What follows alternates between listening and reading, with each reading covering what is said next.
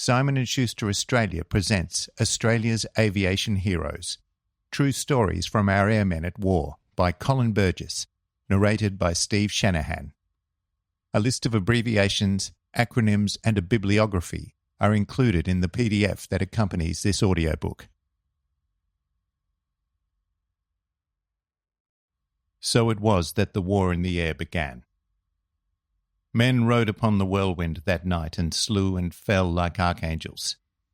The sky rained heroes upon the astonished earth. Surely the last fights of mankind were the best. What was the heavy pounding of your Homeric swordsmen? What was the creaking charge of chariots?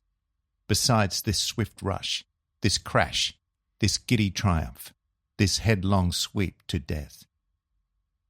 H.G. Wells, The World Set Free, 1914. Introduction and Acknowledgements. The genesis of this book stretches back some 40 years when I was both a senior flight steward and sole editor of the Qantas cabin crew magazine, Transit.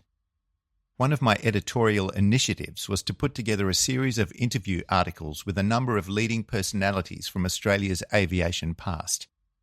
I was joined in the effort by fellow senior steward Sid Corverin, and we each contributed articles based on those personal interviews. All but one of the articles I decided upon and wrote at the time are contained in this book, albeit expanded and updated from their original appearance back in the early 80s. In fact, two of my interview articles featuring the Australians who flew in the famed Dam Busters squadron were similarly expanded and combined decades later and became my book, Australia's Dam Busters, Flying into Hell with 617 Squadron, published by Simon & Schuster Australia in 2021. Thus, a precedent was set for this new book. The final chapter came about by chance when I was conducting some more recent research into the life of one of the subjects of this book, Joe Herman. One of his antecedents had the Germanic surname Zupp, and through this I came across the extraordinary story of RAAF Meteor pilot Philip Zupp, who served in two wars in very different ways, and was the first Australian ever to be recommended for the Purple Heart, an American award for those wounded in combat conditions. I managed to contact Philip's son Owen, who is continuing a family tradition as a Qantas captain, and with his permission and assistance put together his father's remarkable story. Thus there are amazing tales of heroic circumstances and survival from an eclectic group of Australian pilots from the First World War right through to the Korean War. The inexorable passage of time means that none of the 7 aviators whose exploits are covered in this book are still with us. But nevertheless I feel fortunate and indeed privileged to have been able to revisit those precious interviews in Australia and overseas. I therefore offer a belated thanks to them and others who assisted with information back then. If any relatives happen to read this book, I trust they will reflect on the pride this nation had and should have for these remarkable Australians. Colin Burgess, New South Wales, Australia. Forward. Having had an avid interest in aircraft as a boy, and later lived all my adult life with an active and interesting involvement in military aviation in Australia, I have nothing but the deepest respect and admiration for the 7 gallant men whose stories and accomplishments have been so vividly told in this superb book. Undoubtedly, Australia has a rich and proud aviation heritage dating back to such inspirational pioneers as Lawrence Hargrave. In November 1894, and almost a decade before the Wright brothers made the world's first powered flight, Hargrave lifted off in his self-made box kite at Stanwell Park, south of Sydney, and flew for a then remarkable 16 feet, 4.8 metres. We also recognise that what is claimed to be the first powered flight in Australia was accomplished by the Hungarian-American escapologist Harry Houdini in his Wassoon biplane at Diggers Rest, Victoria, on the 18th of March 1910. That same year, John Dygan made the first flight in an Australian-built aircraft at Mia, Victoria. Many pioneering flights were to follow, but then war intervened. hundreds of thousands of young Australians signed up with the Australian Imperial Force, AIF, and were deployed overseas to fight against an enemy in a war about which they knew very little. The story of one such soldier, Ernie Guest, is told through an interview the author Colin Burgess conducted with him back in the early 1980s. Ernie looked up from the trenches on the Gallipoli Peninsula and watched enthralled as an airplane flew unimpeded overhead. He decided then and there that he wanted to be a pilot. Several of our most famous pioneering aviators also began their service with the AIF before transferring to either the Royal Flying Corps, RFC, or the Australian Flying Corps, AFC. These included names such as Charles Kingsford Smith, Ross Smith, Hudson Fysh and Paul McGuinness, all of whom would later become famous in Australian aviation history. One of few worthwhile things that came out of the First World War was the interest in engineering and aircraft. Those Australians who had served in the air were keen to continue utilising their flying skills after they returned home. With imported aircraft, they became involved in operating charter, demonstration and joy flights. Over the next couple of decades, many sought to establish air routes in fledgling airlines, and also the Flying Doctor in the late 20s, all the while trying to overcome what has become known as the tyranny of distance across our vast, sparsely populated country. In December 1919, Captain Ross Smith and crew became the first Australian airmen to complete a flight from England to Australia, the longest distance ever flown at the time, achieving national and international recognition. The airline that we know as Qantas was registered in Brisbane in 1920 by two former AFC pilots, Wilmot Hudson Fysh and Paul McGuinness. Then, in February 1928, Bundaberg-born Bert Hinkler completed the very first solo flight between England and Australia. 4 months later, Charles Kingsford Smith and Charles Ulm, along with two American crewmen, became the first to cross the Pacific Ocean by air in their Southern Cross. War would be declared once again in 1939, bringing forth yet another crop of bold and brave Australian pilots. The very different stories of three men who took to the skies during the Second World War are brought to life within these pages. There is the extraordinarily tenacious Air Vice Marshal Don Bennett from Toowoomba, Queensland, who had not only created aviation records pre-war, but devised and commanded the famed Pathfinder Force in the RAF's mighty Bomber Command, the PFF being one of the most influential and successful wartime forces. I am proud to say that I am patron of the Pathfinders Association in Australia and support the legacy of this great aviation legend. Clive Killer Caldwell, although his wartime career ended in an undeserved controversy, achieved lasting renown as our country's highest-scoring ace in the Second World War.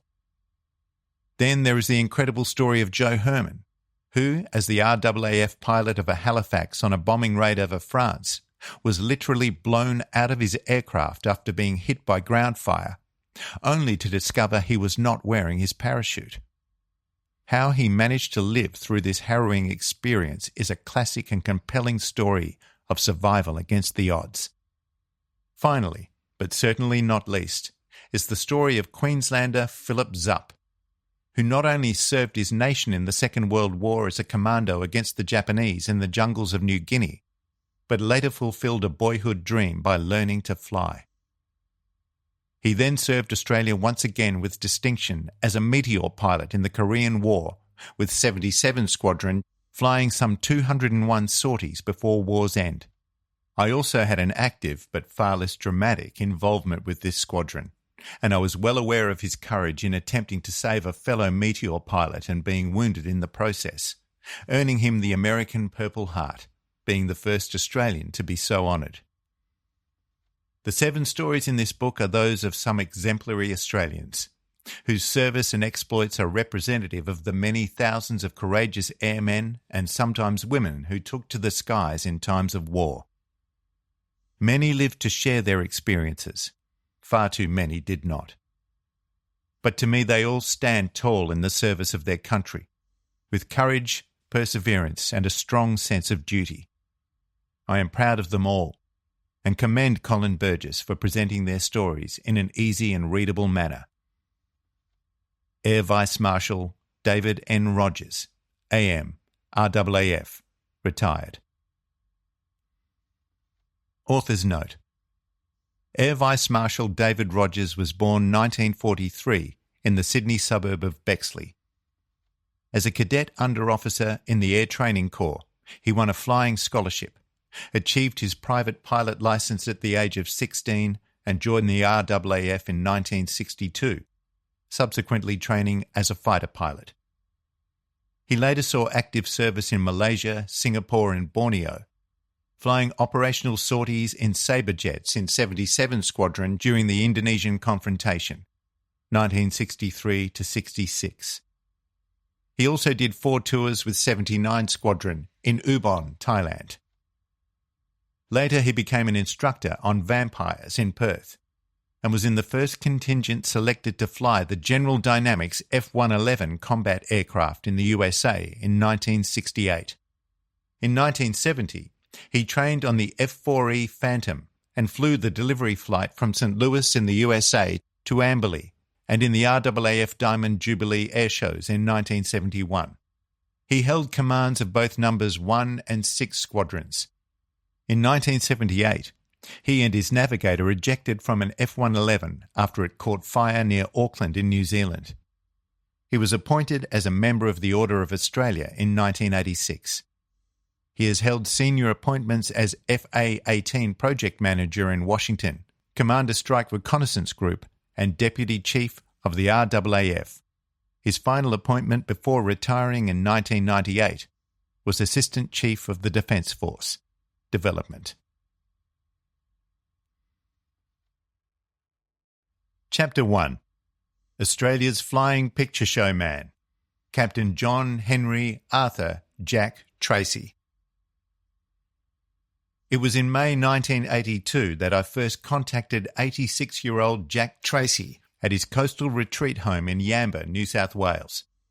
Unfortunately, despite my enthusiasm, it was a case of bad timing. On the 2nd of April, his beloved wife of 62 years, Eva, had passed away, leaving him a disconsolate man facing the prospect of spending the rest of his life without his wife by his side. Eva had shared the compelling, pioneering days of Australian aviation with her intrepid pilot husband. Without her loving support and encouragement, our winged heritage might not have been so enriched by his presence and legacy. Captain Jack Tracy was an eager and dedicated participant in the development and growth of Australia's aviation industry, and was justly proud to have been involved in so many extraordinary ways. However, his remarkable story extends back to the days of deadly aerial combat in the First World War, when he not only encountered legendary German air ace Manfred von Richthofen, but almost joined the infamous Red Baron in his grave. John Henry Arthur Tracy was born on the 13th of July, 1895. The son of James, a miner, and Sarah Ann, née Wood Tracy. He was the oldest of 5 children. Back then the family was living in Grahamstown, 12 kilometres north of the former gold mining town of Adelong, in the Riverina area of New South Wales. His mother was a seamstress who had resided in Grahamstown village all her life. Young Jack took his early education at the Adelong Superior Public School, and when he was old enough to leave school, he took his father's counsel and chose engineering as his future trade. He was apprenticed to a company in Sydney, but on the 4th of August 1914, soon after he had completed his apprenticeship, war broke out in Europe. News of the declaration of war came through while Australian Prime Minister Joseph Cook and opposition leader Andrew Fisher were engaged in an election campaign. Both pledged full support for Britain, and Australia was also declared to be at war with Germany. Now aged 19, Jack Tracy enlisted straight away, and with his limited engineering background was allocated as a mechanic to the newly formed Australian Flying Corps.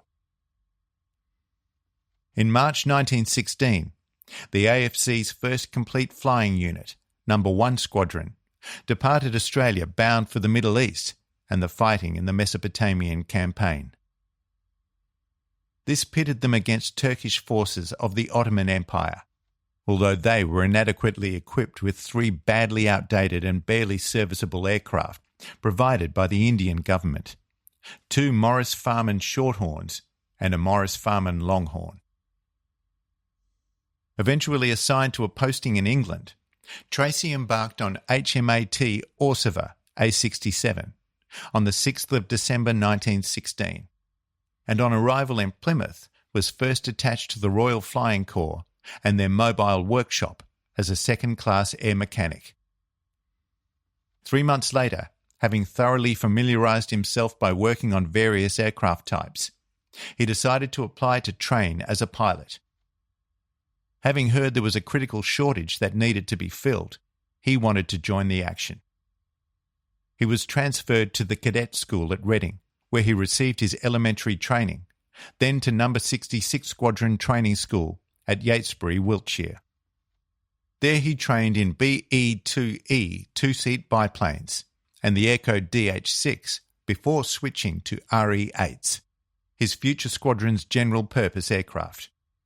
After flying these training machines for less time than he would have liked, he qualified for his pilot's certificate in November 1917, following which he was presented with his RFC pilot's wings, a logbook, and a hurried posting to France with the Australian No. 3 Squadron AFC. When he joined the squadron, his training was quite minimal, but certainly not unusual at that stage of the war, when eager but raw young pilots were being rushed into action, and he only had a paltry 10 hours flying time in his logbook. "I was very green," he admitted, although very keen and enthusiastic. "At this time our losses were heavy because the German machines were so superior to ours, much more manoeuvrable and better equipped." The squadron had been issued with the Royal Aircraft Factory's RE-8 2-seat aircraft, and with the Germans pushing hard towards Amiens, the pilot's main task involved reconnaissance missions over enemy territory, searching for and mapping artillery nests, taking ground photographs, and occasionally dropping small bombs by hand. All too soon, Second Lieutenant Jack Tracy was made aware of the appalling casualty rate for British and Allied pilots on the Western Front, especially among the young and inexperienced, where life expectancy hovered at around 5 weeks. He carried out his first combat patrol on the 20th of February 1918, together with Lieutenant Otto Seuss as his aerial gunner observer. The 90-minute flight went without incident, Tracy later recording in his logbook that they had fired 50 rounds into the enemy lines. By now, he had also come to realise that the RE-8 he was flying was a lumbering, undesirable beast, difficult to fly and long considered a sitting duck for the more nimble, far superior German aircraft during aerial combat. The planes also had a tendency to burst into flames much too easily when hit. Despite this, he took it all in his stride and quickly formed a solid working team with his observer. Although termed observer, the second member of the RE-8 team was a rear gunner, Tracy pointed out. It was the pilot who did the actual observing and signalling.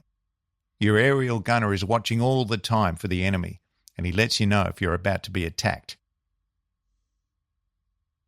On reconnaissance missions over enemy territory, photographs were taken with a camera mounted in the rear fuselage of the aircraft, behind and beneath the gunner's seat. The camera, for oblique and map-making plates, was automatically driven and changed the plates itself. All the pilot had to do was count the time for exposure and overlap on his stopwatch and press the button. The camera did the rest itself. The gunner would change the magazines in the camera on a signal from the pilot. The RE-8 was also equipped with a wireless set, and the aerial for this had to be wound in and out on a reel.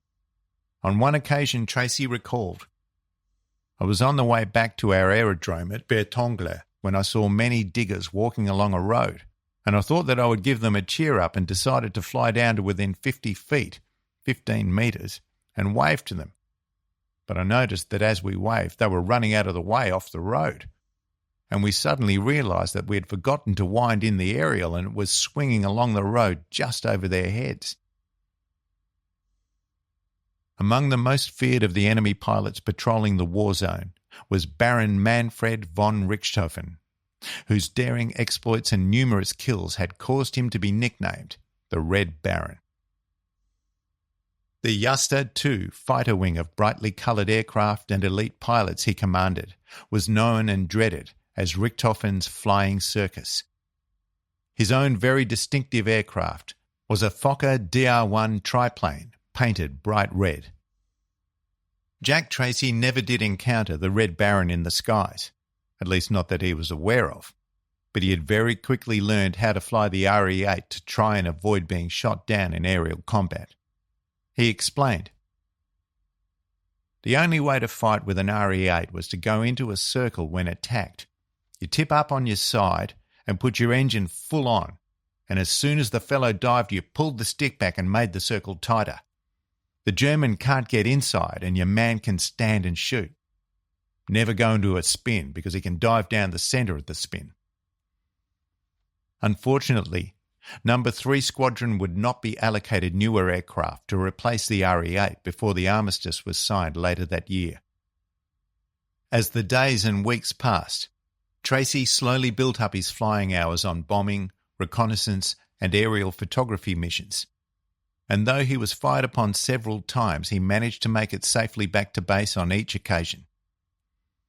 As his proficiency and skill grew, so too did his knowledge of life-saving techniques, based on hard-won experience. Squadron records demonstrate more than one incident where quick thinking and subsequent action saved both his life and that of his observer gunner.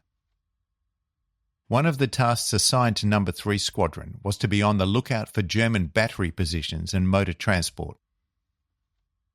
Once spotted, they called up their own battery, who would direct fire at the given positions. Reconnaissance photos later showed the effectiveness or otherwise of the bombardment. During one flight over enemy lines, Tracy called back information on a German battery which he reported was firing from the vantage point of a local landmark called Warnton Tower. The Germans used the tower for observer work when they were behind their own lines. It was near the little town of Albert. One of the shells from an 8-inch howitzer battery which I was directing fell right in a German gun pit, and I could see the explosion. It lifted the gun right out of the pit. We didn't know how many Germans were destroyed, but there were fires and cordite burning everywhere. Death was everywhere, day after deadly day, and one could not afford to be squeamish when confronted with it. He recalled, "On a day when General Sir John Monash made an attack, we were flying. My observer had not seen any large number of dead people in trenches and shell holes. I took him down low enough and he let out a squeal. Near the village of Vere Wood, there was a big cutting like a brick pit, and they stacked the dead and wounded along the edge, packed up like tiers of wood." By this time, Tracy had become one of the fortunate but very few old hands still flying with the squadron, having survived that critical period of acquiring experience in the war-torn skies over France. By year's end, he had managed to amass a total of 60 hours in his logbook, which today might not seem like much, but as a fighter pilot on the Western Front, it was regarded as something close to a miracle. Like most airmen involved in the war, and despite losing so many of his colleagues, Tracy always spoke of his respect for those on the other side. "The German airmen were more humane and decent than they were in the Second War," he said. "There was a tremendous esprit de corps among the early type of German airmen, and he would give you a good fight for it. They were brave enough and good airmen." It was often felt better to conceal some less pleasant things from family members back home, and in a letter Tracy sent on the 12th of March 1918, he told his mother that his younger brother Jim, James Edward, a private in the AIF's Light Trench Battery, was looking to join him in the Australian Flying Corps. He wrote that Jim has been here at the aerodrome for a few days, and I managed to get him through his test. Think he will be located at the same aerodrome as myself. He's gone in as a mechanic. Knew he would be all right when I got him in France. He's going away on 14 days' leave in England." What he did not reveal to his parents was the sad fact that his brother, while serving in the infantry in France, had been the victim of gassing by the Germans, which was so severe that he had to be invalided to England for treatment. There he suffered a severe pneumonic attack, but had apparently recovered. In another letter that Jim himself sent home from London, he told his mother, "I am now on 14 days' leave from France, and I was very pleased to get it, considering all I went through. I put in 13 months in France before I got any leave, and I can tell you I've been through the mill. I've been in 4 air raids on London. It was most exciting. When the alarm was given, the people momentarily hesitated in the streets, then rushed off to the tubes for shelter. It was dreadful for the women and children, and I pitied them. Met dear old Jack, his brother, in France before I came away on leave, and was ever so pleased to see him. He showed me all round his aerodrome and explained everything to me. It was most interesting and instructive. Jack is some lieutenant and is a very good man in a flying machine. He can do anything in the air with his plane, and his observer has great confidence in him. My word, he's getting on in the world. I was going to fly with him, but the weather was very bad and the air trip did not come off. I'm writing this letter in King George's Hospital. Got a chill while on leave and had to come here about 10 days ago. I don't know what complaint I'm suffering from, but it took hold of me very suddenly. Don't worry, I'll soon be all right." Following the signing of the armistice, Jim Tracy returned to the family home in Grahamstown and was married in 1920. However, he still bore the internal scars of the gassing, exacerbated by a prolonged attack of influenza. 6 years after returning home, he finally succumbed to his lengthy illnesses on the 18th of May 1926, aged 29, leaving his wife Dora a young widow. During one reconnaissance mission, Tracy said he had to work hard to prevent being killed along with his observer when the aircraft they were in suddenly caught fire through a mechanical failure, any airman's worst fear. Fortunately, they survived this ordeal, but another squadron team later flying the same RE-8 aircraft were not as lucky, as he recalled. "I had 2 RE-8s, one nearly to the end of the war. One day I was over the lines and it gave me a bit of trouble, and so while it was being repaired, I was loaned another. While over the lines it began to backfire and cough as if it had water in the petrol tank. Then it burst into flames under the bonnet over the carburettor. The carburettor on these machines would be approximately 18 inches high by 10 inches, 45 by 25 centimetres in diameter, and it blazed up about the size of a 4-gallon bucket, and was getting larger when I turned off the petrol at the tank and opened up the throttle and the fire went out. I glided down 7,000 feet, 2,100 metres, and landed at Balliol Airdrome, which was situated close to the lines. This particular machine was kept in the squadron instead of being got rid of, and it later, 12th of April 1918, burned to death Lieutenant George Best, the pilot, and Lieutenant Lewis, his gunner, whilst they were on a photographic mission from our Poulenville aerodrome. Lewis was 2 weeks off home establishment leave, and Lieutenant Best had recently joined the squadron. It happened near a village in France called Villers-Bocage, just north of Poulenville. It was a sad sight. I was sent down to the Abbeville Hospital to identify the bodies, and the only way I could do so was the fact I knew them so well. Lewis was a tall man, and Best was short and stocky. They were burned so badly their features were unrecognisable. After my accident with it, the machine should have been put into the squadron workshop and the engine taken out and thoroughly examined. After the fatal fire, it was examined, and it was found that the engine had a twisted camshaft. There was no reason for keeping it in the squadron, as at the time we had a full complement of aircraft. On the 21st of April 1918, the greatest German ace of the First World War, a man known throughout the Western Front as the Red Baron, fought his last duel in the skies over France. On that day, 2 RE-8 aircraft from Tracy's No. 3 Squadron were on a photo reconnaissance mission of frontline enemy activities, some 7,000 feet, 2,100 metres, over Hamel on the Somme River, 10 miles, 16 kilometres east of their open airfield base, when they were spotted by German observers, who alerted members of Richthofen's Juster II group at their base near Capri. A short while later, 4 brightly coloured Fokker DR-1 triplanes dived to intercept the British aircraft, but the pilots managed to perform a slow-wheeling defensive move. Then, turning disadvantage into attack, they began to open fire on the German aircraft, even managing to shoot one down before the pilots of the other 3 Fokkers decided to break away from the engagement. However, Richthofen's formation had flown further west than they had realised and now found themselves over British positions. The ground artillery began firing at them, and the ensuing puffs of anti-aircraft fire attracted a group of 8 Sopwith Camels, led by Canadian pilot Roy Brown of the 209th Squadron RAF. As the aerial skirmish began, Captain Brown was desperately trying to save the life of a novice flyer and fellow Canadian, Second Lieutenant Wilfred May, whom he knew from school in Edmonton. Brown had earlier warned his friend not to attempt to engage any enemy aircraft on what was his first combat flight.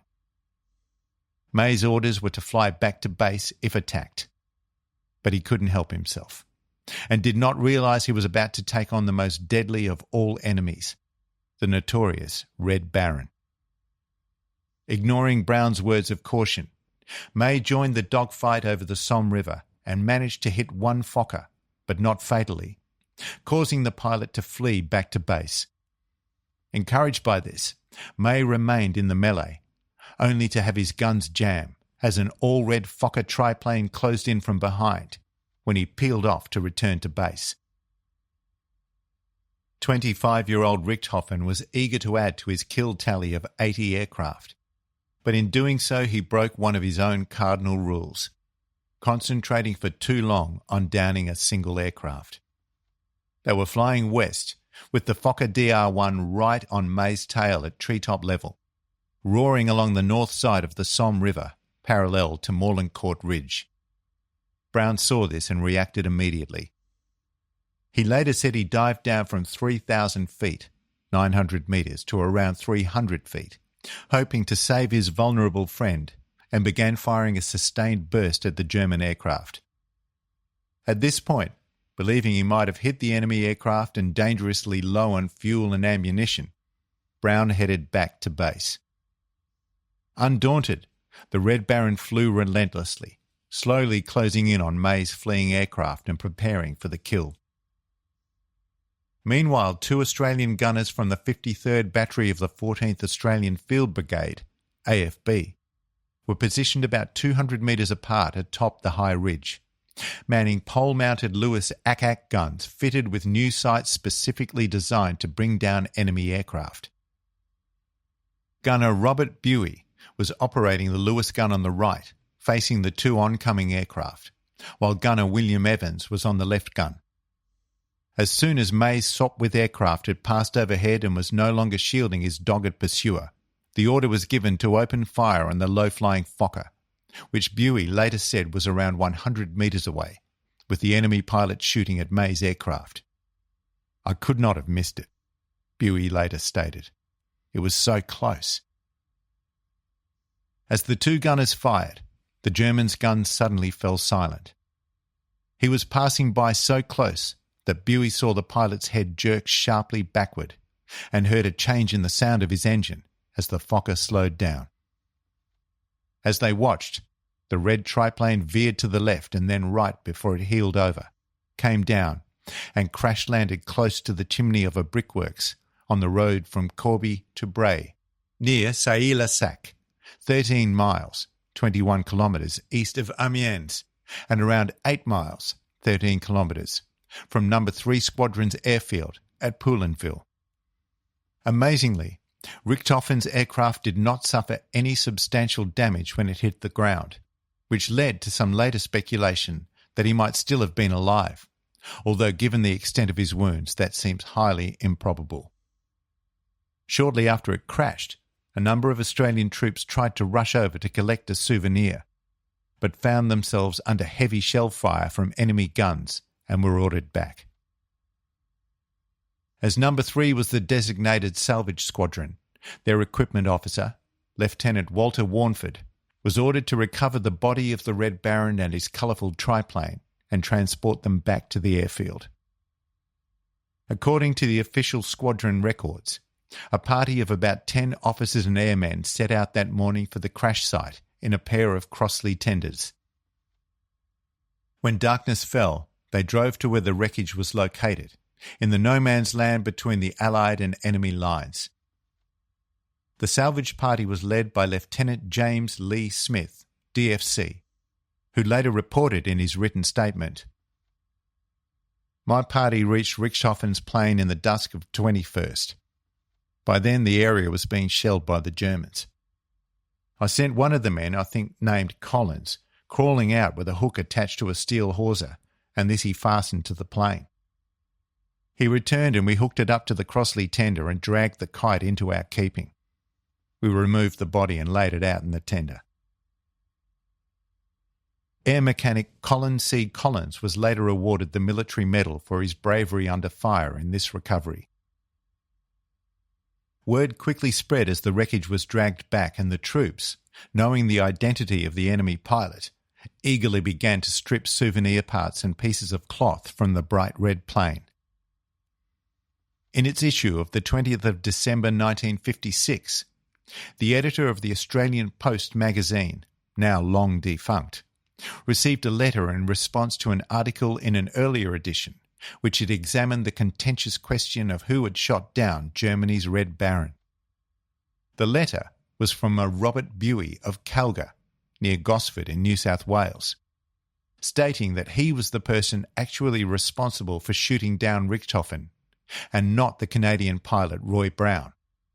According to Buey, at 10:45 a.m. on April the 21st, 1918, near Villers-Bretonneux, a squadron of our planes was intercepted by the Richthofen circus. 2 planes were shot down and a third corkscrewed from the melee and fell towards the ground. Suddenly, however, the plane flattened out and made for home over our lines. A German plane gave chase and was gaining rapidly on our plane, firing short bursts all the time. They were both flying at a very low level and were the only 2 planes in the vicinity. I belonged to the 53rd Battery, and we had 2 Lewis anti-aircraft guns. I was managing one gun at the time and Digger William John Evans the other. As the planes neared us, Evans opened fire, but the German plane came on. I could not fire at the same time as I did not have a clearance, but as soon as our plane was out of the line of fire, I started firing at the pilot of the German plane directly through my peep sight. Fragments flew from the plane. It lessened speed and came down a few hundred yards away. When the plane was reached, Richthofen was dead. This was on the left of Corby, on the ridge overlooking the Somme. Richthofen's plane did not come to earth in a heap as some suggest. It came down as if he was bringing it down, although on landing the wings and fuselage were damaged fairly badly. We had Richthofen's body on a stretcher at the battery when Captain A.R. Brown of the Royal Flying Corps came to try and claim the shooting down, but his claim was ruled out. There were quite a few who tried to claim shooting him down. All claims and evidence went to British Army headquarters in France, and 1 month later, while I was still in the line, a dispatch came from General Sir Henry Rawlinson to the 53rd Battery and me. It gave me credit for the shooting down of the German ace. I have the proof in my possession, and I cannot think why the controversy goes on. Lieutenant Walter Warnford of the 3rd Squadron, AFC, agreed that Brown did not fire the fatal bullets. He later recalled, "At the time Richthofen was brought down, I was attached to the 3rd Australian Flying Squadron. Under instructions from Major David Blake, I went to the spot where the German officer crashed, with instructions to salvage the machine and to recover Richthofen's body. It was taken to the aerodrome at Poulenville and was examined by the Army Corps doctors, including 2 French medical officers, and they all concluded that Richthofen had been shot at an oblique angle through the left shoulder, the shot coming out of his chest. There was only one wound in the German airman's body. The description of the wound and all the other evidence made it clear that Richthofen had been brought down from the ground. There were 2 official examinations carried out on Richthofen's body. Major General George Barber, later Director General of Medical Services to the Commonwealth Military Services and the RAAF, was one of those who personally examined Richthofen's body and reached the conclusion that the German ace had been killed by a single shot from the ground. He said some reports stating that the body was riddled with bullets were absolutely incorrect. The autopsies concluded that a single bullet, never found, had entered the right side of his chest, ricocheted off his spine, and exited 2 inches, 5 centimetres higher, on the left side of his chest, indicating that the bullet came from the right and slightly to the front of Richthofen, which meant that it was fired upward and not from above or behind. Jack Tracy said he had no evidence on the identity of the person who fired the fatal shot, but he was adamant that it was not Roy Brown and his Sopwith Camel. Witnesses agreed that when Brown ceased firing at the Fokker, Richthofen flew on for another couple of miles, which, given the extent of the mortal wound, would have proved impossible. Tracy insisted. It was definitely a machine gunner on the ground. From the position of the bullet that entered and then exited the Baron's body, there is no way it came from Brown's aircraft. I think it is likely that the machine gunner was a chap called Robert Buey of the Australian Field Artillery's 53rd Battery. However, there were a number of others it might have been. Everyone around claimed him except for the WACS, Women's Army Air Corps, and the Chinese Labour Battalion. In compiling his official history of the Australian Flying Corps, journalist and military historian F.M. Cutlack stated that Captain A.R. Brown of 209 Squadron claims to have shot down Richthofen, and undoubtedly he followed him down for some distance, firing at Richthofen while Richthofen fired at the Camel. It is equally certain that when Richthofen passed over the Australian bivouacs, there were only 2 machines in the picture, the Camel fleeing and Richthofen following and firing. There is abundant evidence that these 2 machines were the only ones near the scene of the shooting, and this testimony makes it seem irrefutable that he was shot down by machine gunners on the ground. In fact, the unassuming Roy Brown never did claim to have shot Richthofen down. In his combat report, he simply described his air battle with the German aircraft as indecisive. But his commanding officer would have none of that and changed the word to decisive, officially crediting Brown with the kill, something he would always deny for the rest of his life. He died of a heart attack in 1944, aged just 50. Jack Tracy was quite pragmatic when speaking about Richthofen, saying that the man may well have been famed for his anti-aerial victories, but I don't know why he's singled out and called a legend. We had some very good pilots flying on our side as well. There was the Jim McCudden from the RFC, Royal Flying Corps, for instance. He downed 57 German planes and earned himself the VC, Victoria Cross, before he was killed in a non-combat crash in his plane. Frenchman René Fonck had 75 victories, while another Frenchman, Georges Guinmer, knocked down 57 enemy aircraft. There were others, Billy Bishop and Mick Mannock, for instance. But who does everyone remember these days? Only Richthofen. On the day the autopsy was to be carried out, Richthofen's body was moved into a tent hangar at No. 3 Squadron's base in Poulenville, where Jack Tracy's RE-8 would normally have been. The body was laid out on a sheet of galvanised iron, and the official photographer took some photographs. Tracy was one of those present and had his pocket camera with him. Before he and the squadron photographer, Sergeant John Alexander, took their pictures, Tracy helped prop the body up, supporting it against the wall of the canvas hangar. He then suggested that some of the Red Baron's more battered facial features be touched up, so they would not look quite so horrific. This he did with a little baking powder, evidence of which can be seen on the German's lapels in photographs taken that day in the hangar. The next afternoon, 22nd of April, Tracy and 5 fellow AFC pilots were recruited to act as pallbearers for Richthofen's funeral at Bertongler.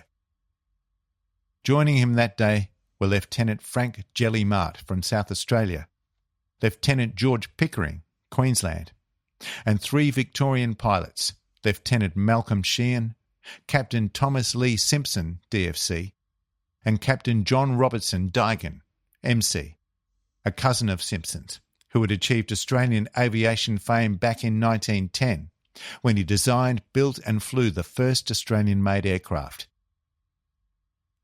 The officiating padre at the funeral was Reverend George H. Marshall, DSO. As they were lowering the coffin into the grave, Tracy was horrified to feel the ground at the lip of the grave begin to crumble beneath him, and he pitched forward towards the hole. One of his fellow officers managed to grasp his upper arm and haul him back onto solid ground before he disappeared into Richthofen's grave. Since that day, he often described himself as the man who nearly joined the Red Baron in his grave. 12 soldiers fired 3 volleys into the air, and an inscribed plate, later stolen, was placed at the head of the grave, mounted on a cross made from a 4-bladed propeller. It read, Cavalry Captain Manfred Baron von Richthofen, aged 22 years. He was in fact 25. Killed in action, aerial combat, near Sailly-le-Sac, Somme, France, 21st of April, 1918. Richthofen's well-attended, almost ceremonial funeral at Bertongler was a mark of respect for a well-known warrior. Sending his body to Germany in the midst of the conflict would have been logistically difficult, so, like other combatants, he was buried where he fell. After the war, his body was exhumed by French authorities and moved to a war cemetery devoted to German dead at nearby Fricourt. It would not be his final resting place, however. In 1925, his brother Bolko organised for the body to be taken to Germany, where the Red Baron was reburied in a cemetery alongside other German war heroes. Later, a large memorial was constructed over his grave, but this was badly damaged during the Second World War. In 1975, nearly 6 decades after his death, Richthofen's remains were removed once again and placed in the family tomb at Wiesbaden, Germany. On the 6th of May 1918, around 3 kilometres west of Morlancourt Ridge, Tracy witnessed an Australian RE-8 crew of 2 perish when 5 German Fokkers intercepted Henry Ralph's aircraft and ganged up to shoot it down. As he told me, Captain Henry Ralph was patrolling the sector adjoining me, and there was a low mist at about 3,000 feet, 900 metres, and thin. I could see Ralph in his sector doing his work.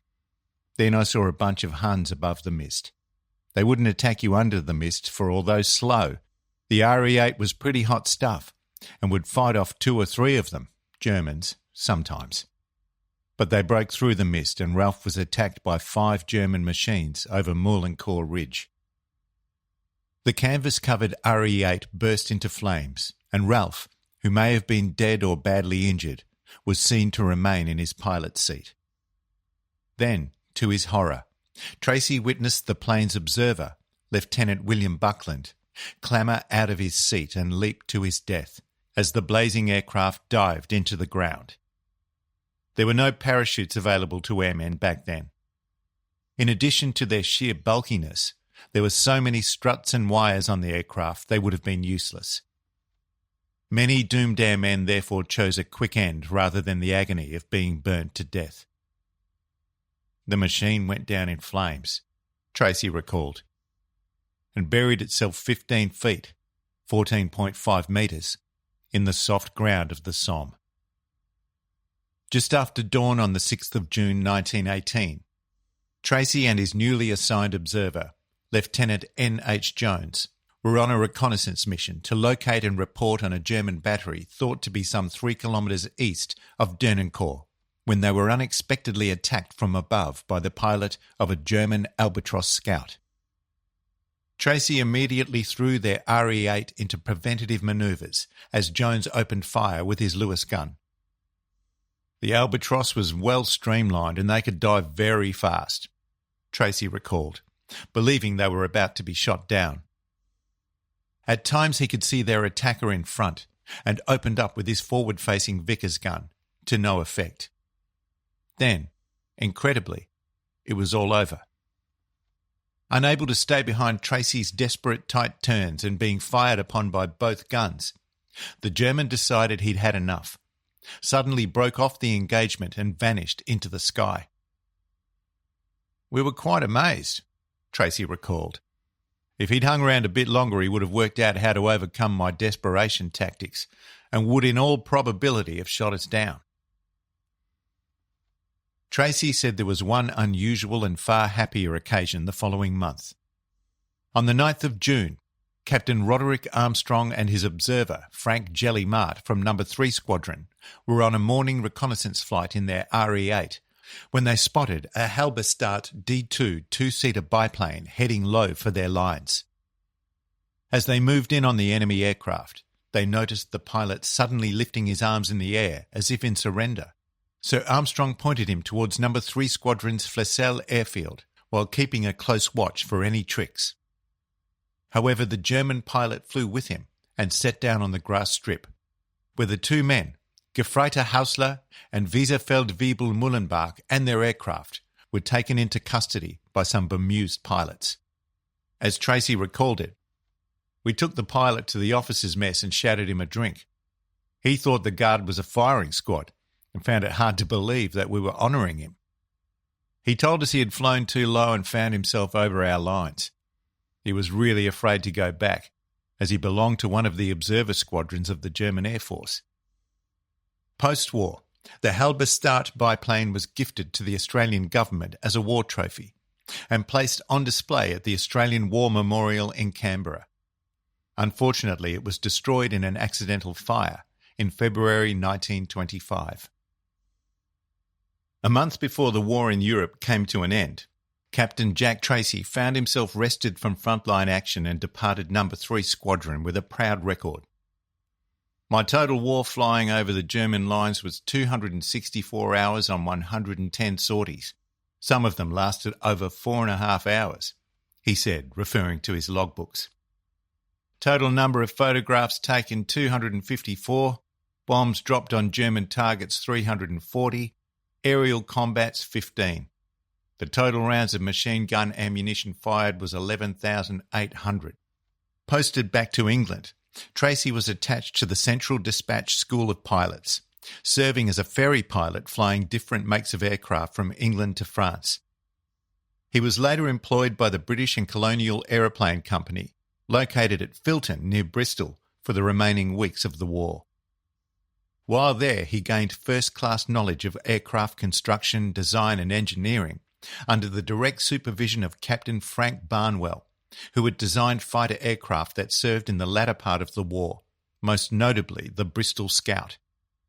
The knowledge Tracy gained under Barnwell would be of great benefit to him when he finally returned home. In another letter to his mother around this time, he said he had been recommended for the Distinguished Flying Cross, DFC, and am expecting it shortly. He must have been misinformed, however, as the decoration was never awarded.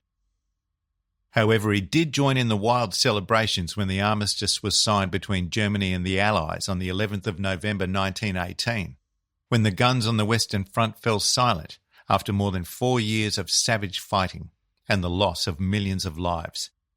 While working in Bristol, Tracy had met and fallen for Eva Rosina Alexander from Ascot, Berkshire. Following a whirlwind romance, they were married in Windsor on the 11th of June 1919. He would bring his new bride to Australia that December. After returning home aboard the SS Wahihi and introducing his new wife to his family, Tracy began looking for work in the aviation industry. He was up against a massive influx of returning pilots, all seeking jobs in the RAAF or airline industry to make a living out of the flying skills they had acquired during the war.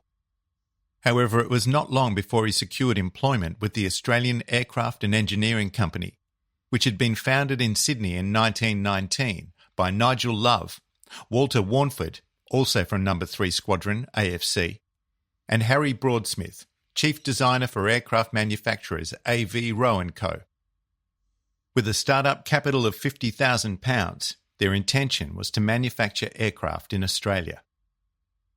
On the 9th of January 1920, they began flying operations out of Sydney, Mascot Airport, following the delivery by sea of 20 Avro 504K aircraft.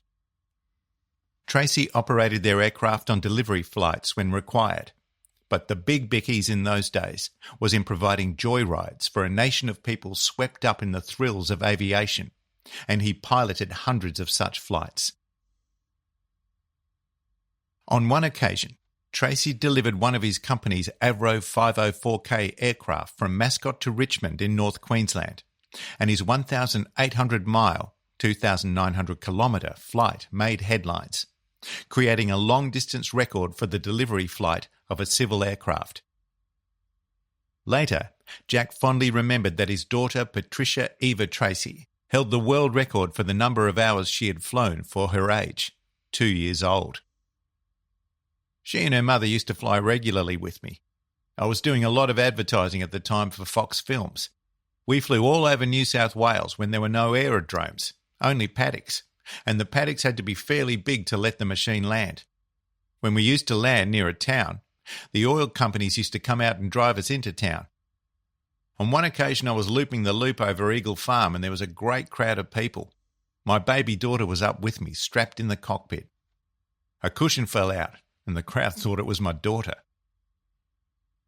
The aircraft he now flew was a baby Avro, previously owned by aviation pioneer and record breaker Bert Hinkler, which had earlier crashed at Turin in Italy before being fully restored and delivered to Australia.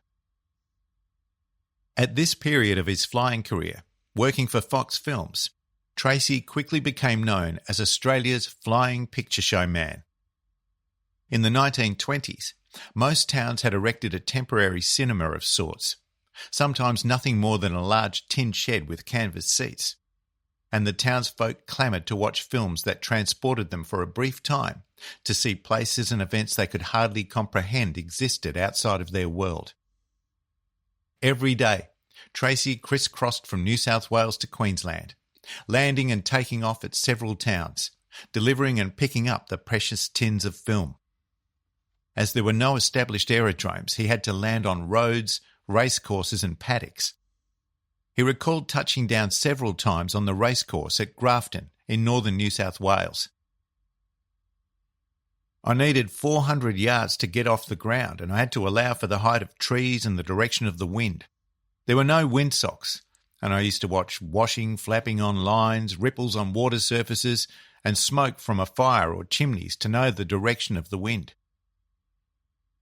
I asked Tracy if he'd had any association back then with the fledgling airline Qantas, which was founded in November 1920, and he replied, "No, not really, but I did have one run-in back in the early 1920s.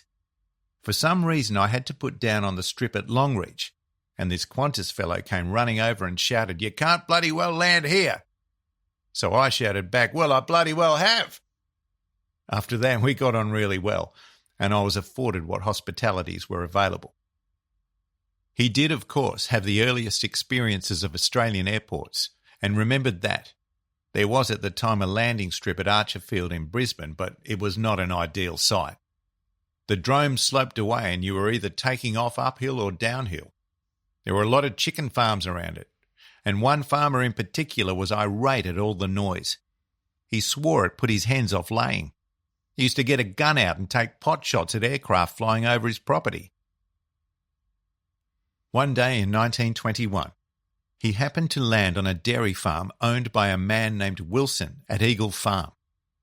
He was impressed by what he saw and reported its suitability as a potential landing site to the newly established Civil Aviation Authority. He thus became the first pilot to land on the area now housing Brisbane Airport. Once the Civil Aviation Department was more established, they began requiring all pilots to register and undergo testing in order to be officially licensed. Tracy was issued by the CAD with Commercial Pilot's Licence number 23 and Aircraft Engineer's Licence number 100. In 1922, he often toured Queensland and New South Wales selling joyrides. On one occasion, he gave a ride to Queensland grazier Frank Paltridge, who reminisced about his first ride in an aeroplane for the Ballon Beacon newspaper in March 1960. Here is part of what he wrote. I thumbed a ride with Jack, St George to Sydney, in what I believe was the first ever flight over this route. There was a spare seat and no takers. Jack was to pick me up at Talwood, and I arranged to travel by coach and train to the rendezvous. There I made the intimate acquaintance with the machine in which he had flown so many thousands of miles. Jack was a vintage pilot of World War I, but I never heard him speak of it. Now pioneering civil aviation at a time when there were probably not more than 3 aerodromes in Australia, no meticulously careful Department of Civil Aviation, DCA, no radio, no landing grounds, no funds, and no danger of collision with other aircraft. Jack wended his way through the country trying to sell flying. The machine was an Avro 504K, looking like a larger version of a tiger moth. Top wings staggered at a rakish angle, no flaps, no brakes, no gimmicks. A Sunbeam engine of a stupendous 100 horsepower and a car-type radiator with a hole in the centre for the prop to stick through. Surprisingly enough, I was to share the passenger seat with a charming lady. At any rate, I offered the charming lady the seat and contented myself with sitting on top of the suitcases between her and the pilot up front. The ports may have been strapped in. I wasn't. From a paddock 2 miles on the Nindagully side of Talwood alongside the main road, we roared off into the blue. The weather was kind. Not once during our trip did it threaten us seriously. In what seemed a twinkling of our 80 mile per hour, 130 kilometres per hour, more or less, we were at Thallon. Where to land? Well, that paddock near the road north of the railway looked good. We made it and spent some time selling flights to local residents. An early start next day for Collarenebri, with a landing at Gundabluey station en route was the flight plan. There was said to be a fair claypan there. Made a nice touchdown. And after morning tea at the homestead, Jack took some of the station people for a flip. No need to stop the motor. It got cranky to start when hot. I hurried the charming lady aboard and the not-so-charming ports, and off we went out over the scrub and prickly pear. Before long, I realised that Jack was returning towards some open claypans. Next, off goes the motor and down goes the nose in an obvious landing approach. I was terribly tempted to whack Jack on the shoulder and say, "What's wrong, old boy?" when I realised the situation was fairly grave and that he may not appreciate it. When we pulled up, we realised a film of dirty castor oil covered everything, including ourselves. The flared fitting on the oil pressure gauge had given out, and all the oil had been pumped out of the tank. Seizing of the motor was only a few revs away. The station car rescued us. They billeted our lady in the homestead and Jack and me in the Jackaroo's quarters. A piece of copper wire, a soldering iron and much enthusiasm in the station workshop, and we were off again next day. Tracy always considered himself a safe pilot, and he never took undue risks. He said he always condemned what he described as gypsy flying, which meant anything in the way of showing off in an aircraft, such as diving over rooftops and flying beneath bridges and telephone wires. Taking risks was considered necessary in the pioneering days, he said, because they had no set figures to work on, but in later days it was not. However, his caution did not mean he never had an accident while flying. On the 5th of September 1926, Tracy and his mechanic landed on Kings Beach at Caloundra. following which he took a couple of local councillors on a short flight over scenic Malula Heads and Bribie Island. 2 weeks later, on the 20th of September, things did not go quite so well. Just before attempting a landing on Kings Beach, Tracy's Avro 504K aircraft touched the water, resulting in the Avro nosing downwards into the sand. The propeller was broken in the process, while he and his assistant were thrown out of the plane by the force of the impact, fortunately not badly injured, while their mechanic was able to retain his seat in the fuselage. The damaged aircraft was hauled clear of the incoming tide by a motorboat with the assistance of those who had witnessed the crash. It was transported to nearby Bribie Island, where the firmer sand would be more suitable for takeoff once repairs had been effected with replacement parts flown up from Sydney. Once the aircraft was airworthy again, it lifted off from Bribie Island without incident for the half-hour flight to Brisbane. In 1928, Tracy was appointed Chief Pilot of Queensland Air Navigation, QAN Limited, flying Avro 10 aircraft, a British-built variant of the Fokker trimotor monoplane, similar to Charles Kingsford Smith's Southern Cross. They also purchased a de Havilland Gypsy Moth 60G, previously owned by Hudson Fisher's Queensland and Northern Territory Aerial Service, better known by the acronym Qantas. QAN's aircraft now linked Brisbane, Rockhampton and Townsville in their first regular air service, and Tracy operated the inaugural flight to Townsville on the 31st of March 1930. By this time, he and Eva had settled into their new home in Short Street, in the East Brisbane suburb of Norman Park, and now had 2 daughters, following the birth of Dorothy Constance Tracy in 1924. In reflecting on flying in those days, Tracy said things were often quite difficult. By modern standards, we had no real navigation on those old Avro 10s. We flew by compass alone. They only had primitive blind flying instruments, and flying in cloud was really flying blind. On the 6-hour flights during the cyclone season, we were usually in cloud for 4 or 5 hours.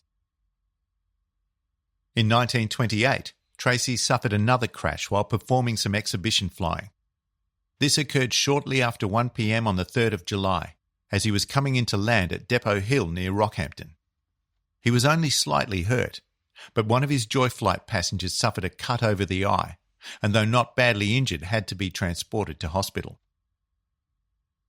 Witnesses to the crash later reported it was a miracle no one was killed. Tracy explained, "It was sheer bad luck. It was to have been the last flight, not only for the day but for the tour, which had been very successful. The landing ground near Depot Hill was very awkward due to the 2 sets of wires, electric light and telegraph, which had to be negotiated. Those wires made it necessary to drop down flat from a considerable height. Great care had to be taken.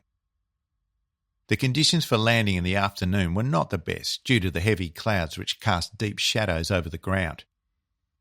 These shadows and the wind currents caused a very slight misjudgment when, having negotiated the wires all right, I came down in a side slip in order to break my speed to land, which is a usual precaution to take. At the critical moment, just as I was about to rise slightly, the engine stalled. The wind caught the plane sideways on, and one of the wheels went into a melon hole, throwing the whole of the weight of the machine on that wheel, and the machine fell in a heap on the left side. The propeller was damaged and one of the wings broken, and some of the spectators took souvenir pieces of both before they were ushered back. QAN went into liquidation and ceased operations in January 1931. However, Tracy and other pilots had established a flying school in Townsville, where, while looking for new jobs, they checked out potential aviators for an hour's dual instruction at £4.18 per hour. He then flew commercially in New Guinea for a while, operating a small 2-seater biplane with an 80-horsepower engine ferrying cargo and passengers in and around the treacherous highlands. As he recalled, "This I would consider to be the most dangerous flying I did. The terrain was totally unforgiving and accidents were frequent. But those who lived having flown through the heavy clouds and fog and particularly dangerous conditions in those mountains, emerged as some of the best pilots in the world. Following Australia's entrance into the Second World War, Tracy signed up to serve his country once again, but not as a pilot. This time he was attached to the Australian Army and placed in charge of anti-aircraft guns, motor transport and fitted guns north of Sydney Harbour. In 1952, now aged 57, Captain Jack gave up his flying career and settled in Yamba with his wife and 2 daughters, devoting himself to the simple pleasures of fishing and relaxing with his family. There was one special occasion 26 years later that brought back some wonderful memories. On that day, Tracy was a special guest of the Australian government at Eagle Farm Airport to watch as Charles Kingsford Smith Jr., son of the great aviation pioneer, touched down to commemorate the half-century anniversary of his father's historic Trans-Pacific flight, along with Charles Ulm aboard the Southern Cross. Later that day, Tracy and his good mate Sid Wilson attended a celebratory function at the Queensland Museum.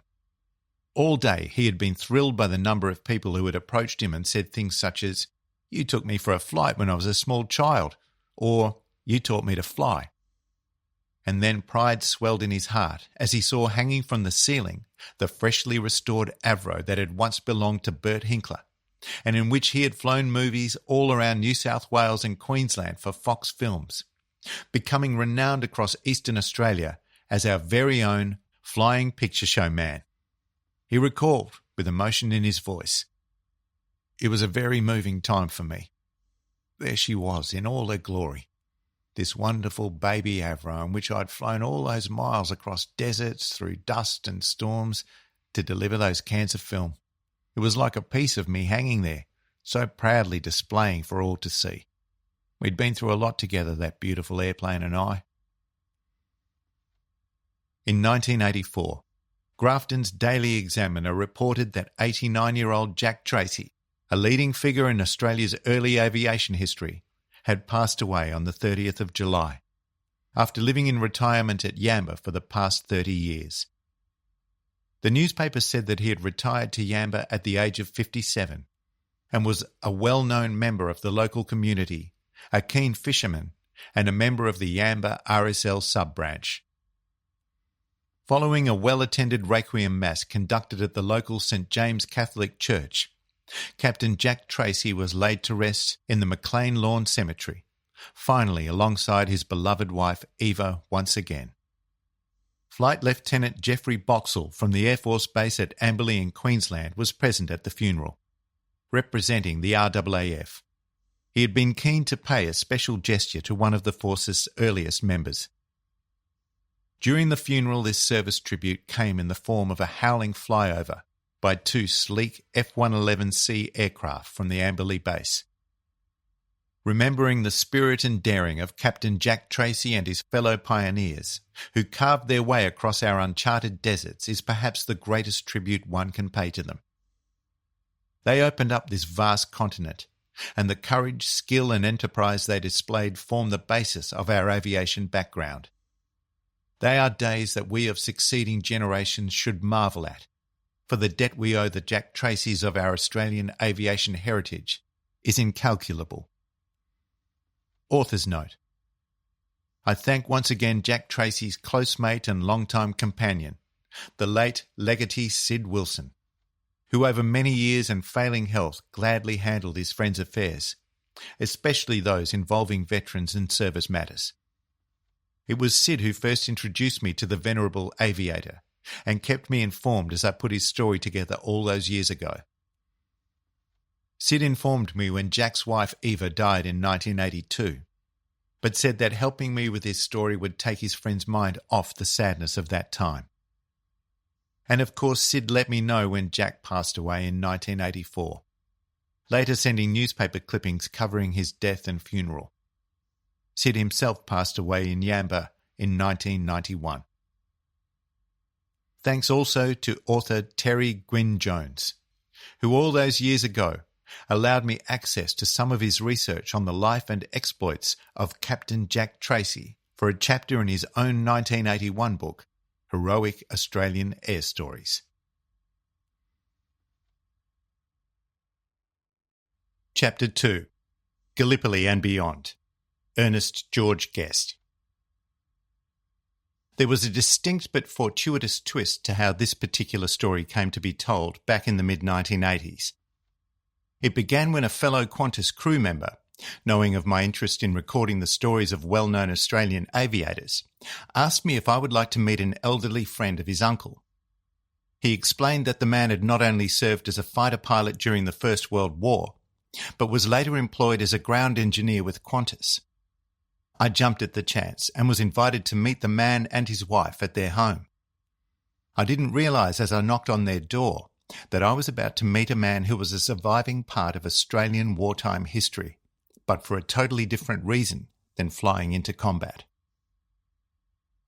It was one of those warm English days in the summer of 1911 as a small clutch of schoolboy golfing chums strolled along the fairway of the Royal Liverpool Golf Course.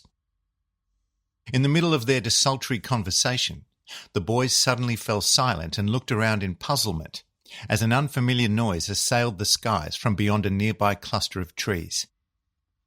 They listened keenly to the throbbing sound of an approaching motor seeming to come from the very air above them. Then, with an alarming rush of noise and wind, a glistening flying machine roared directly overhead. With whoops of joy, their game of golf forgotten, the boys ran towards the fairway where the begoggled aviator was lining up for his landing. Young Ernie Guest, however, stood rooted to the spot.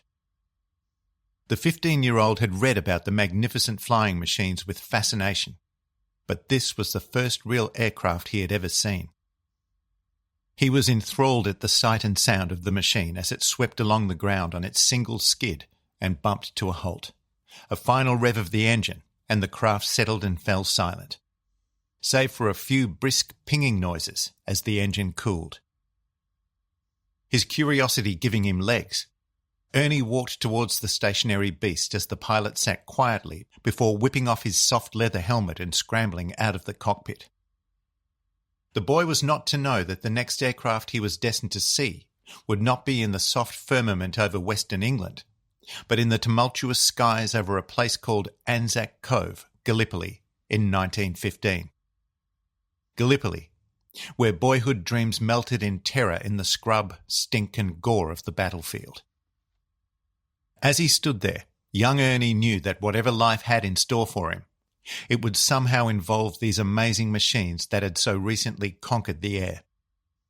The prospect filled him with excitement, and as he dared to touch the canvas-covered wing of the aircraft, he was determined to make it happen. He wanted to fly. Ernest George Guest was born on the 20th of August 1895 in Hoylake, Cheshire, a seaside resort on the western extremity of the Wirral Peninsula, famed for its golf links. His father, John Smith Guest, ran a 4-horse-drawn carriage and ambulance service, which he hired out, as well as buying and selling horses for some of the wealthier local business folk. Ernie was the second of 8 children. A keen golfer, his father soon had Ernie and his older brother John tagging along on the nearby links. But as Ernie grew older, it became obvious to him that he had no interest at all in one day taking over the family business.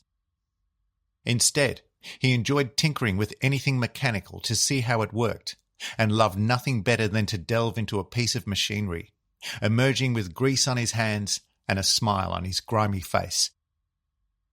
After leaving school, he couldn't wait to get away from the humdrum life in Hoylake and made his way to Liverpool, where he signed up as an engine room boy and went to sea late in 1911. His travels took him to whole new worlds and adventures, sailing down the west coast of Africa to pick up cargoes of palm oil and palm oil nuts for British soap manufacturers Lever Brothers. He then worked the Atlantic from Africa to Canada aboard the huge bulk wheat carriers Lake Manitoba and Lake Erie for the Canadian Pacific Company. He referred to the Atlantic run as migrants out and wheat back. Next, Ernie joined the White Star Line on the shipping run to Halifax, Nova Scotia. The company had a badly checkered past, having lost the iron clipper Taylor when it ran aground in Dublin Bay in 1854 and of the 650 people on board, only 290 were saved. The SS Noronic, a livestock carrier, was lost without trace on its maiden voyage across the North Atlantic in 1893. Then the steam-powered ocean liner RMS Republic in a collision at sea due to heavy fog off the Nantucket coast in 1909, and more recently, and infamously, the RMS Titanic off the coast of Newfoundland on its maiden voyage in 1912, with the loss of over 1,500 lives. He felt uneasy about working for the shipping line with such an unfortunate reputation, and was soon looking elsewhere. During a chance encounter while on leave in England, Ernie was told that another White Star liner, the SS Belgic, then serving as an immigrant ship between Britain and Australia, was looking for people ready to work their passage out to Australia. He located the ship's captain, who confirmed that they were having trouble finding experienced hands. Following their conversation, he was signed on, paid £1, and told to go and get his luggage. He went straight home to tell his mother Elizabeth and his grandmother, who wished him luck and presented him with a couple of gold sovereigns in case of future need. The voyage to Australia was uneventful.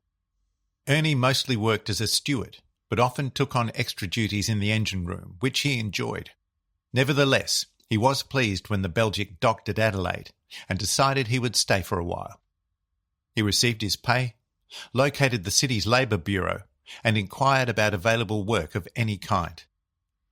Soon he was working as a station hand at the vast Gillop Station sheep farm, assisting with the wool presses and transporting wool bales to the railhead at Lucendale on 8-horse wagons. He didn't mind the work, but his great passion during his free time was working on the station owner's new motor car. Ernie next took a job helping to plant acres of pine trees for the Forest Service before making his way to Sydney, where he found employment tending horses with Galbraith's garage and taxi service in Double Bay. He had only been living in Sydney for a few months when war broke out in Europe. He decided to sign up and made his way to Victoria Barracks, where he was examined and accepted with the service number of 18876 on the 28th of September 1914. He completed his attestation papers and took his oath of allegiance on the 2nd of October, as was required of all AIF recruits. Some weeks later he was told to report to Liverpool, where the 13th Battalion AIF had been raised just 6 weeks after war was proclaimed. Physically fit from all his manual work, he was immediately recruited into the battalion's D Company. Together with the 14th, 15th and 16th Battalions, they would form the 4th Brigade, under the command of Colonel John Monash. Following their training in Sydney, as well as at Broadmeadows and Williamstown in Victoria, the 13th Battalion embarked on the troop carrier HMAT Ulysses, A38, on the 22nd of December 1914. The following day the ship departed for Albany in Western Australia, before continuing its long journey to Port Said at the northern end of the Suez Canal, where they arrived on the 28th of January before making the final leg to Alexandria, arriving 3 days later. The following morning they were loaded into a train's open freight cars and transported through the Nile Delta to Cairo and Heliopolis. Here they undertook a further several weeks of training at what was known as Aerodrome Camp, before word came down in mid-April that they were to embark on another ship and would join the fighting against the Turks in the Dardanelles. On the 13th of April, following a return to Alexandria, the battalion boarded HMT Ascot, A33, a rusting, broken-down tramp steamer that had just unloaded a cargo of guano, fertilizer. Nearly 1,000 men and 300 horses were crammed aboard for the sea journey to the Greek island of Lemnos in the Aegean Sea, the advance base for the Gallipoli campaign, where they arrived on Saturday the 17th of April, joining around 200 other ships assembling at Mudros Harbour. Over the next 8 days, the troops, including 19-year-old Private Ernest Guest, languished aboard the ship, waiting for the battle ahead. According to plan, the first wave of 1,500 troops were transported in 3 battleships to within 3 kilometres of Eribanu, following which they were to be loaded into open rowing boats and towed towards shore by steam launches, each hauling 4 of the rowing boats packed with troops. A following wave, comprising a further 1,500 men, would be taken close to the shore in destroyers, where they would transfer into the ship's lifeboats and head for the shore. Well before sunrise on the 25th of April 1915, as the moon dipped below the horizon at 2:35 a.m, the first ships began sailing towards the Gallipoli Peninsula. The Anzac campaign was about to begin. Still under cover of darkness, 4,000 soldiers of the 1st Australian Division, under Major General William Throsby Bridges, rowed towards the beach at Eribanu. They looked with apprehension at the approaching shoreline in the gathering dawn light. They were the first wave of troops from a newly formed Army Corps comprising 3 divisions. The first under the command of General Bridges, then an Australian and New Zealand division, and finally a division of 3 Australian Light Horse Brigades and the New Zealand Mounted Rifles. The entire corps was named Anzac for short. About 30 metres from shore, a single shot rang out, heralding a fusillade of rifle and machine gun fire from the Turkish defenders. Hardly waiting for the boats to hit the beach, the men leapt out into waist-deep seawater and stormed the enemy's beachhead trenches. Their magazines had not been charged, so they went in with bayonets of cold steel raised before them. Within a short time, the Turkish defenders in the first trench were either dead or had run for the hills behind. In front of the Australians was an almost perpendicular cliff of crumbling sandstone, matted with dense shrubbery. Halfway up the hill, the Turks had a second, more fortified trench, and from this issued a withering fire. The order was given to dig in. Ernie Guest settled back into his armchair and related to me the events of some 7 decades earlier and the grim months that followed the landing at Anzac Cove. I knew as he talked that this man was a living treasure, one of only a handful of men who was there from the first day, the day we now call Anzac Day, until the 6th of August, 4 months later. Here is his story of that day. The actual task of landing the 13th Battalion troops from the Ascot was a 3-phase affair. First, the lifeboats were lowered and hitched to the destroyer HMS Chelmer. Second, troops climbed the rope nets onto the Chelmer, which gave them a fast run into the beach. And third, the troops disembarked into the Ascot's lifeboats, which they then rowed ashore. I landed on the morning of the 25th with the 4th Brigade under Brigadier General Monash. We were rowed ashore in open boats, but the tide carried us a few hundred yards further down the coast. The scenes on the beach were horrific, crowded with dead and wounded. It was chaos. We were running around like rabbits with sniper fire all around us. I remember one poor beggar who was in a bad way. I stopped to lend him a hand, but the mob yelled at me, told me to keep moving or else I'd cop it too. So I did. I never found out if he lived or died, but it played on my mind that I left that bloke and I felt very sorry for him.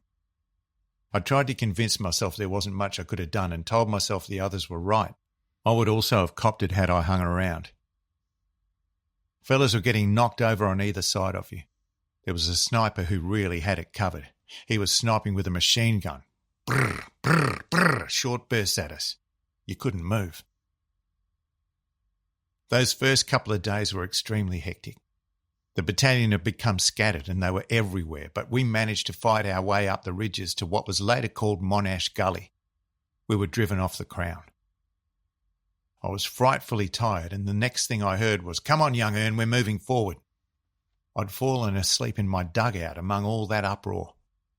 We moved up the gullies and, on the 27th, we took over Quinn's Post, a key Anzac post that was originally a New Zealand machine gun position, then taken over by the Australians and vigorously defended against the Turks. And that was about it for me for quite a while. I hardly left it after that. Call it luck if you will, but Ernie Guest's life was later saved by the mere fact that he was on a break from the fighting. On the 20th of May, a huge detonation blew much of their trench sky high, killing almost all the men in it, burying both the dead and wounded under piles of dislodged sandbags. As for Ernie, sitting further along the trench, it was his turn to have a break, a smoko as they called it, and he would almost certainly have been killed had he been on post. Most of my mates who were on duty were buried under sandbags after the explosion. They never had a chance. My good mate Archie Holland was one of those killed. Lieutenant Stanley Perry was in charge at Quinn's Post at the time. Following the explosion in the trench, several Turks had charged down and occupied the former Allied position. Perry managed to bottle them up in the covered trenches, and Ernie was ordered to get them out. We could hear voices down there, but couldn't tell if it was the Turks or our lads, so Lieutenant Perry wrote out a note and slipped it through the roof of the trench. The note simply read, "What is it the 13th Battalion never has?" The answer should have been rum, and had it been our fellows, they would have shouted up the answer. But there was no response, so we knew we had bailed up some Turks. Next thing, this big bearded fellow came out, and I aimed my rifle at him. I called out to the lieutenant asking if I should shoot him, but thankfully he said don't do anything of the sort. The big Turk then came out, followed by one kid who was only about 15 or 16. Then one by one they filed out, all of them fully expecting to be shot. But later they were given some smokes and something to eat. They were just soldiers, and men like us. It was at Gallipoli that Ernie saw his second aircraft, a reconnaissance machine flown by Commander Charles Sampson of the Royal Naval Air Force, RNAS. The flying machine was wheeling overhead as Sampson took photographs of the Turkish positions. Ernie thought the aircraft was like a bird, so frail and yet so removed from the dreadful carnage on the ground below. He decided then that if he ever made it away from Gallipoli, he would apply for an aviator's licence. He watched in envy as the aircraft finally dipped a wing and flew serenely off.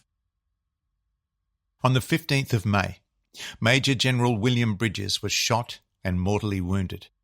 He had decided to visit Monash Valley and was accompanied by his aide-de-camp, Lieutenant Richard Casey, a later Governor-General of Australia. They were warned that sniping that day had been quite severe down the valley, and 5 men had already been shot dead. The 2 men kept a low profile until they reached a barrier below Steele's post. Bridges talked there for a while, lit a cigarette and walked out. Ernie said he remembered that day well. Sometimes I had to leave Quinn's Post to go down to the beach and bring up some fresh water. That day I was water carrying and General Bridges turned up in all his paraphernalia, full uniform, red tabs and shiny buttons and such. Perfect and important target for any snipers. Some of the fellas could see what was going to happen and yelled out, "Oi, you silly bastard, don't go out, you'll get killed." But he just looked over his shoulder, walked around, and bang. A sniper with a telescopic sight got him. We all knew they were there. Bridges was hit in the thigh by the sniper's bullet, which cut both the femoral artery and vein, causing a rapid loss of blood. He begged his men not to expose themselves by carrying him to the beach on a stretcher, but they did so anyway, and the Turks held their fire against the unarmed men and the wounded leader. He was transferred to the hospital ship HMAS Gascon, but died 3 days later. At one time, I was also a runner for Quinn's Post, delivering messages, Ernie recalled. I had to come down the side of Courtney's Post, another key Anzac position not far from Quinn's. There was one bad danger spot where there was a sniper who used to have us covered. So I'd throw out some dust or something to distract him, and as soon as he'd fired, I'd run like blazes. But after a while, I just couldn't do it anymore and said so. Another fellow was put on the run, but first time out they got him, and that stupid caper was stopped. The snipers used to play another dreadful game with us. They knew how much we needed the fresh water. They'd let you carry it all the way up from the beach and then shoot a hole in the container when you were nearly there. There was another incident Ernie recalled, when he and a fellow trooper were barely concealed lying flat in a shallow trench, known as a T-sap, that had been dug out from the main trench, pointing towards the enemy position. We were watching to see any movement. In the early hours of the morning, every shrub has got an eye looking at you. You're on alert, looking at every shrub, every movement, every breeze in the air. Plonk. I suddenly heard a funny noise and I turned around. His companion had been hit. He's down. He's shot through the jugular, and he bled to death in a few minutes. In the months that followed, Ernie Guest and the gallant men of Anzac grimly defended their posts against the seemingly endless Turkish attacks, living every hour under constant rifle and machine gun fire, and always on the alert for thrown grenades. The full story of those terror-filled months may be read in a variety of accounts, most notably those by the eminent historian C.E.W. Bean. As the days passed, the bodies kept piling up, as Ernie recalled with sorrow. There were at least 1,500 men dead in front of our place. One time the Turks swept in to come at us all of a mass. I wouldn't know how many we killed, but we fired and fired and fired into them. We were practically standing up in the trench having a go at them. For some reason they came around a little bit of a knoll instead of coming straight at the trench. Because of the rifle fire, they eased off to the left of our fellas. They deviated to go round Quinn's towards Courtney's. That gave us a longer period to fire. We got 2 goes at them. We were eye to eye with them. The early troops were trained in 10 rounds rapid. It was like machine gun fire as fast as you could put your clips in. There were 1, 2, 3, 4 men lining the trench. I was blind from the cordite fumes and the stink. You made an awful mess. It was as bad as a line of machine guns. Once I'd finished my 10 rounds, it was only a few seconds to reload. The others were tearing them to pieces. Not any got in through Quinn's, but they did get in lower down in Courtney's. One of the worst feelings you can have as a soldier is at night time with the padre.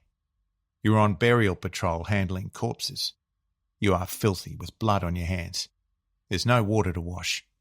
Every seam of my shirt was covered in lice. It sickens the stomach and you feel that God doesn't want you anymore. That's how you get for a while. Thoroughly depressed. There was no sleep and no food way up there. I never saw a loaf of bread. I never saw a cooked meal. You hadn't bathed or washed. You saved a drop of tea to wash your face or to have a shave. You had a big tin of Fray Bento's steak and kidney pie, and you'd put your hands into that and dab a bit onto a biscuit and eat that. I remember going down for rations once, and from underneath the fly to a hospital tent I got an onion and a raw potato. I thought all my birthdays had come at once. The main thrust of the Allied attack was not going as planned. The Australian, New Zealand, Indian and British soldiers fought with grim determination to reach their objectives, but the offensive at Anzac Cove and Suvla had clearly failed. Fatigued, shell-shocked men were fighting desperately up and across the tangled gullies to the ridge of Chinook Bear, the spur of Abdul Rahman Bear, Hill Q, and the final objective, Hill 971, the northernmost and highest summit of the range. On the afternoon of Friday the 6th of August, soldiers of the 1st Australian Infantry Brigade charged out of their trenches and made for the Turkish position at Lone Pine. Half an hour later they had secured the trenches. The Turks threw in their reserve forces and 3 days of bitter fighting followed. The 7th and 12th Battalions reinforced the men of the 1st Brigade, and by the 11th of August, when fighting at Lone Pine ceased, 6 Australian battalions had lost 80 officers and 2,197 men, while the Turks had lost some 5,000 combatants. The Anzacs had held Lone Pine, but at a terrible cost. The 6th Battalion and the Australian Light Horse were hit hard in feints from Quinn's, Pope's and Steele's posts. Bullets rained unceasingly from Turkish positions, and the toll from the grim slaughter was high. At an area called the Neck, wave upon wave of light horsemen courageously charged at the well-prepared enemy, in the sure and certain knowledge they were rushing towards an almost certain death. In that heroic but ultimately futile charge, 249 light horsemen were slaughtered by unrelenting machine gun fire, with over 100 wounded. As war correspondent C.E.W. Bean later mused, that charge straight into the enemy's guns was a deed of self-sacrificing bravery which has never been surpassed in military history. The charge of the Australian light horse into certain death at the call of their comrades' need during a crisis in the greatest battle that has ever been fought on Turkish soil. That same month, 4 months after he had been hurled into the fighting at Gallipoli, the odds finally caught up with Ernie Guest on the 6th of August, when he was badly wounded by shrapnel from an exploding shell. Fierce fighting began at Lone Pine, which was meant to attract as much fire and attention as possible, because we were going to make a move on the left. We were on the side of a hill trying to make the Crown. There was a bunch of us. And suddenly this shell came down and blew us up. I felt an incredible whack in my hip, and I went down in a heap on my back in this gully. I tried to get up, but couldn't. I'd had enough, and by the looks of it, the Turks agreed with me. My stint came to an end at Lone Pine. I came down with cholera and was very ill, but no one gave a damn, because the commanders needed numbers to launch their attack. In war, you quickly learn your life isn't worth a damn thing. I was hitting the arm and ankle and my head buzzed. My every muscle and bone was sore from being knocked head over heel down the side of a steep hill. Even though I was dazed, I knew I had to get to the beach if I wanted to survive. I started off after I'd had my arm and ankle treated with iodine and patched up, and came across one fellow who'd been shot through the throat and was in a bad way. I got hold of him and somehow managed to get him right down to the beach with the other wounded, where he would be taken care of.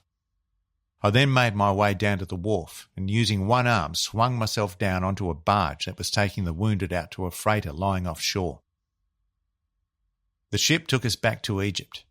I don't remember much about the trip except that I lay on the deck and slept a lot. We were crammed onto the deck of the ship and a young New Zealander was lying next to me who was in a bad way. When a doctor came around, I told him to take a look at the chap. He stripped off the man's bandages and said he'd be okay. The poor lad died that night. And the only reason we noticed he'd died was because he hadn't eaten his porridge. His body was simply tossed into the ocean, and that was that. Remember what I said. In war, your life is worth nothing. I was still dizzy and exhausted and must have slept most of the journey. I can recall being loaded onto a hospital train and before I knew it, we were back in Heliopolis, where they put me up in the Palace Hospital. I hadn't had any chance of a wash, so I was still filthy and covered in lice. I cannot remember them bathing and sponging me and don't remember my first meal away from the front. I do recall some pretty little Scottish nurse looking me over and saying to someone, "He's all right. He's sleeping it all away." 6 weeks after he'd entered the hospital, Ernie was informed that he was not being sent back into action, but would be sent home to Australia to recuperate. He was further told that he would be sent back on the hospital ship SS Suffolk, but was also being given an escort duty role, joining some others looking after the well-being of the many soldiers on board who were being sent home with a range of injuries, as well as those suffering from moderate to severe mental issues. These days, such issues would be regarded as significant post-traumatic stress disorder, PTSD. My job was to take turns, 3 hours on and 8 hours off, watching the sick, the lame, the lazy, and the mental cases, all those who had cracked, the limbless cases and others who would never be fit for service anymore. There were an awful lot on Gallipoli who went loopy. I didn't realise it until I got on that boat bringing them home. It was the strain. They couldn't take it. There was one fellow who couldn't stop giggling. He laughed and enjoyed himself, scratching away at himself. Poor devil. He'd really gone childish. We had another who was a raving lunatic. I didn't look after him. His excrement was all over the place and he would pick it up and throw it on the bars if anyone came near. Oh, he was a terrible case. It affected them in all sorts of ways. They went into themselves. During my interview with Ernie Guest, I asked him if he had seen the Peter Weir film Gallipoli, which had been released 3 years earlier in 1981. No, I was going to see it, but decided not to. I mean, they couldn't depict that awful slaughter as it really was. Do you know that at one stage we couldn't see in front of us at Quinn's Post for all the dead bodies? How could any film possibly show that? And the maggots and the flies crawling from the bodies practically into your trench. The stench was absolutely sickening. Or the poor fellows being carried away on stretchers, their guts growling with cholera. And this was for month after month. No film could ever show that. It reminded Ernie of another bloody episode on the bloody shores of Gallipoli.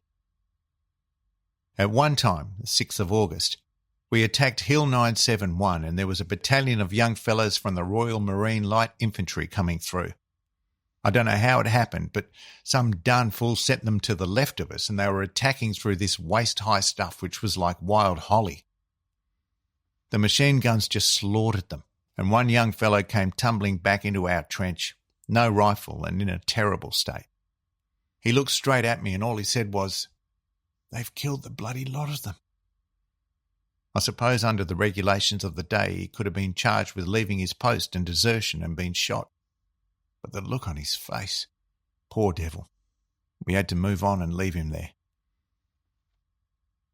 It was increasingly evident that the battle for the Dardanelles, a futile yet glorious, mistake-laden yet inspiring campaign, had been lost.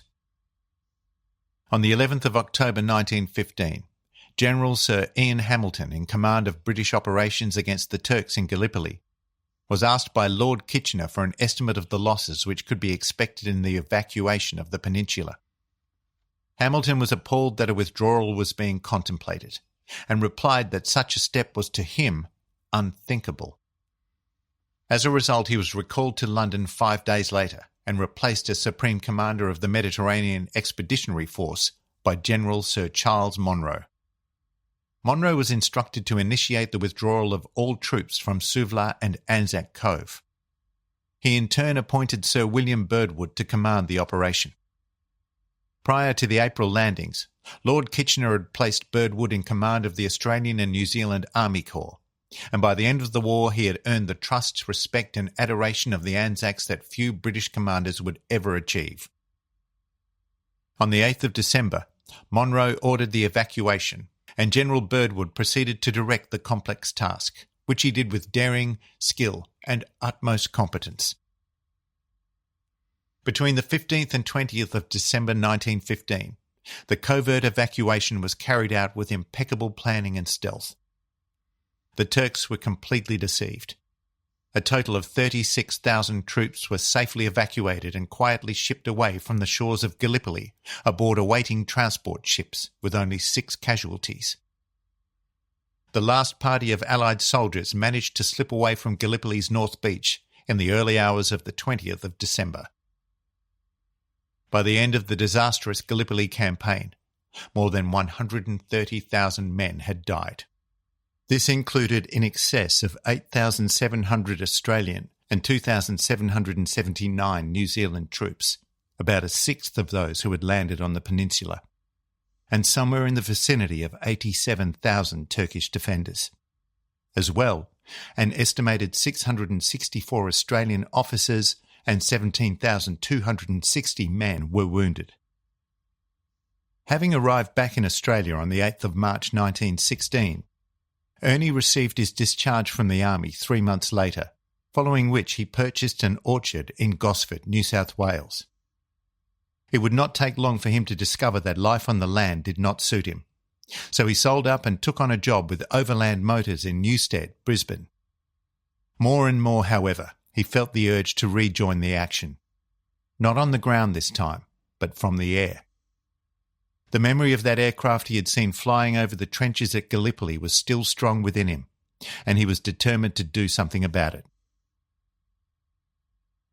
On the 25th of April 1917, exactly 2 years after he had landed on the shores of Anzac Cove, Ernie Guest signed on with the Australian Flying Corps.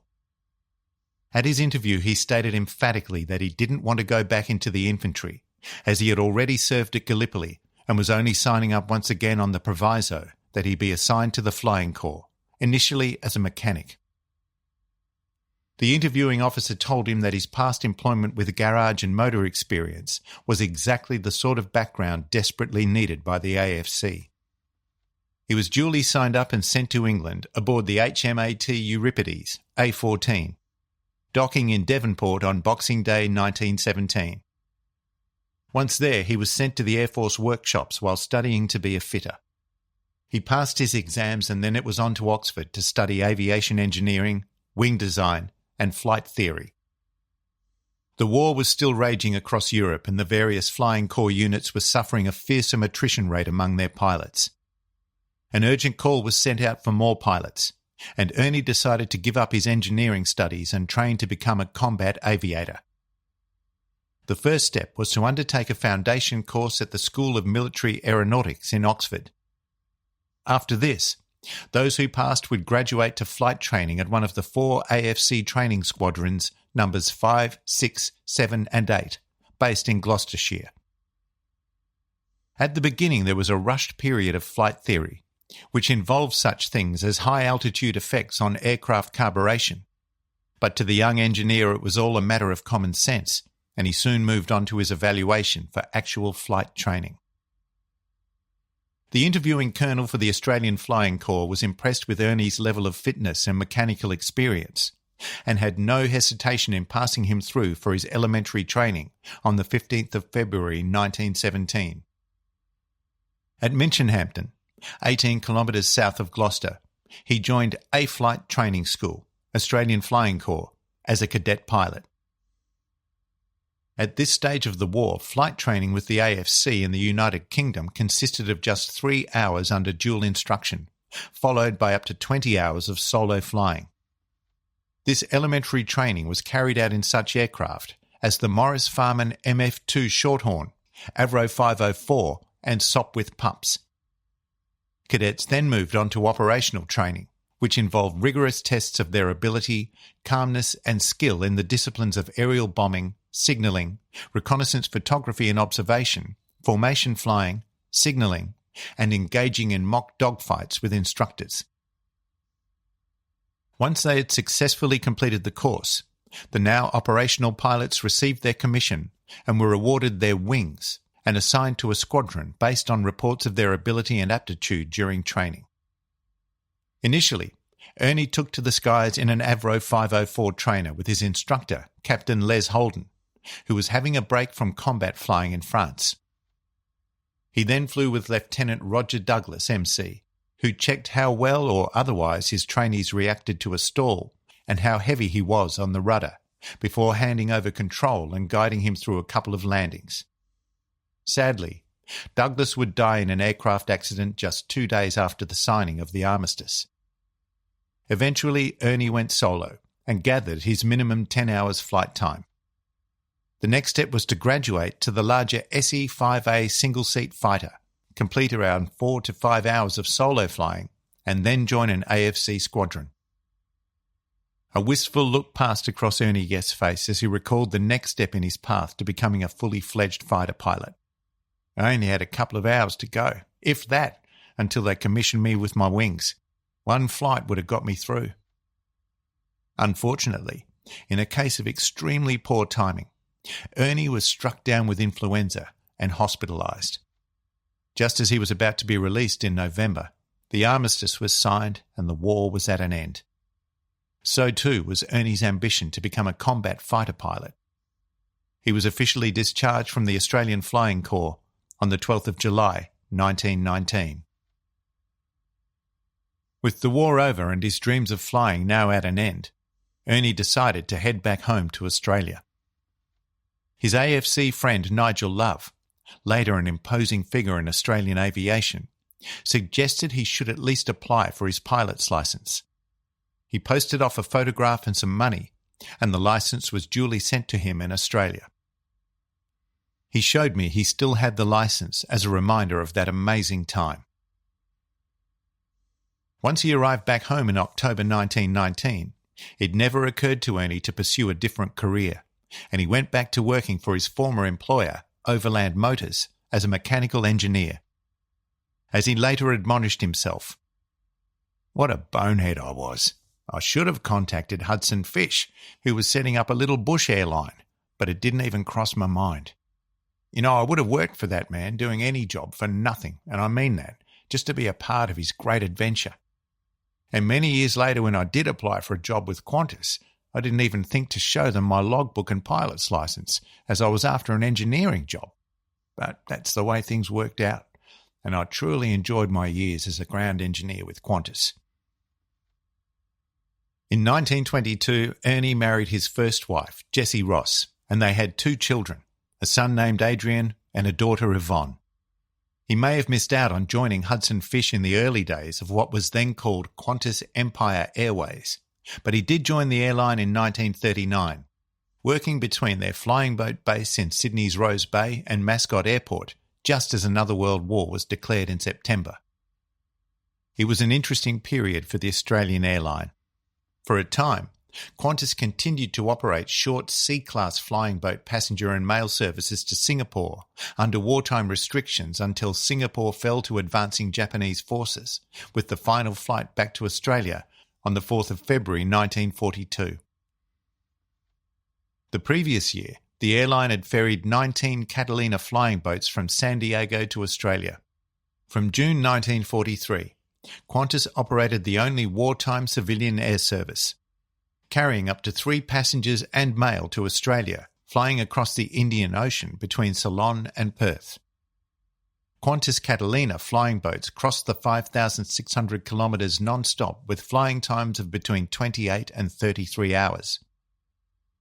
Passengers were awarded a certificate of membership to the Rare and Secret Order of the Double Sunrise, with over 24 hours in the air. Between 1942 and 1943, the airline lost 8 aircraft due to enemy action, resulting in the death of over 60 passengers and crew. Liberator aircraft joined the service in 1944, and Qantas Liberators were the first to carry the kangaroo symbol, as they operated the Kangaroo Service, and the passengers received the elevated order of the longest hop. Throughout his 20-year tenure with Qantas, before retiring early in 1959, Ernie said he enjoyed every minute of working for a good company under such good men as Hudson Fish and Arthur Baird. Baird, the first chief engineer employed by Qantas, had served in both the Australian Flying Corps and Royal Flying Corps, mostly in the Middle East. Ernie remembered, chaps like Baird are unique. He and Fish always said that everything had to be absolutely perfect from an engineering point of view, or the planes just didn't leave their sight. I can recall Baird looking down from his office at Rose Bay and checking on everything that went through. Before any cowlings went on the engines, every lock, nut and split pin was checked. They were a fine outfit to work for then, and this safety policy goes right back to the airline's beginnings. A building is only as good as its foundations, and Hudson Fish was the right man in the right place to start Qantas. In 1959, the year that Ernie left Qantas, the airline entered the jet age with the delivery of its first Boeing 707 aircraft. He would have enjoyed this revolution in the aviation industry, but knew his fellow ground engineers would quickly adapt to the jet age. To be an engineer in those days was a great challenge. You see, when an engineer goes back as far as I do, it's a little bit like being a doctor. Right from the days of wooden frames, bracing wires and fabric coverings, there was always something new the next day, and we had to keep ourselves up to date. The people who fly the planes depend on us, literally with their lives. I can recall one day when I was training to be a pilot in England, I took off and almost straight away there was a terrible vibration. I did a rapid turn, opposite stick to rudder, and side-slipped in. When they looked for the cause of the vibration, they found it very quickly. The engine in those days was fitted on a spider of 3 bolts. One of those bolts was missing, and another was quite loose. If I'd gone on a little longer, it would have been good night and hello St. Peter. When Ernie Guest left Qantas in 1959, his wife Jess was critically ill and passed away. Over the next few years, he took on work assisting a French polisher and making furniture. In 1965, he married his second wife, Edie, and they lived happily in their apartment near the Waverton Bowling Club, where Ernie became a bowls coach. On the day that I met him, and in fact any sunny day, he liked nothing more than just pottering around in the garden where he lived. He had become quite hard of hearing, but in many respects he belied his nearly 90 years of age when we met.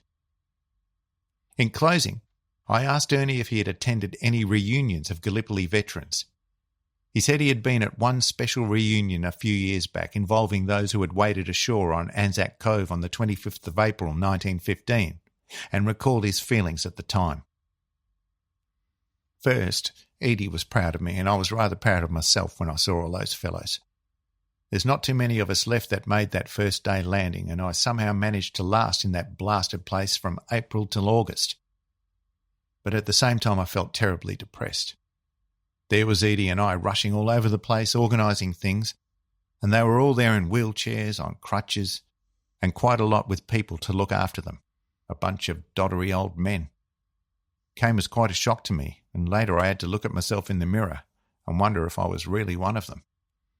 But I've no real regrets about my life, and as I've always said, there's a divinity that shapes our ends. Rough hew them how we will. On the 25th of April 1985, a very proud Ernie guest marched at the 70th anniversary of the landing at Anzac Cove and was later delighted to attend the annual Anzac Luncheon as the special guest of honour of the 2nd 13th Battalion, the only original member of the 13th Battalion to be found. As he stepped out that day in the Anzac March, he walked with pride and a heart full of memories. A man whose life had been lived to the hilt.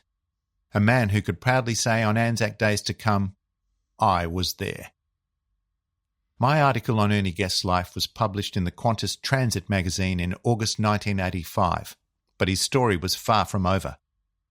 In January 1990, Ben Humphries, Australia's Minister for Veterans Affairs, announced that some 60 veterans of the Gallipoli campaign had been invited to make a historic return visit to Turkey in order to attend the 75th anniversary of the landing at Anzac Cove on the 25th of April 1915. The entire trip was first suggested by Prime Minister Bob Hawke, who said the Australian government would cover the entire cost. Government officials, with the assistance of the RSL, had been planning the visit for a year, discussing every contingency, while anticipating any possible problems, particularly on the health of the elderly invitees. The minister also announced the selection of a nurse who had tended to Gallipoli casualties in Salonika, Greece, 8 war widows and 8 junior legatees. The veterans, supported by a veritable army of carers and medical staff, departed Sydney on the 20th of April aboard a specially chartered Qantas 747-300, registration VHEBV, designated QF1915 and renamed Spirit of Anzac. The aircraft was bound for Singapore and then onward to Istanbul on an 11-day return flight, regarded by those on board as a pilgrimage. On board were 59 veterans aged between 90 and 102 years, who had been medically assessed as capable of undertaking the journey. Each veteran was accompanied by a nurse, with a doctor keeping watch on several veterans. It was the first time on an aircraft for many of the elderly former soldiers, and it was noted that they all referred to Istanbul as Constantinople. Ernie Guest was one of the veterans, chosen from around 300 applicants. In the very early morning of the 25th of April, they were taken across to Anzac Cove. As expected, the dawn service at the crowded cove was charged with emotion for the veterans and was unforgettable. They were proud to be there to honour their long-lost colleagues, whose graves covered the nearby hillsides. In fact, some later tearfully declared that if they had passed away during the trip, they wanted to be buried there with their mates. The next official function was the international service. Unfortunately, the small peninsula could not support the huge volume of traffic, and the veterans could only witness the ceremony from their hemmed-in bus, but they weren't perturbed. What they really wanted to participate in was the later wreath-laying service at Lone Pine, the Australian battleground where 7 Victoria Crosses had been won 75 years before. Altogether, it was a wonderful testimony to their endurance and character that all of the veterans were able to complete the trip, despite being set an almost crippling pace at times while at Anzac Cove and Lone Pine. Many would later attest to the fact that it was a time for sober reflection and remembrance, and was a truly emotionally draining experience. I didn't get to meet Ernie Guest again after our interview session in 1985, but I did receive thank you letters from Edie and Ernie when I sent them copies of the Transit magazine containing his story. Within 10 months of Ernie's return from his pilgrimage to Anzac Cove, his beloved wife Edie passed away on the 16th of February 1991. 2 years later, having relocated to Carrara, Queensland, we also lost Ernie Guest on the 6th of May 1993 at the grand old age of 97. Chapter 3. Our Flying Scotsman. George Urquhart Scotty Allen, AFC RAF. It was 1917. As the rest of his intrepid but dwindling squadron wheeled through the dangerous skies over Saint-Omer in northern France, the young fighter pilot stood awkwardly at attention in front of his squadron commander.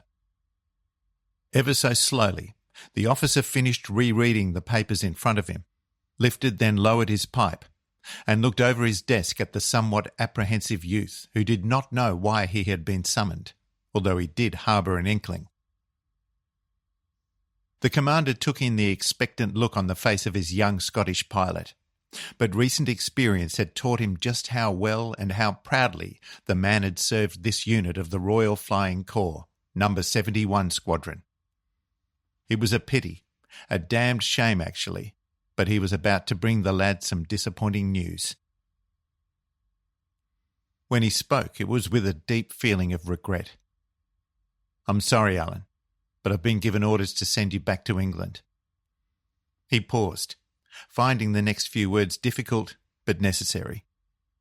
"The powers that be have discovered you were not exactly truthful about your age when you signed up, and as you're only 17, I'm afraid that from here on, you are officially grounded." It was just as the fresh-faced pilot had suspected. The game was up, and he was on his way back home. It was simply a case of bad luck, as he was only weeks away from turning 18. That evening, Second Lieutenant George Urquhart Allen, nicknamed Scotty by those within the squadron, reluctantly packed his kit bag and began to make his final goodbyes to his fellow pilots, all of whom wished he could have stayed on. But rules were rules, and even though some of them may have similarly and secretly falsified their sign-up records, they knew he had no option but to leave the squadron as ordered and return home. It was not altogether as bad as it could have been. Once back in England, he would be placed on more sedate operational duties, ferrying different aircraft types between England and France. "It was actually quite a useful experience," he stated with a smile. "I hardly ever flew the same type of aircraft more than once, so it was a learning experience every time I hopped into an unfamiliar cockpit." Scotty may have built up his level of flight expertise, but it did not mean his logbook was without some blemishes. On one occasion he had flown a low-horsepower, lumbering RE-8 biplane across the Channel from France, but as he landed at Red Hill Airfield, the airplane's undercarriage hit a protruding tree stump. His aircraft began cartwheeling and the engine burst into flames. "I leapt out and took off. I don't think I've ever run faster in my life," he said with a chuckle of remembrance. A repositioning to Polegate followed, where he was assigned to an airship station operated by the Royal Navy Air Service, RNAS. These bloated airships mostly carried out coastal reconnaissance patrols, but were sent aloft with a basket or two containing a number of carrier pigeons. As Scotty piloted the airship, an observer would complete a short report on his observations, slip the paper into a thin tube which was fastened to a pigeon's leg, and release the bird. He would unerringly fly back down to the ground, where a waiting recipient would retrieve the message and pass it on to the command post. The airships may have been slow to move and respond, but Scotty actually loved the novelty involved. On the 1st of April 1918, the Royal Flying Corps combined with the RNAS to form the Royal Air Force. 5 months later, the armistice was signed. Decades later, as Scotty Allen spoke to me about those hazardous months as a fighter pilot, while still retaining his broad Scottish brogue, A smile often crossed his face as he recalled long dormant memories of his time on the Western Front as a British combat pilot. During that time, without too much elaboration, he said he had fired on several enemy aircraft and been shot up himself, but had always managed to make it safely back to base.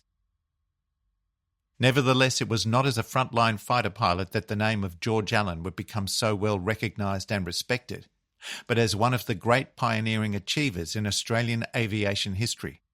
His long career in civil aviation, including his extraordinary work with Qantas Airways, covered some 6.5 decades, and as he looked back over those years, it was with understandable pride in his many exploits and achievements.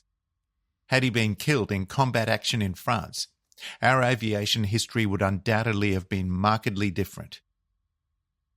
As his later biographer Elizabeth Shearman stated, Scotty Allen helped to make this country's civil aviation the safest and one of the most innovative in the world. George Urquhart Allen was born in Glasgow on the 2nd of February 1900 and was about 6 years old when the family moved to the colliery town of Bellshill, which lies to the southeast of Glasgow in North Lanarkshire, Scotland. He was the ninth of 11 children born to Elspeth, née Aitken, and James John Allen, although 2 of those children died in infancy. He loved fishing as a lad and pulled many a good-sized trout and salmon from the nearby River Erne and other local waterways.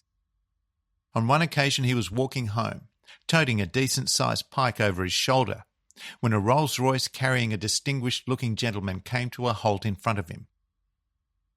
The driver emerged, and on behalf of his passenger from London offered George a half-crown for the magnificent salmon that he was taking home.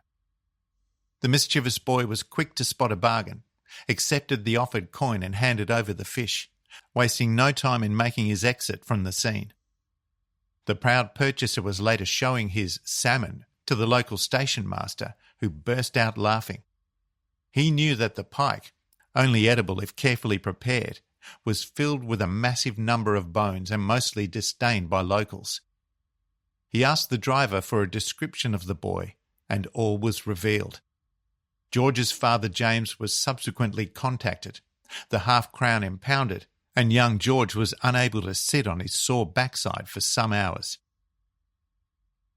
The incident did not turn George Allen off fishing, and the sport developed into a great passion as he grew older, later extending into trout and fly fishing, which he would thoroughly enjoy throughout his life. It was his mother Elspeth, whom he called a remarkable woman, who urged her teenage son into a flying career, despite his being a year underage and preparing to study arts at Edinburgh University. As the 1914 conflict known as the Great War progressed, 2 of his 3 older brothers had already signed up and were serving in the forces. After seeing the iconic poster of Lord Kitchener saying, "Your country needs you," posted on walls around the village, his mother had firmly informed George, "We don't want any conscripts in this family." He therefore travelled to the recruiting office in Glasgow and signed up for the Royal Flying Corps, giving his age as 18. He admitted that up to this time he had never seen an aeroplane. There just weren't any around then. He passed the necessary exams, showed he could do a little mechanical work, and after undergoing 35 hours of flight training, mostly in solo aircraft, he was assigned to No. 71 Squadron in France.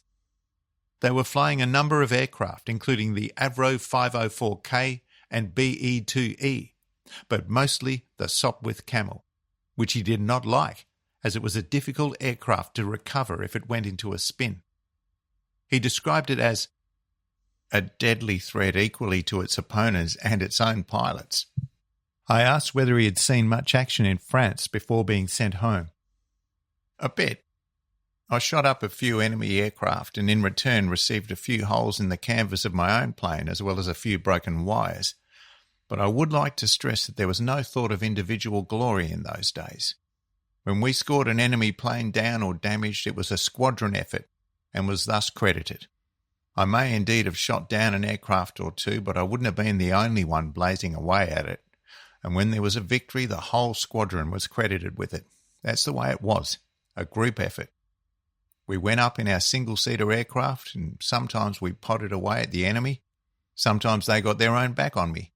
When we returned to our airfield, the tireless mechanics would patch up our holes and broken wires, ready for the next sortie.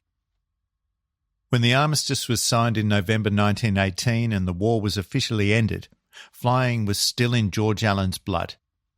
Despite the allure of the skies, he decided instead to continue his interrupted education, this time undertaking studies in engineering at Manchester University, which led to a job with the Ford Motor Car Works in that city. Laid off when a recession hit hard in the early 1920s, he was finally able to find a new job with Rolls-Royce, remaining with them until 1923, when he saw an advertisement seeking engineers to join the Royal Air Force. He decided to apply, but did not tell the interviewing staff that he had been a pilot with the Royal Flying Corps. Initially, with so many pilots returning from the Western Front, flying jobs were scarce, so he took a trade test with the RAF and qualified as a fitter general, first class. Eventually, he rose to the rank of leading aircraftsman and tried his luck at piloting once again. He was concerned that his underage stint with the RFC might have ruled him ineligible to apply for the position, but nothing of his previous commission ever came up to disqualify him. He passed through No. 4 flight training school with high grades and realised his dream of becoming a pilot engineer with the rank of sergeant pilot. It helped, he recalled, that I was well known as a bit of a rugby player and a boxer. I was transferred all over the place to squadrons where, surprisingly, there was a position in either the rugby, hockey or boxing squads. It was a great learning experience. Allen was posted overseas to Helwan in Egypt, later serving in Iraq and the Sudan. Eventually he would have served in 11, 47 and 58 RAF squadrons. He had undertaken courses in meteorology, navigation and wireless telegraphy, and also had a degree in engineering from Manchester University. In 1929, Allen's squadron won the Lawrence Minnow Bombing Trophy from the 1927 winners, the Lord Portal team. He and Lord Portal soon ended up fast friends, much later enjoying fishing in Australia. That same year, he read an advertisement issued by Charles Kingsford Smith and Charles Ulm, calling for British pilots to join their fledgling Australian National Airways, ANA, based at Mascot Airport, Sydney. After giving it a lot of thought, he applied, was accepted, and submitted his resignation from the RAF. Once in Australia, Allen joined the new airline, which boasted pilots the calibre of Kingsford Smith, Ulm, Eric Chaseling, Jerry Pentland and P.G. Taylor. They flew 4 Avro 10 aircraft on pioneering routes all over Australia. ANA, years later taken over by Reginald Ansett, was struggling to succeed. They had to exist without a government subsidy, a hard enough task, but one complicated by the severe economic depression of those days. ANA and Qantas were by then in direct competition for the lucrative internal mail routes. The latter airline, headed by another former fighter pilot and Gallipoli veteran Hudson Fysh, was dedicated to the policy of safety first. They regarded some of the flying undertaken by ANA as hazardous, but acknowledged the brilliance of the pilots. Ulm's policy was, the mail must fly. On the 24th of May 1930, Scotty Allen, flying one of the company's Avro 10s, was asked to guide the famed aviatrix Amy Johnson to what would be a triumphal landing in Brisbane after her history-making solo flight from England via Darwin. She followed his aircraft to Eagle Farm and circled overhead as he made to put down. As Scotty told me, "It was incredible. The whole airport was just thick with sightseers. 20,000 people were there, and the only clear area was the landing strip, and the crowd were even spilling onto that. I made a very hairy landing, taxied and immediately got out and tried to clear some more space for Amy Johnson to land. She made her final approach around 2 p.m, and I realised that she was going to overshoot her landing mark by quite a bit, and so she did. She landed a long way down the strip. Her plane, Jason's Quest, left the runway, crashed into a barbed wire fence and toppled over. I rushed over and helped her out. She appeared quite dazed and at the same time overwhelmed by the huge crowd. Despite her rather undignified landing, she quickly recovered. Someone picked her up and carried her off in a car to a platform where she somehow managed to make a speech. Meanwhile, her plane was upside down, wings broken and propeller smashed off, rudder damaged and fabric torn. Fortunately for her, the cockpit was undamaged. Certainly a most unforgettable day. On the 23rd of March 1931, Scotty Allen took off from Melbourne bound for Sydney to deliver that day's mail. The weather along the way, he said, was quite filthy. That same day, flying the reverse mail route, was one of ANA's sister planes, an Avro 618-10 trimotor, VH-UMF, named Southern Cloud. The Avro took off from Sydney's Mascot Aerodrome at 8:15 a.m. that Saturday morning, piloted by Travis Shorty Shortridge, along with co-pilot Charles Donnell and 6 passengers on board. The weather conditions encountered by Allen were extremely adverse, and he said he only just made it to Sydney after an exhausting and hazardous trip. But sadly, the Southern Cloud never made it to Melbourne. Charles Ulm mounted a huge search despite a raging storm, but his pilots failed to locate any sign of the missing aircraft. Allen made many low and daring swoops through mountainous, heavily timbered terrain, but failed to see any wreckage, especially between Marulan and Kangaroo Valley, while Charles Kingsford Smith combed the mountains and coastal areas of New South Wales and Victoria. The cost of the search, combined with the resultant publicity, was ruinous for ANA. On the 26th of June 1931, the airline temporarily ceased flying operations. It was not until October 1958, 27 years later, that the wreckage of the Southern Cloud was finally discovered by bushwalker Tom Sonter, who stumbled across the twisted remains in dense bushland on the southwestern slope of the Toolong Range in the Snowy Mountains. The aircraft had flown way off course due to the heavy winds, eventually slamming into the side of the steep mountain ridge in blinding snow. Despite the unsolved loss of the aircraft and the 8 people on board, Charles Ulm was determined that the ANA story should not end there. He subsequently drew up plans for a special Christmas mail flight from Sydney to London and raised the necessary finances. Scotty Allen, who had been earning money as a flight and navigation instructor, was chosen to fly the Avro's Southern Sun. Both pilot and aircraft were made ready for the daring flight, one which could conceivably give the highly prized Australia-England mail contract to ANA over Qantas. On the 19th of November 1931, Scotty eased the Avro 618-10 into the skies and set off, together with relief pilot Bob Boulton, wireless operator Len Callahan, and 4 passengers. Things went well until, a few days later, he was attempting to take off from a rain-sodden airfield at Alor Star in the Federated Malay States. The heavily laden Avro failed to clear a dike at one end of the runway and crashed into a rice paddy. No one was injured, but the Southern Sun was unable to resume the flight. Charles Kingsford Smith had been backing up Allen and flew in with his aircraft, the Southern Star. They transferred the mail, and both pilots then successfully flew on, bound for London. An incident over the Apennines in Italy demonstrated the coolness of the 2 aviators. As Scotty recalled, "We were flying over these mountains when we suddenly descended, actually fell out of the sky. We were nose down, slightly canted over, and I was applying full rudder. Smithy, resisting the urge to take over, sat back, knowing that I could either get us out of it or it would all end in a big bang. He was quite cool, but our engineer, once we had safely landed, got off and went the rest of the way to London by train. We had landed with a big crack in the plywood on the top of the wing." The mail made it to London in plenty of time for Christmas, and some 70,000 mail items were manifested to be carried back to Australia. While this may have seemed encouraging for the airline, other problems were encountered.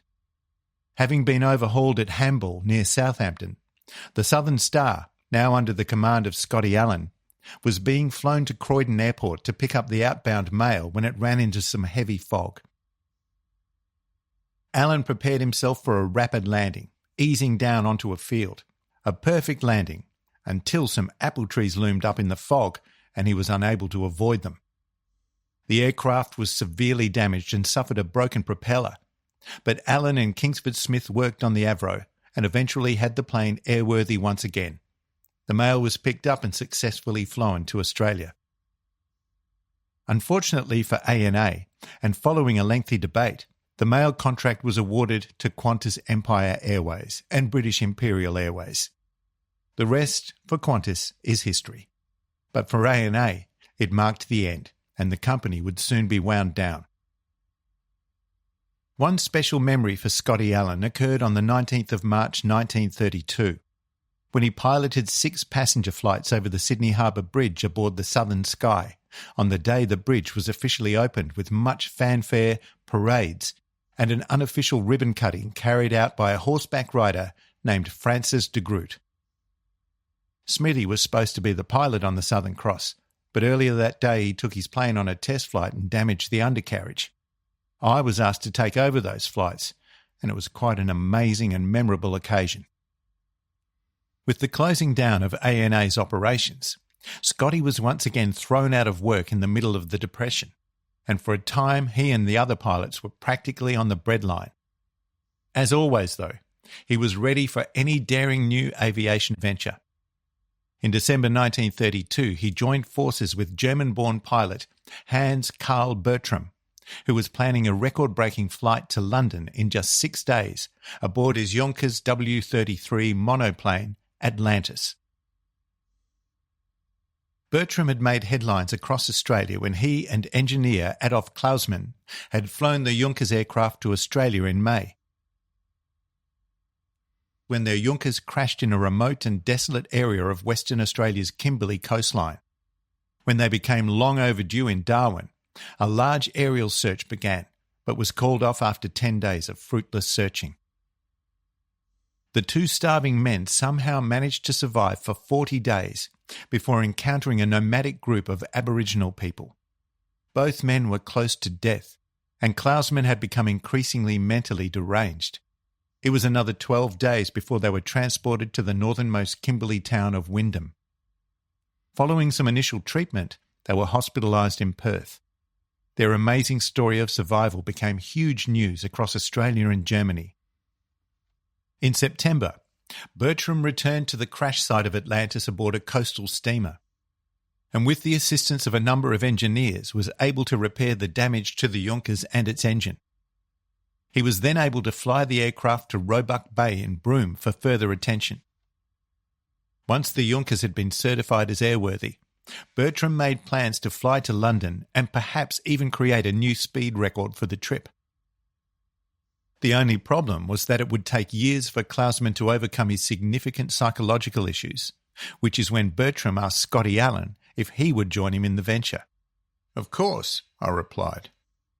On the 12th of December 1932, the 2 pilots departed Darwin on the first leg of their marathon flight, with a first refuelling stopover planned for Surabaya, Java.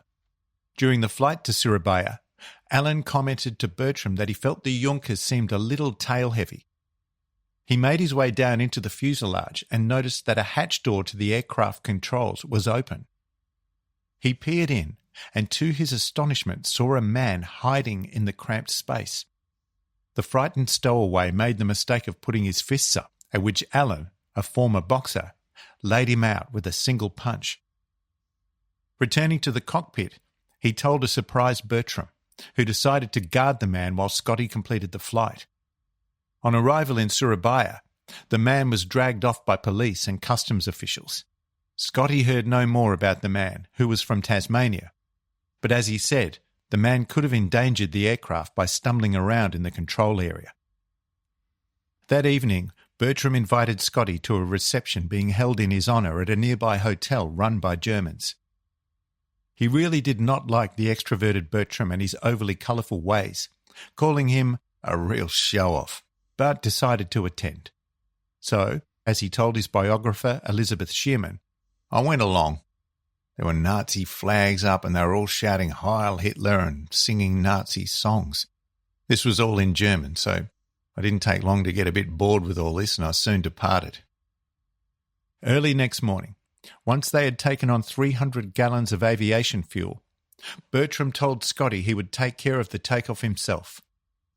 Alarmingly for Scotty, the airfield was little better than a quagmire, and the aircraft had to be pushed through the cloying mud onto the hard-packed runway. As the heavily laden aircraft began its takeoff roll and slowly picked up speed down the runway, the overconfident Bertram began waving at all his German friends lining the runway. All too late he realised that he would have trouble achieving sufficient takeoff speed and lift and abandoned the attempt. Scotty had already worked out they only had half the required liftoff speed and had jammed his feet against the dashboard so he wouldn't be thrown out when they crashed. The Junkers rolled into a drainage ditch at the end of the runway, the undercarriage collapsed, and the aircraft slid to a halt. Both men were unhurt, but repairs would take several weeks. Scotty, unimpressed with the whole venture, Bertram's bravado and poor flying skills, decided to return home aboard the ship Minderoo. Bertram persisted, however, waiting for the replacement parts to arrive, and 4 months later was able to fly solo back to Germany. Bertram may have been lauded a hero for a time in Australia, but badly tarnished his reputation when he officially joined the Nazi Party in 1934.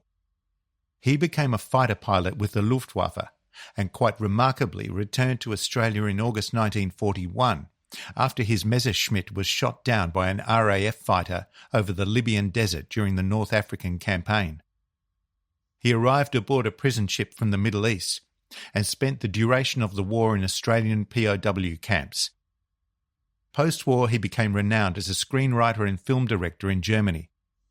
In 1986, Australia's ABC released a television miniseries, Flight into Hell, which recounted the survival story associated with the crash of Atlantis in far north Western Australia. Bertram died in Munich in 1993. In 1934, after a period spent as a flight instructor, Scotty Allen was invited to join Qantas, beginning a long, colourful and highly successful career with the Flying Kangaroo. In the same year, he picked up his radio operator's licence, the first one ever issued in Australia. Employing Allen would prove a masterstroke for the founder of Qantas, Hudson Fysh, who later wrote, "Scotty really knew aeroplanes. He could take an order or give an order and was successful in 3 spheres, that of the pioneer individualist, the sound commercial flyer, and the top executive. I know of no other record breaker who came through the first sphere and then later succeeded in the second and third, unless it was Charles Lindbergh." Meanwhile, the former head of ANA, Charles still dreamt of creating a successful trans-Pacific airline. He had aircraft designer Lawrence Wackett, later knighted, place extra fuel tanks and 3 new engines into the Avro 10 monoplane's Southern Moon, which renamed Faith in Australia. Wackett had flown with the Australian Flying Corps in Palestine and Europe, and when the First World War came to an end, he devoted his energies to the study of aircraft design. In 1923, he was appointed head of the RAAF Experimental Station, an agency dedicated to producing aircraft in Australia. He designed the Widgeon 1 and 2 flying boats, as well as the Warrigal 1 and 2 land planes. The additional fuel tanks and 3 new engines Wackett incorporated into Faith in Australia would allow to attempt to set a New England-Australia record with a crew of 3, consisting of himself, Captain Patrick Gordon, PG, Taylor, and Scotty Allen. Of the later pilot, would later say, "George Urquhart Scotty Allen, a Scotch-Australian of diminutive stature, Caledonian accent in excelsis, with outstanding flying experience, a loyal comrade and, in my opinion, one of the most reliable and consistent pilots in the world, had up to the time of the takeoff of Faith in Australia spent over 3,000 hours in the air." He began flying with the Royal Flying Corps in 1917, and he remained with the Royal Air Force until 1929. He has flown in Great Britain, Egypt, Sudan, Palestine, Iraq, Persia, India, Burma, Siam, Malay Peninsula, Dutch East Indies, New Zealand and New Guinea. He holds an instructor's as well as a pilot's licence and has had a thorough experience in flying tri-motor and single-motor aircraft of all leading types. Some 250 hours of night flying, plus an exceptional ability in instrument flying, often wrongly referred to as blind flying, were additional qualifications. Scotty first zoomed into my personal orbit in London when I was engaging pilots for service with Australian National Airways Limited. In response to an advertisement, the little Scotsman came to the London office and announced himself as a candidate for appointment. He spent words as though they were £1,000 each. He admitted, with considerable embarrassment, that he could fly. I extracted from him, after considerable trouble, the fact that he was familiar with multi-engined aircraft. In desperation almost, I asked him if he could fly the damn things. He murmured, "Aye, I can," and looked as though he were thoroughly afraid he was boasting. Faith in Australia touched down at Derby, Western Australia, at 12:15 a.m. on Friday the 20th of October 1933, having flown from Feltham, England, in 6 days, 17 hours and 56 minutes. This broke by 10 hours and 51 minutes the record established only a week before by Sir Charles Kingsford Smith. A far more confident Ulm now set his sights on his long-anticipated trans-Pacific flight, but the venture was to end in disaster. In December 1934, he was attempting a flight across the Pacific in airspeed envoy Stella Australis, VHUXY, fitted with the long-range fuel tanks and new Armstrong Siddeley Leakes 4C engines, as well as the very latest navigation instruments and wireless equipment. He was accompanied on the flight by co-pilot George Littlejohn and navigator radio operator Leon Skilling. Their flight path over the Pacific was from Oakland, California to Honolulu. After leaving Hawaii, their planned route took them to Melbourne. It was not to be. On the morning of the 3rd of December, a Morse code SOS signal was received from the envoy, advising that due to unexpectedly strong winds, they had been blown off track to somewhere northwest of the Hawaiian Islands. They were lost and fast running out of fuel. They could not make it to Honolulu and were preparing to ditch in the Pacific Ocean. An immediate air and sea search was organised, but no trace was ever found of the aircraft or its crew. Unfortunately, Ulm had decided to save precious weight by not carrying a heavy inflatable life raft on board, possibly costing the lives of all 3 crew members. A great flyer, and a great snooker player to boot, Scotty reminisced of his good friend. He knew that the aeroplane was the thing of the future, and he spent a lot of time and thought on Australian aviation from a commercial angle. Australia had just lost one of its greatest pioneering aviators, and within a year newspaper headlines conveyed the sad news that Sir Charles Kingsford Smith and his engineer Tommy Pethybridge were also missing, feared dead, on a record-attempting flight from England to Australia. Kingsford Smith's Lockheed Altair, Lady Southern Cross, VHUSB, had crashed somewhere near Burma, now Myanmar, after taking off from Allahabad, India, on Friday the 8th of November 1935 for the next leg of the flight down to Australia. After passing over Calcutta, Akyab and Rangoon, Kolkata, Sittwe and Yangon, the aircraft had simply disappeared over the Andaman Sea. Scotty, his co-pilot for so many years, was then acting flight superintendent of Qantas Empire Airways in Singapore. The frantic search for the lost airmen was headed by the commanding officer of the RAF in Singapore, and Scotty Allen joined in the aerial search in a Qantas aircraft out of Singapore. Allen was assigned the task of scouring land territory over which the Lady Southern Cross might have flown. He commented after one long but unsuccessful flight, "It was rather dangerous work. The country is very mountainous with thick jungle, and the search was not an easy one. Where the country is flat, it tends to be swamp and mangroves. The weather was marked by low cloud and rain, and the assumption at the time was that if Smithy came down, it would be on the west coast of Burma or off the coast. Flying boats searched the sea, and our land planes of the country as far north as Victoria Point, but we failed to sight the plane. There is a possibility, but a very doubtful one, that Smithy may be found alive. If he had come down on land, we would have heard of it long before this. The original search was very extensive and a wide area was covered.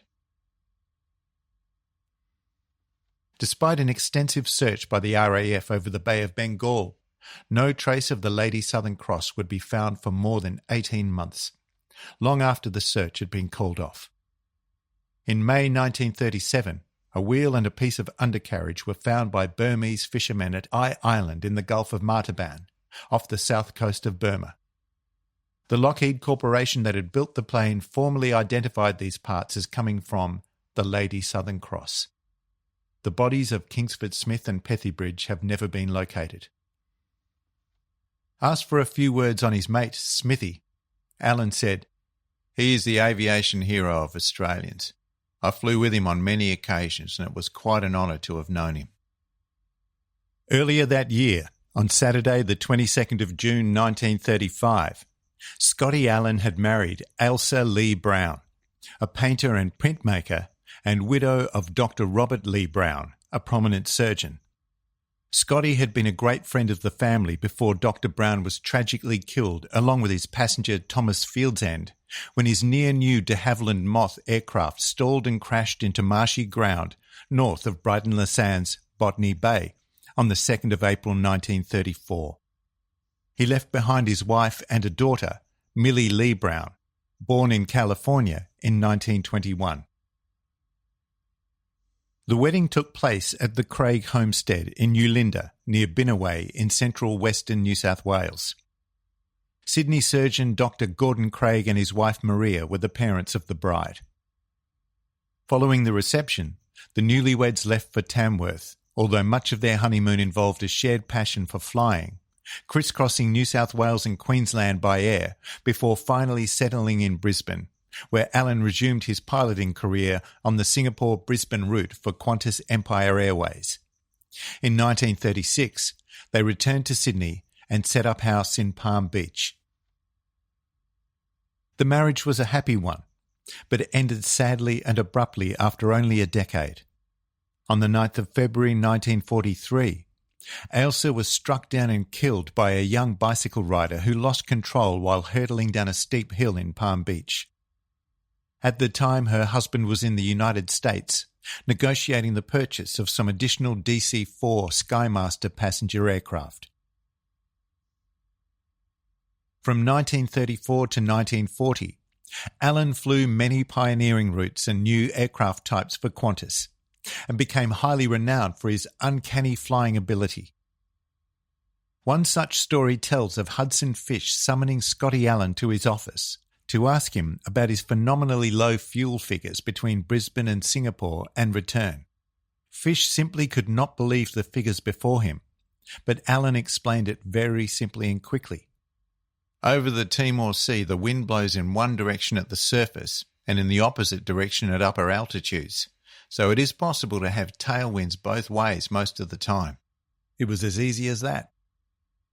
In April 1936, Allen's name was once again in the headlines, as he joined a coordinated search for an aircraft and its crew of 3 that had gone missing on a flight between Camberwell in Queensland to Port Hedland, Western Australia. The Dragon Rapide aircraft, filled to the brim with photographic and survey gear, was being flown by Flight Lieutenant William Helly, who had not previously flown that particular route across Australia. On board with him were 2 leading aircraftsmen, Harry Walkington and Ralph Sherwood. They had taken off on Saturday the 11th of April, ready to carry out aerial survey work for No. 3 Squadron's North Australia Survey Committee.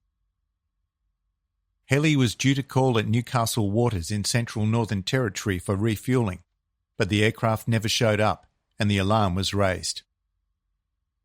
One major problem was that the Rapide was not carrying a radio, so contact could not be established. Aerial searches by experienced civilian and military pilots in a number of aircraft took place on Tuesday and Wednesday, but failed to locate the aircraft or wreckage in one of the most arid and difficult areas of northern Australia. Scotty stated, "The search was divided up between the machines available. I was allocated to a triangular area adjoining that allocated to the Hawker Demons of the Royal Australian Air Force. I made several flights out that way as well as a number out from Newcastle waters. The country is heavily timbered, and unless one passed exceedingly close to the spot, the plane on the ground would escape notice." It must have been a grim task for him, following the fruitless searches for the Southern Cloud in 1931 and the unsolved disappearance of Kingsford Smith's Lady Southern Cross 3 years later. He had been heavily involved in both aerial searches. On Wednesday evening, the 15th of April, Scotty Allen took off at 5:30 p.m. in a Qantas de Havilland DH-86, hoping he could spot a signal fire that might have been lit by the airmen, if they were still alive. His aircraft was fully equipped for night flying and carried a radio. Long-range petrol tanks had also been fitted, giving the DH-86 a maximum range of 1,120 kilometres, while night landing facilities were available at Newcastle Waters and Wave Hill. Despite an extensive search, there was still no sign of the missing men and their aircraft. On the 22nd of April, 10 days after the Rapide had disappeared without trace and with very little hope of finding the crew alive, assuming they had survived whatever had happened to their aircraft, an RAAF Gannet, flown by Flight Lieutenant Sims, spotted airplane wreckage in a timbered area some 85 miles, 137 kilometres, northwest of Newcastle Waters. As Sims passed overhead, he saw to his relief Helly and Walkington leaping in excitement around their aircraft, while Sherwood was standing beside a signal fire he had just lit. Sims dropped some food down to the men and radioed that he had located the missing plane. The trio of weary, hungry airmen were later picked up by a truck guided to the spot by Sims' aircraft. The men had only superficial injuries and rationed their water and food, and fortunately had a plentiful supply of both. Flight Lieutenant Helly later stated that he had become lost and his aircraft was rapidly running low on fuel, so he had to set down somewhere as soon as possible. He landed in a clearing in the scrub, but a wingtip happened to graze the ground and the Rapide tipped onto its left side, tearing off part of the undercarriage. He said that over the next few days they had heard some far-off aircraft, and on Friday the 17th, they had actually seen a Qantas DH-86 heading southwards at about 4:30 p.m, some 10 miles distant. The pilot that day was Scotty Allen. "According to the bearings given, it must have been just off my section," a relieved Allen mused at the time. "I could not have actually flown over the spot, but I must have been very close." In the latter part of 1937, Scotty flew to England to study flying boat techniques, and he proved to be a fast learner. On the 18th of March 1938, the short Sunderland C-class Empire flying boat Coolangatta lifted off from Southampton on its delivery flight to Qantas Empire Airways in Brisbane. The pilot in command was Scotty Allen, with a full complement of pilots, engineers and a radio operator. There was even a flight steward on board to look after the crew and passengers. With lengthy stopovers in Karachi and Singapore and other intermediate stops to check out mooring and other port arrangements, the flight eventually took a total of 15 days. An expectant crowd was waiting by the Brisbane River just after midday on the 2nd of April, when the massive flying boat emerged from the haze over the city, gently gliding onto the water of the river opposite Pinkenba Wharf and coming to rest within a few metres of the moorings prepared for her. When asked how the aircraft had performed, Scotty replied, "She's too easy, a wonderful ship, not only from a pilot's point of view but also the passengers, and it shows that Australia is keeping in the forefront of aviation by using the latest machines, which are the equal of anything in the world." The aircraft was moored off Pinkenba for the next 2 months, allowing a number of Qantas pilots to take advanced training on the aircraft before it was due to begin commercial and mail operations. In June, Coolangatta was flown down to Sydney. The following month, Scotty flew a second short flying boat, Capricornia, to Australia as pilot in command. When the Second World War broke out, Scotty could almost hear his mother calling him to duty once more. He reluctantly left Qantas in August 1940 and joined the RAAF as a flying officer, taking charge at the Rathmines Seaplane Training Flight, located on Lake Macquarie in New South Wales. Rathmines was the RAAF's main flying boat base during the Second World War and the early 1950s. In December 1940, Qantas senior engineer Dudley Wright and RAAF squadron leader Scotty Allen were sent to the Consolidated Aircraft Plant in San Diego, California, to familiarise themselves with the Consolidated PBY Catalina flying boat, to procure the aircraft and organise deliveries to Australia. The initial request was for 7 PBYs, but this number would soon nearly triple as demand for the versatile aircraft quickly became more pressing in the war zones around Australia. One memorable occasion came when, as part of the procurement procedure, Scotty Allen even had a short audience with President Franklin D. Roosevelt. There was a deliberate air of secrecy about securing the Catalinas for the RAAF with the aid of the civilian airline. At that time, before the events of Pearl Harbor, America was deemed to be a neutral, non-participant in the war. This meant that under international law they could not provide weapons of any description to other countries which were at war. Thus, the PBYs would be handed over to civilian airline Qantas in Honolulu and flown to Australia. If Qantas then decided to donate the flying boats to the RAAF, no international rules had been broken. Other senior Qantas personnel and pilots then began arriving in San Diego to finalise arrangements, and the first Catalina bound for Australia via Honolulu, designated Qantas Trip A, lifted off from San Diego Bay on the 25th of January 1941. The aircraft was under the command of one of Consolidated's own civilian pilots, with Captain Lester Brain of Qantas acting as second pilot. Scotty Allen was another of those also on board, but he was listed in the official documents as a Qantas captain in order to disguise his rank as an RAAF officer. Captain Brain took command of the Catalina when it flew out of Honolulu. After fuel stops in Canton Island, in Kiribati, and Noumea, the aircraft touched down in Sydney's Rose Bay on the 2nd of February, after a total flight time of 60 hours and 16 minutes. Eventually, there would be a total of 18 Catalina delivery flights up until Qantas Trip S in October 1941, which was also operated under the command of Captain Lester Brain. As each aircraft arrived, it was flown to the Rathmines base, where RAAF pilots were undertaking conversion courses on the elegant flying boats. One favourite memory of Scotty Allen's time at Rathmines was the day he recognised a man he had met before and knew as a fine artist hard at work digging dispersal trenches. After speaking with the man, he had him transferred across to more appropriate duties as a camouflage artist, working on the PBY Catalinas as they flew in. Even though he was short of money, it was with some reluctance that the artist sold Scotty some of his paintings. The man then agreed to paint a portrait of the canny Scotsman for just £5, which would always hang proudly in his homes. The name of that camouflage artist was William Dobell, knighted by the Queen in 1966.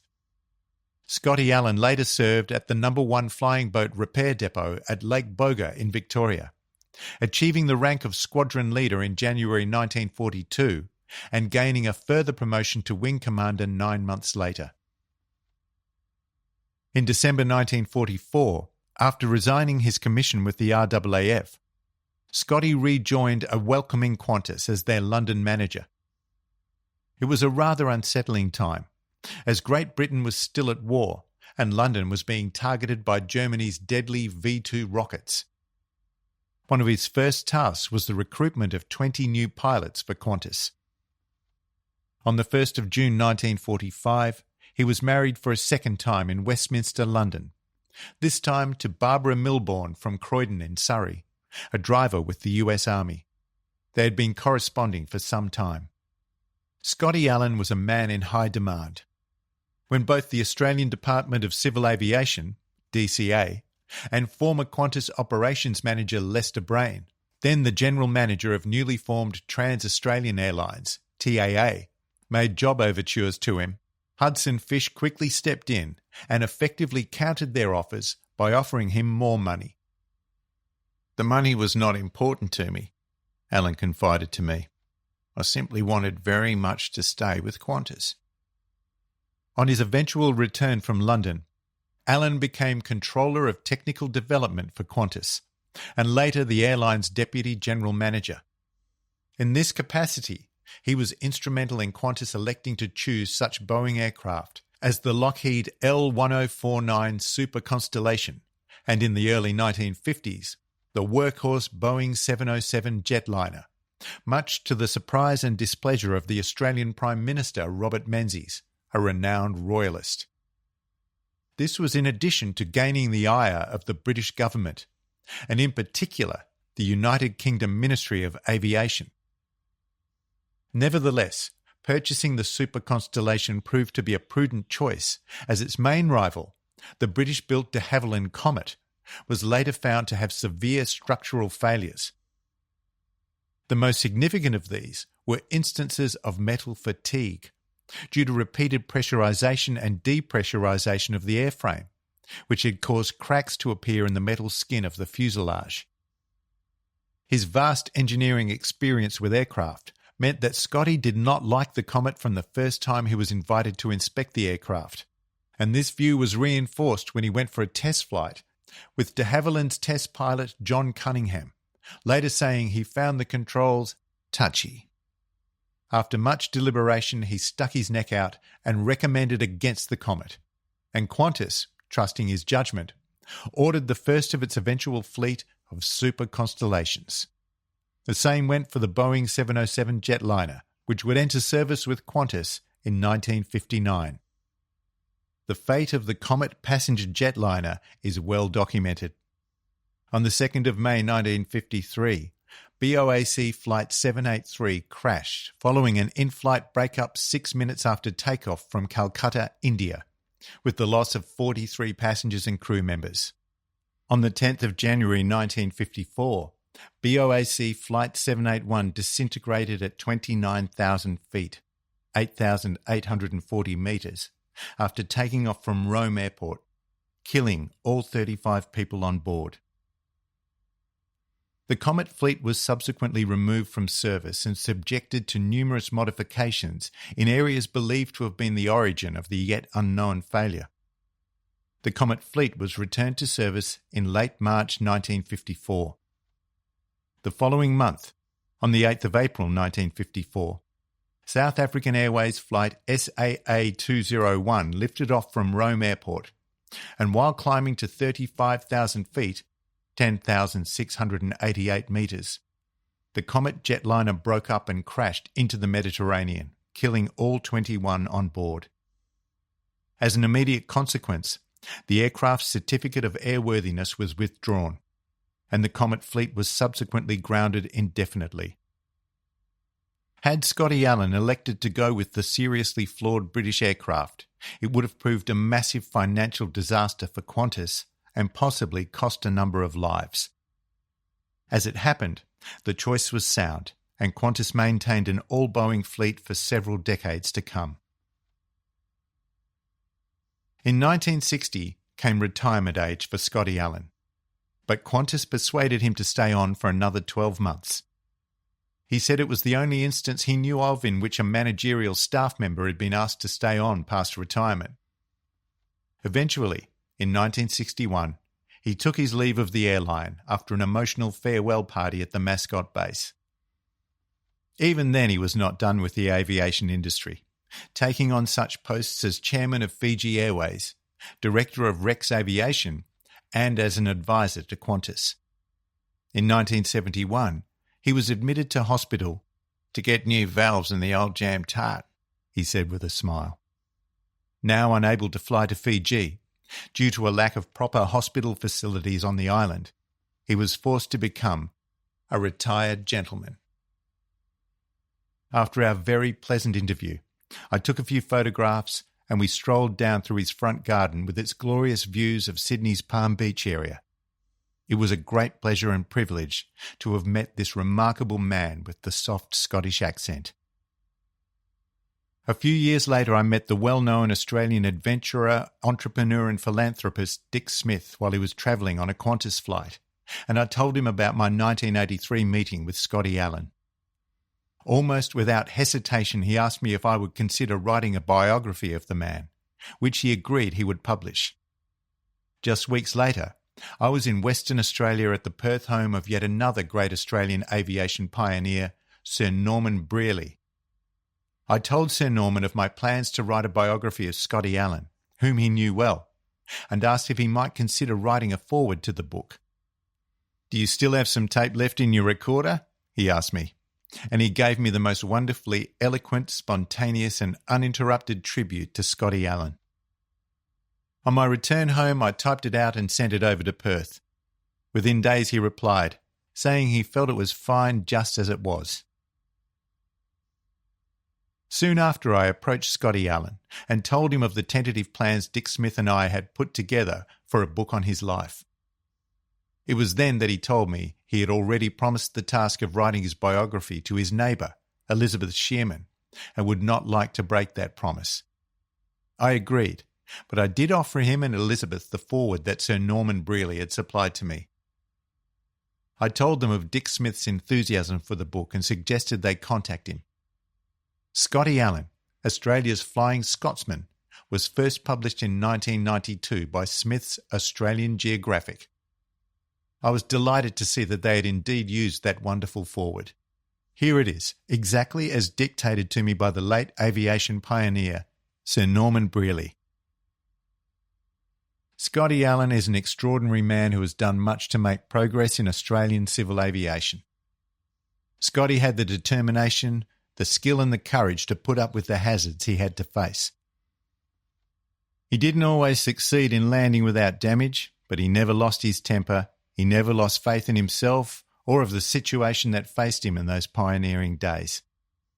You don't often come across individuals like that, but in Scotty Allen you can say he is an exception. I can always recall my talking to him about his many long overseas flights with Kingsford Smith in his famous Southern Cross plane. He and Smithy shared the piloting, one resting while the other piloted. They each had experiences that many other pilots would regard as frightening, but Scotty referred to them in a casual way as though they were part and parcel of a pioneer's spirit. I would say about Scotty Allen that there are few, very few, like him, and I've always admired him for what he has done. Sir Norman Brearley, KT, CB, DSO, MC, AFC, FRAS. Scotty Allen passed away on the 11th of August 1996, and his final resting place is in the Garden of Remembrance in Rookwood, New South Wales. He deserves to be long remembered in the annals of Australian aviation history. Chapter 4. The Men Who Led the Pathfinders. Air Vice Marshal Donald Clifford Tyndall Bennett, CB, CBE, DSO. The late military historian Peter Firkins, OAM, who served with the RAAF during the Second World War as a member of RAF Bomber Command, always had the highest regard and respect for the wartime head of the renowned Pathfinder Force, a fellow Australian named Don Bennett. He wrote of the man, "Bennett was a brilliant rarity, whose personal character made him blind to difficulties, danger or failure. At the same time, he was the near-perfect pilot, navigator and engineer. He is the finest senior operational air commander Australia has produced, whose technical and tactical brilliance entitle him to stand on the same pedestal as General Sir John Monash, generally regarded as the finest tactician of the Allied armies in World War I. Not only that, but Sir Arthur Harris, the wartime head of Britain's Bomber Command, once described Bennett as one of the greatest airmen of all time. I had long looked forward to meeting the wartime leader so powerfully described above. An enigmatic character whose tremendous contribution to winning the war in Europe is all but legendary. An outstanding pilot and a peerless navigator, the defiance and steadfastness of his resolve flashes sharply from the pages of his own book, Pathfinder, first published in 1958 against the direct orders of the then Chief of the Air Staff, Marshal of the Royal Air Force, MRAF, Lord Portal. The book itself is subtitled A War Autobiography, but it soon becomes evident that it was written as a great airman's tribute to the men he commanded, the brave, historically overlooked aircrew of the RAF's Pathfinder Force, PFF. Going back in time to 1982, our interview began once we had settled into some comfortable chairs in the den of the exquisite house he and his wife Lee shared outside London. He had met the Swiss-born beauty in April 1935, and there was an immediate and shared attraction. 4 months later, they were married in a registry office in Winchester. I first asked Bennett about his boyhood and early influences. Born on the 14th of September 1910 in Toowoomba, Queensland, he was the youngest of 4 sons for English-born Celia, née Lucas, and Queenslander George Thomas Bennett, a stock and station agent and grazier in the Darling Downs. After leaving school, Don worked for a time in his father's business, but it would never be enough for the restless young man. He claimed, "There was no particular interest early on in flying beyond the fact that my eldest brother Clyde did join the Australian Flying Corps, but he never saw service because he was too young. They caught him out as he had joined a year too early. But that was one instance, and I suppose other little things like seeing Bert Hinkler and Amy Johnson landing after their flights from England, and the Wright brothers giving a flying display at Toowoomba. Perhaps witnessing little things, such as these truly historic events in Australian aviation, would have left more than a lasting impression on any young person. But Don Bennett was not a person easily given to superlatives. Nor was he overly keen on discussing his career achievements at any great length. Whatever the inspiration and motivation behind his decision to fly, he told his mother in 1930 that he was signing up for the Air Force. His first step in joining the RAAF was an appearance before the medical board, who passed him as fit despite some concern over his tonsils. Knowing that he was involved in a very competitive field, with literally thousands of equally fit young men vying for a mere handful of places as pilot trainees, he had his tonsils removed that same day and promptly notified the authorities in Melbourne. This caused a 6-month delay in his application, but when the expected letter arrived, it was only to tell him that he had been deemed unfit. Somehow his message had not reached the right desk and he was told to reapply in a year's time. He was not about to take this rejection lightly, and with typical Bennett tenacity caught a train to Sydney and another to Melbourne, where he made his way straight to the office of the Air Board. They were both surprised and impressed by his determination and organised an immediate medical examination. When this gave him the all-clear, he was told he had been accepted and would commence training in 6 months' time. I started my own flying career by joining the RAAF in 1930 at the beginning of the Great Depression, but the powers that be decided to sell us, cadets, off to the RAF because the RAAF couldn't afford to run us, and so we were shipped over to England in 1931. I went through a course at the Calshot base, which was consisted of half theory and half flying. I had already been with 29 Squadron at North Weald for a year at this time, flying Armstrong Whitworth Siskin fighters, and it was quite a change to now find myself flying the old wooden-hulled Southamptons. The most beautiful examples of wooden construction I had ever seen in an aircraft, and they were certainly a delight to fly. Yet coming from a fighter to these, the heaviest of all aircraft then in service with the RAF, was quite a change. He had what he called his first prang while on a navigation training flight in a Siskin. He ran into some low freezing cloud and his engine began to ice up. He managed to land, but the Siskin toppled over and sustained a great deal of damage, although Bennett was uninjured. He said he blamed himself and a degree of over-exuberance when he should have been more cautious and aware of the prevailing conditions. Following his early training as a fighter pilot with 29 Squadron, Bennett applied to train on flying boats and was subsequently assigned to the Central Navigation School based at RAF Calshot, bordering on the Solent in Hampshire. He found enjoyment in learning to operate on flying boats, and in particular the Supermarine Southampton Mark I, a twin-engine biplane with two Napier Lion 12-cylinder piston engines mounted between the wings. The long-distance reconnaissance aircraft had been designed as a patrol seaplane and first entered service with the RAF in 1925. 6 months later, he was assigned to No. 210 Squadron at Pembroke Dock in southwest Wales, under the leadership of Wing Commander Arthur Harris, where Bennett, as a flight commander, carried out night exercises in the Flying Boat Squadron and dropped practice flares. His aptitude and keenness for the art of navigation caused him to be transferred elsewhere.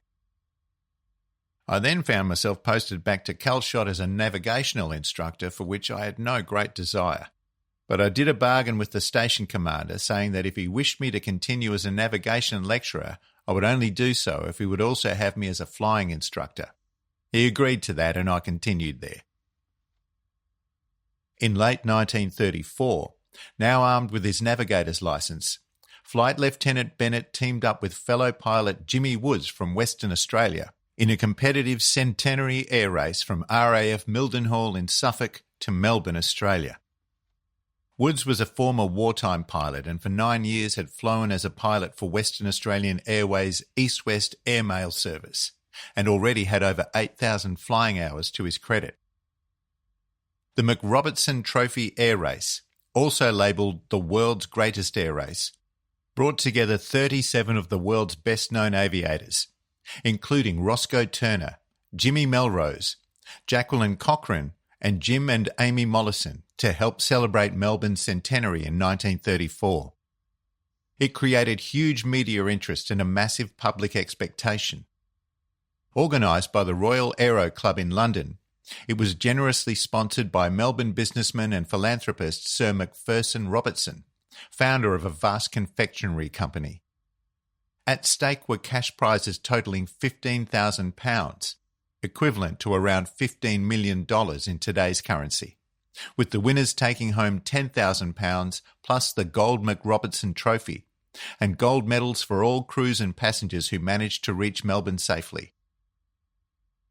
The two Australians, with Bennett acting as co-pilot navigator, would be flying a prototype Lockheed Vega DL-1A, GAB-GK, a single-engine high-winged monoplane.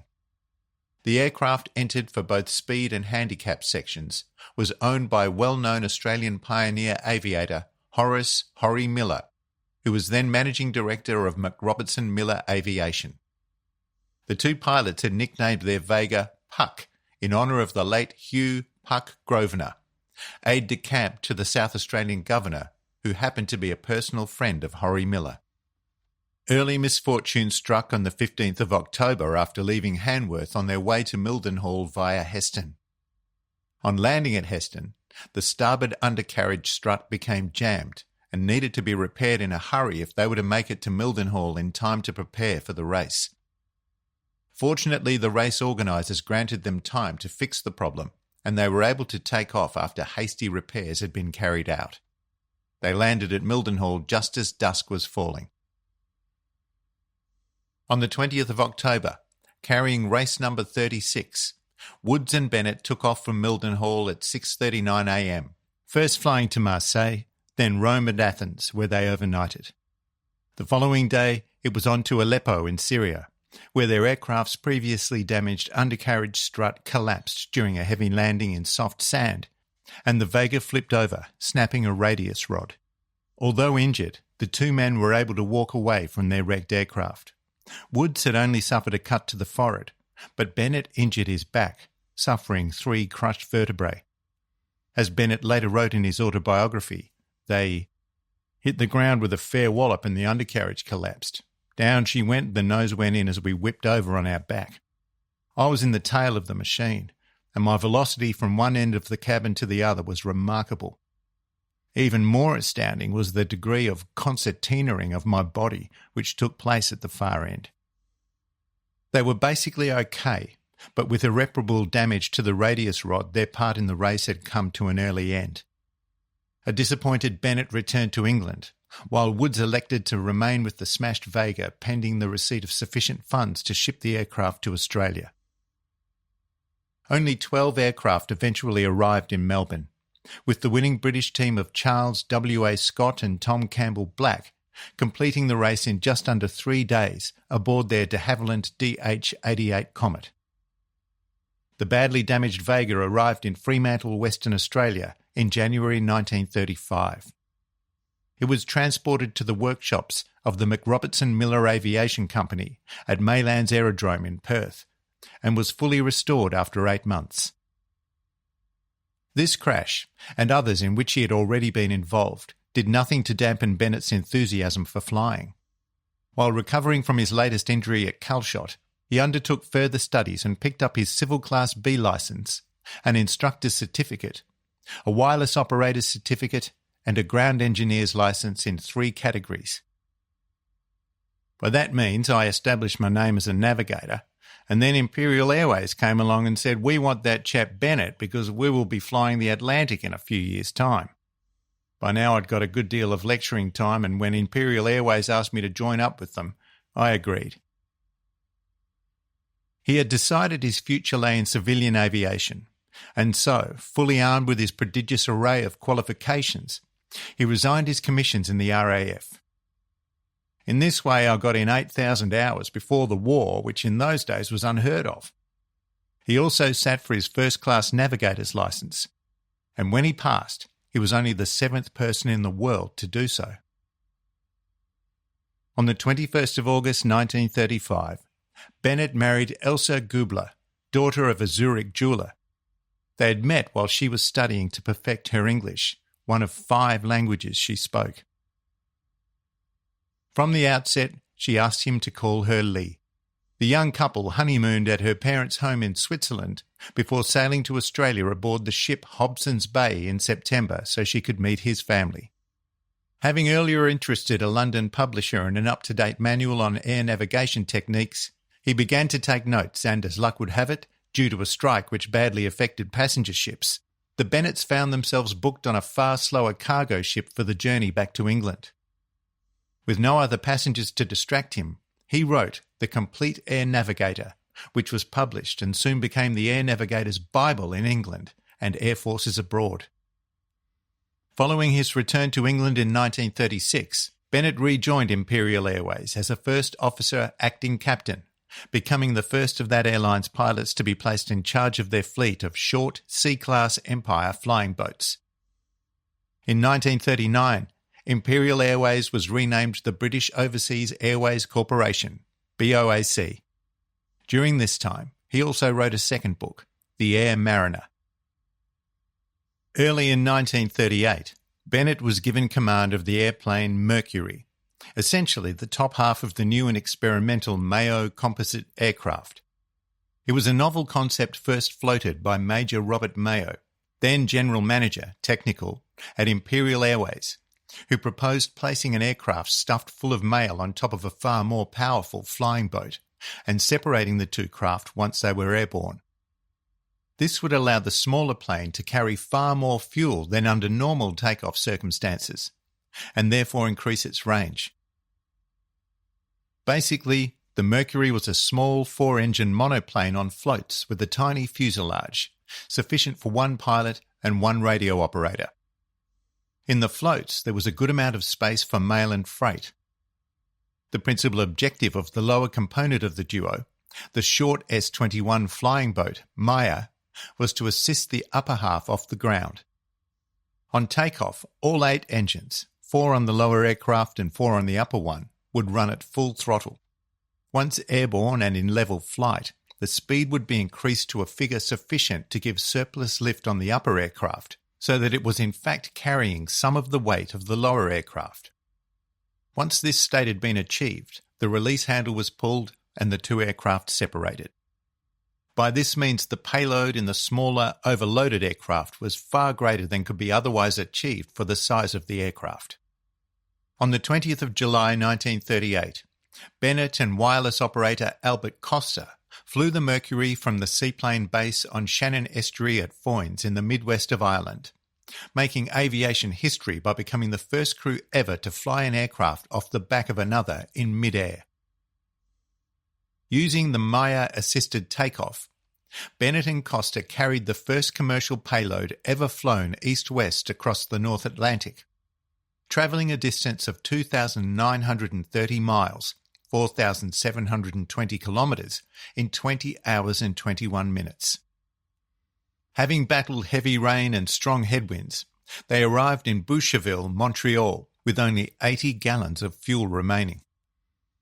Once refuelled, the two men flew down to Port Washington, New York, 2 hours away. As in Montreal, they were the subject of frenzied acclaim for the innovative flight. Their mail run made front-page news, and Bennett was even photographed posing with members of the famous Rockettes dancers from New York's Radio City. No doubt emboldened by the Atlantic flight, Bennett approached the Secretary of State for Air, Sir Kingsley Wood, seeking his permission to attempt to beat the world's long-distance seaplane record, once again using the Mayo composite. The distance record was then held by Germany, and he was delighted when given permission to proceed, even though he had yet to broach the subject with his superiors at Imperial Airways. He spoke with Major Mayo, who in turn referred the proposal to the airline's managing director, George Woods Humphreys. After consideration, they too agreed to back this new record attempt. In October that same year, Bennett and First Officer Ian Harvey created the world's longest distance flight record by flying non-stop between Dundee in Scotland and Alexander Bay, South Africa. In all, it took a little over 42 hours, covering 6,045 miles, 9,728 kilometres. He had intended to fly through to Cape Town, but his fuel was so low he set down instead in the estuary of the Orange River. After refuelling, they flew on to Cape Town, where the two men received a tumultuous welcome from cheering crowds. Later, having flown the Mercury back to England over a few leisurely days, Bennett was surprised and extremely disappointed at the low-key reaction to what he and Harvey had just achieved. After this flight, which was one of the world's major air records, I received no official reception, no trace of recognition of any sort from the government, and no celebrations from Imperial Airways or from Napier's, the makers of the engines. I wonder if such a flight could have occurred in any other country without at least some form of celebration on the return. In 1939, Bennett received some due recognition when he was awarded the prestigious Oswald Watt Gold Medal in recognition of his aviation feats in the Mercury aircraft. While I was interviewing Don Bennett on this subject, I couldn't help but notice a photograph of the Space Shuttle Enterprise mounted atop its 747 carrier plane hanging on the wall of his den. The comparison with the Mayo composite is very obvious. When war broke out, Bennett worked for a time with British Naval Intelligence. He was also lent by BOAC to the RAF for piloting flights involving the transportation of high-level officers. One of his most outstanding exploits in this time came on the 16th of June 1940, 2 days after the surrender of the French government to Germany, marking the fall of France. Word had been received that the Polish Prime Minister in exile and Commander-in-Chief of the Polish Armed Forces, General Władysław Sikorski, needed to evacuate members of his cabinet and general staff from Lake Biscarrosse near Bordeaux, and it was deemed imperative that he be flown into France in a clandestine mission to rescue them using a civilian flying boat. Bennett volunteered for the job, flying Sikorsky and some of his aides into occupied France in the unarmed BOAC Empire flying boat Cathay. He landed on Lake Biscarrosse in the midst of chaos, as he described it, with German tanks everywhere and much confusion.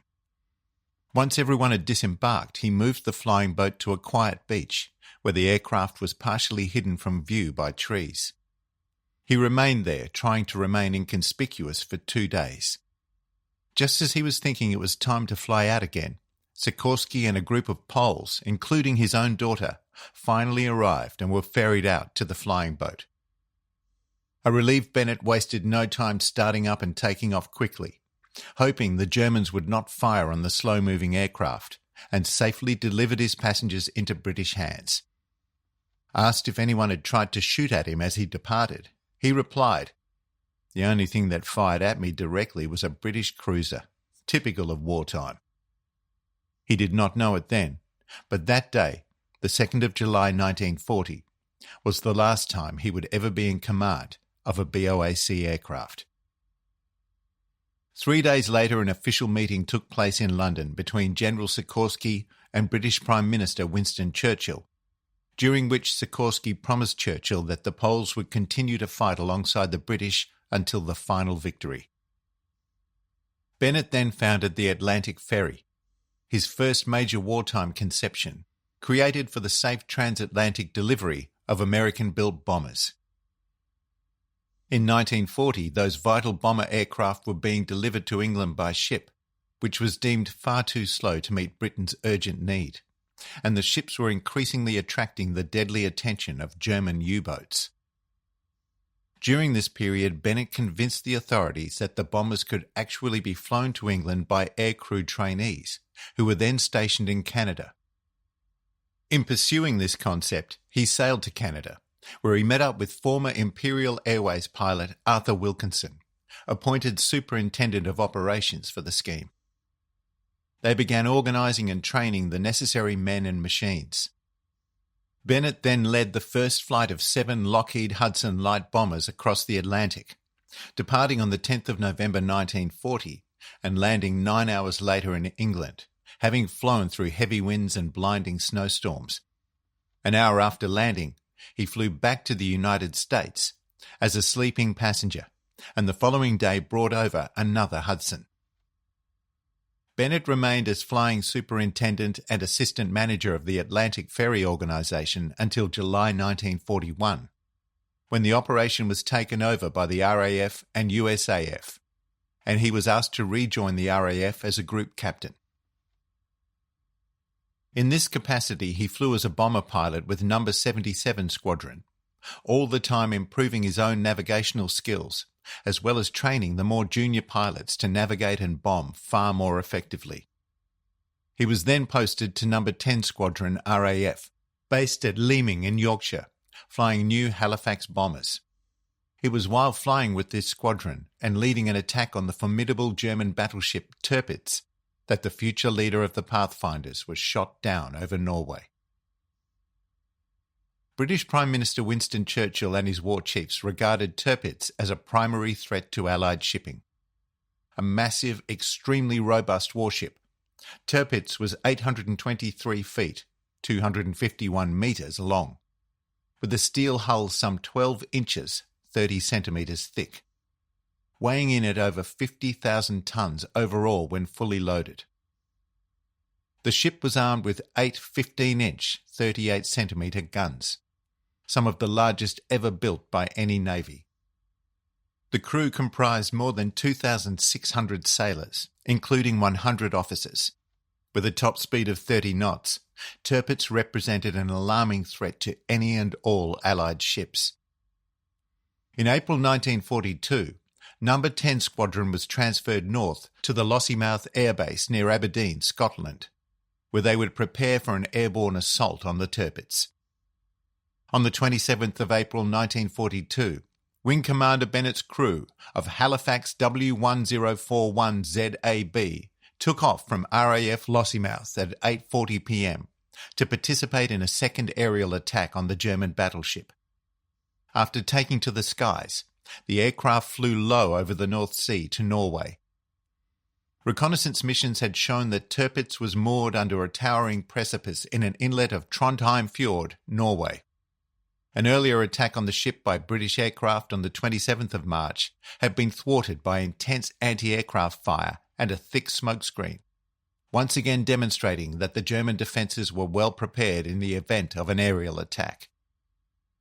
Having reached the target, Bennett began his initial run-in from 2,000 feet, 610 metres, intending to drop their spherical mines between the fjord cliffs and the battleship, so they would roll down the cliff face and explode underwater, hopefully damaging the ship below the waterline.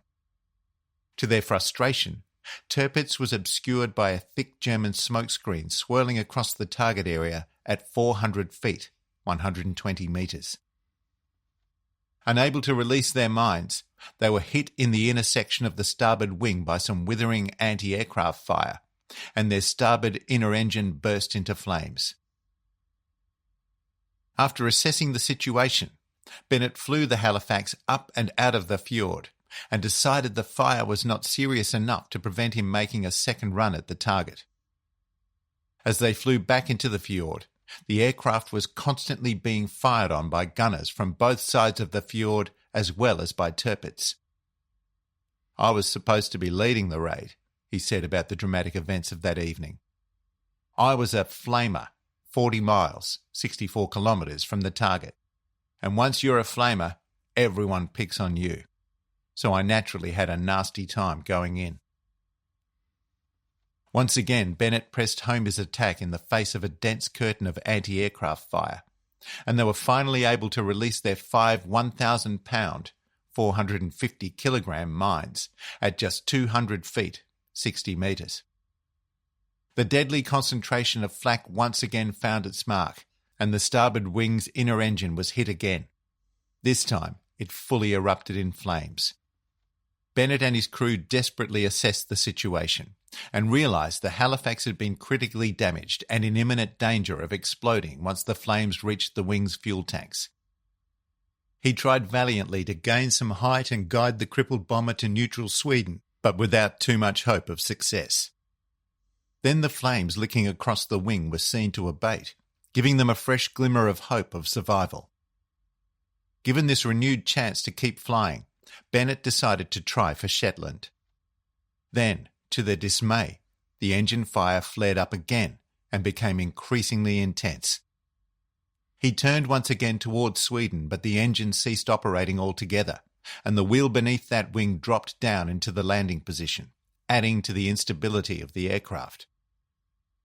With high mountains looming ahead, Bennett could no longer control the aircraft, and the time had come for the 7 crew members to bail out.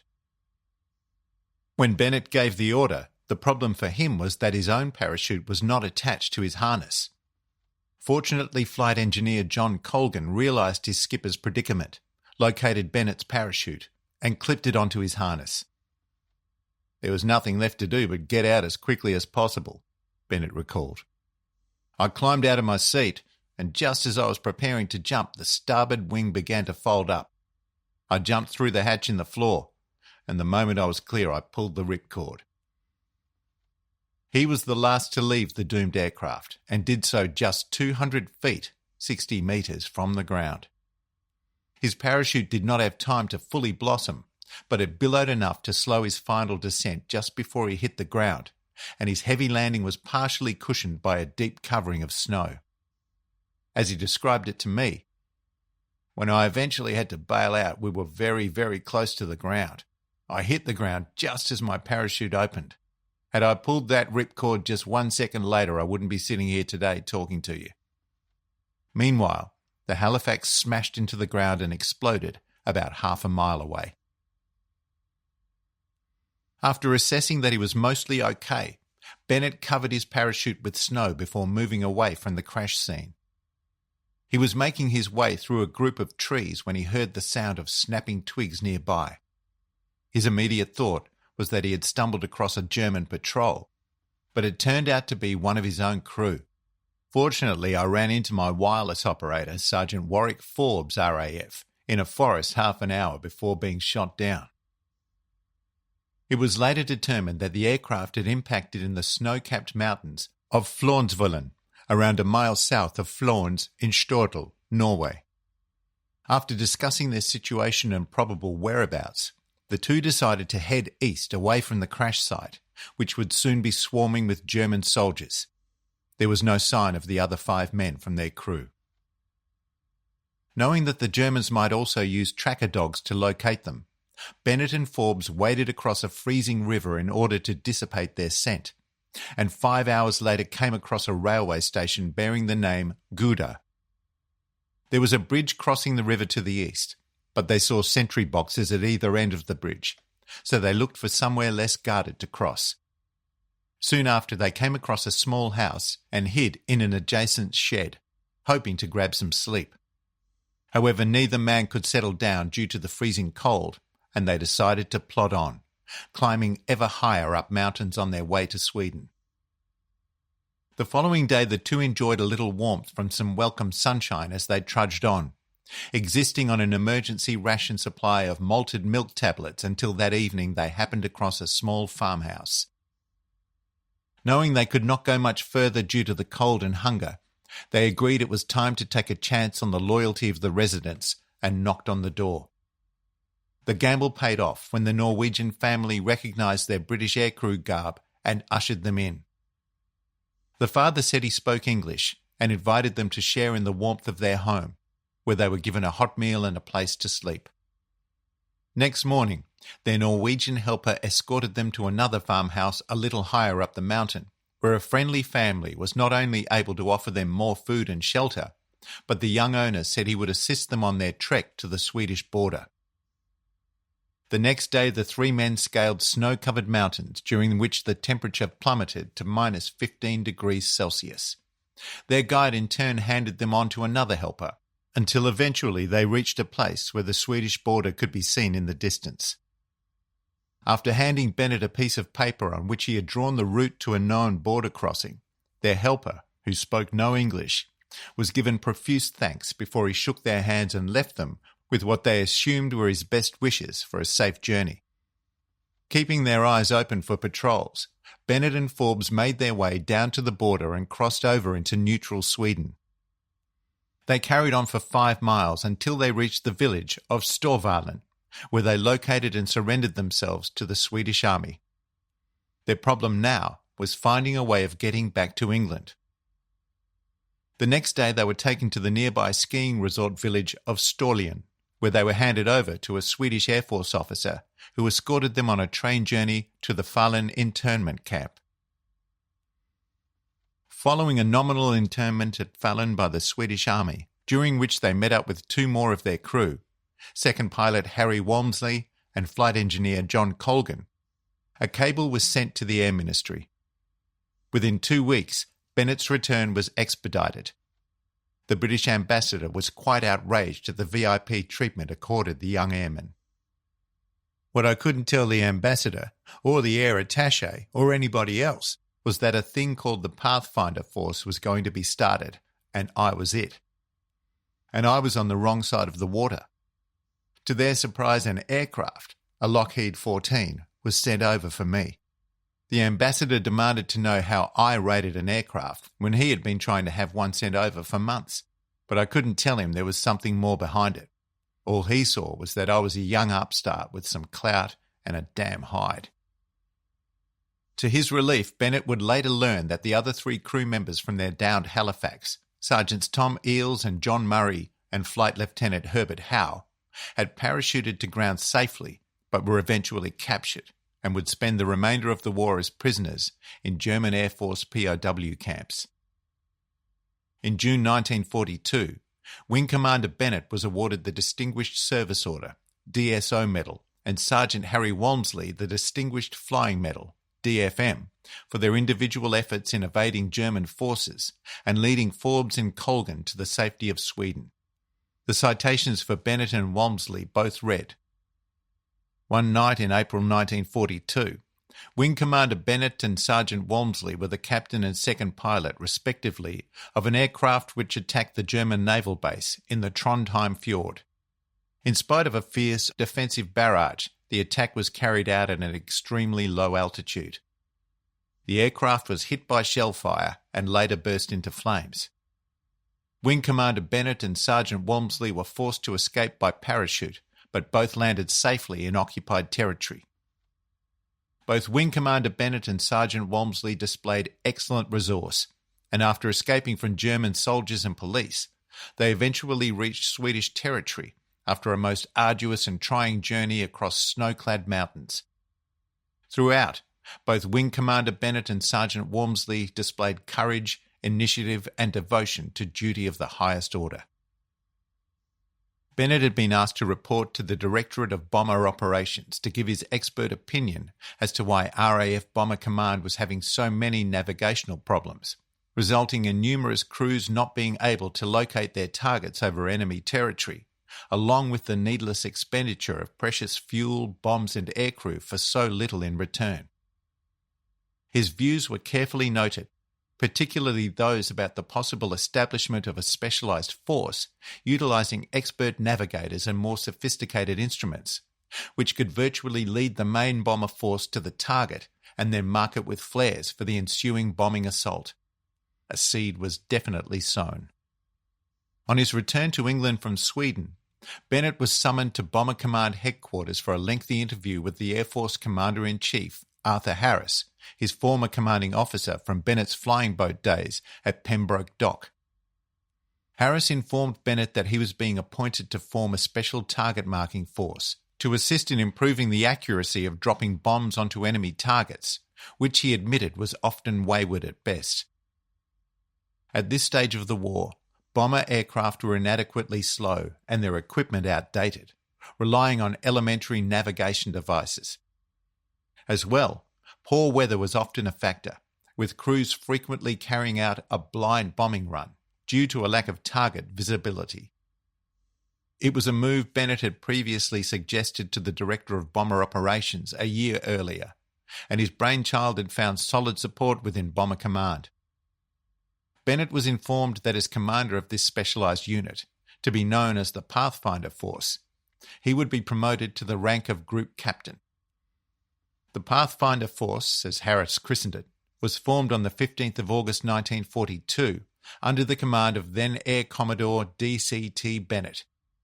As Sir Arthur Harris later noted in his 1947 book, Bomber Offensive, it seemed likely that the squadrons which were required to find and mark the target visually would have to stay longer in the target area while they searched for distinguishing features than aircraft of the main force. The enemy might also be expected to concentrate all his defences on the Pathfinder squadrons who got to the target first, in the hope of preventing the target from being marked. As the Pathfinder squadrons were to be asked to run even greater risks than the squadrons of the main force, to work longer tours and probably to miss promotion in their parent squadrons, I proposed that the men in them should get quicker promotion and wear some sort of distinguishing badge, as we were compelled by events to have a corps d'élite. It seemed to me necessary to carry the principle through to its logical conclusion. The one thing Bennett did not want in the Pathfinders were what he referred to as stars or professional heroes among his airmen. He was already known for earlier stating, "There will be no living VCs in 8 Group." Bennett knuckled down to the task immediately, setting up his headquarters at RAF Witton in Cambridgeshire. Initially, he was allocated 4 different bomber types for crews to train on: Wellingtons, Halifaxes, Stirlings and Lancasters. The Pathfinder unit was officially named Number 8 PFF Group on the 8th of January 1943, with Bennett confirmed as Air Officer Commanding of the group. He also became the first person to wear on his uniform the badge of the Golden Eagle, a special distinction unique to the Pathfinder Force that had been proposed by Arthur Harris. Although they were strictly forbidden to wear their Eagle badge when going on operations, it was something unique that his men valued. The task of the PFF crews was to identify and mark with flares designated enemy targets, using the G radar position finder, which later gave way to the far more sophisticated OBO and H2S, the 2 latest scientific aids to navigation at night. Everything depended on the accuracy of the Pathfinders in dropping their flares. If they marked the wrong area, a whole mission could end up a total catastrophe, expensive in both materials, aircraft, and crews. Bennett often flew on missions himself, until ACM Harris found out and immediately stopped the practice. The leader was far too valuable to lose by risking his life just to be a part of the action. A grudging Bennett had to accept the order. There were 6 principles involved as the basis of the PFF: dead accurate navigation, continual checking of track, positive identification of the target, perfect timings and run-ins, accurate marking, and the maintenance of control throughout a raid. They soon began flying the versatile wooden Mosquito with remarkable results. These advanced methods enabled bomber crews to carry a greater tonnage of bombs to be dropped than before, while the rate of bombing rose from 17 to over 50 tons a minute, and the loss of personnel was halved. The Pathfinders contributed a great deal to the increased efficiency and accuracy of Bomber Command in 1943, and despite some failures continued to seek out the targets while the following bombers did the rest. It had proved a difficult, demanding and often challenging assignment, which often saw Bennett crossing swords with his fellow group commander at No. 5 Group, Air Vice Marshal Ralph Cochrane, over marking techniques. Once a month there was a meeting of group commanders at Bomber Command headquarters in the market town of High Wycombe, Buckinghamshire, and more often than not there were angry exchanges between Bennett and Cochrane. Post-war, Sir Arthur Harris stated that Bennett had been the obvious choice at that time for the job of head of the Pathfinder Force. He was in his early 30s, very young indeed to become a group commander, but his technical knowledge and his personal operational ability was altogether exceptional. His courage, both moral and physical, is outstanding, and as a technician he is unrivalled. He will forgive me if I say that his consciousness of his own intellectual powers sometimes made him impatient with slower or differently constituted minds, so that some people found him difficult to work with. He could not suffer fools gladly, and by his own high standards there were many fools. From my own point of view, the essential thing was that he tackled the complex and technical problems of our intricate bombing tactics with as much energy as ability. In December 1943, Bennett was promoted yet again to acting Air Vice Marshal, at 33, the youngest RAF officer ever to attain that rank. He also received the Distinguished Service Order, DSO, and was made a Companion of the Order of the Bath, CB. As Sir Arthur Harris later added, I continued to entrust the Pathfinder Force with the identification of the target in nearly all our principal attacks until the end of the war, and under the leadership of Bennett, the force did brilliant work and continually improved its tactics. Even the Germans were in awe of the potency of the Pathfinder Force, and in a top-secret report issued by the Luftwaffe's intelligence operations in March 1944, following yet another devastating RAF Bomber Command raid on the city of Cologne, they even mentioned Bennett by name. The success of a large-scale night raid by the RAF is in increasing measure dependent on the conscientious flying of the Pathfinder crews. This 35-year-old Australian, known as one of the most resourceful officers of the RAF, had distinguished himself as long ago as 1938 by a record long-range flight to South Africa in a 4-engine seaplane launched in the air from a Sunderland flying boat. By March of 1945, the Pathfinder Force consisted of 19 squadrons, 8 flying Lancasters and 11 flying Mosquitoes.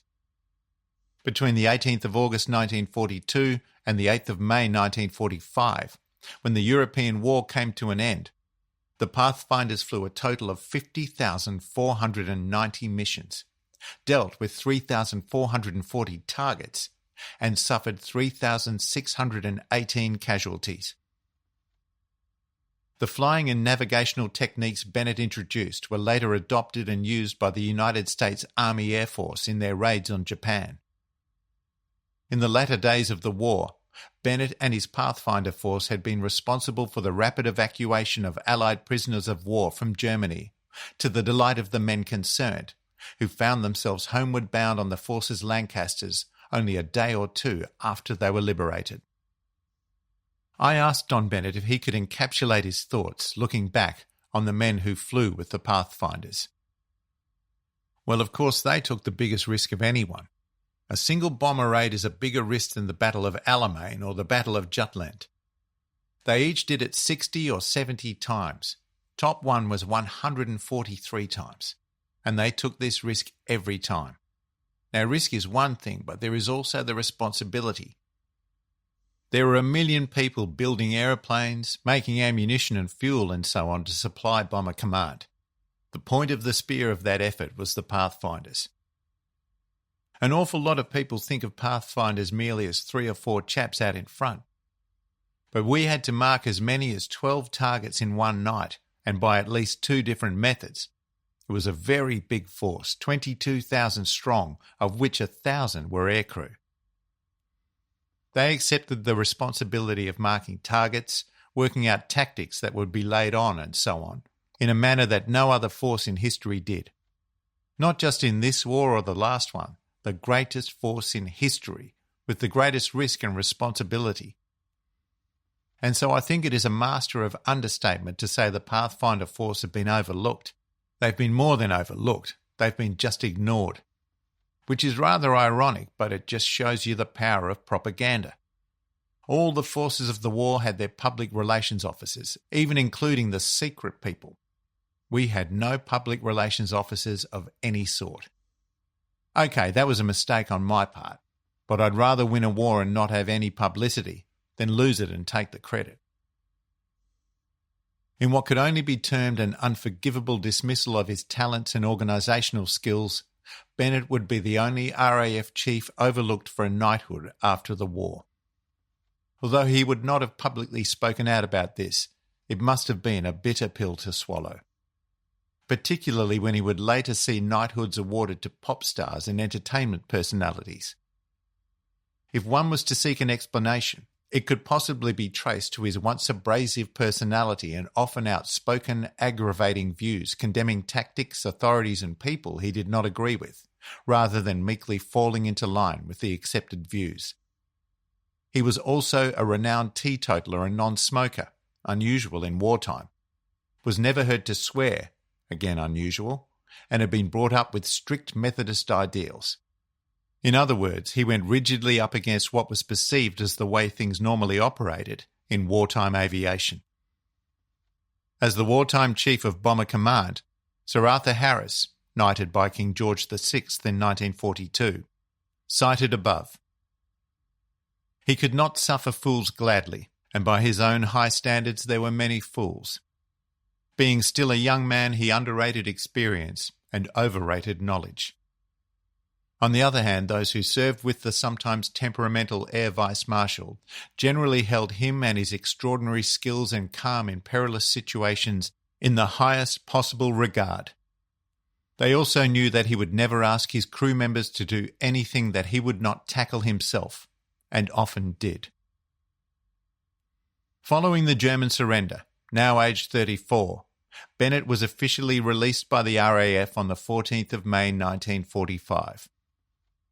He took on a civilian position as chairman of the United Nations Association and then became chief executive of British South American Airways Limited. He stayed with the airline from 1945 to 1948. Following this, he contested a by-election for the House of Commons seat of Middlesbrough West as the Liberal Party candidate, which became necessary after the death of Harcourt Johnston. Elected unopposed, he quickly found to his mounting frustration that he had very little say in matters of importance as a backbencher, with no voting power and no speaking power. Bennett did not react sympathetically to party discipline. It was something he could not abide.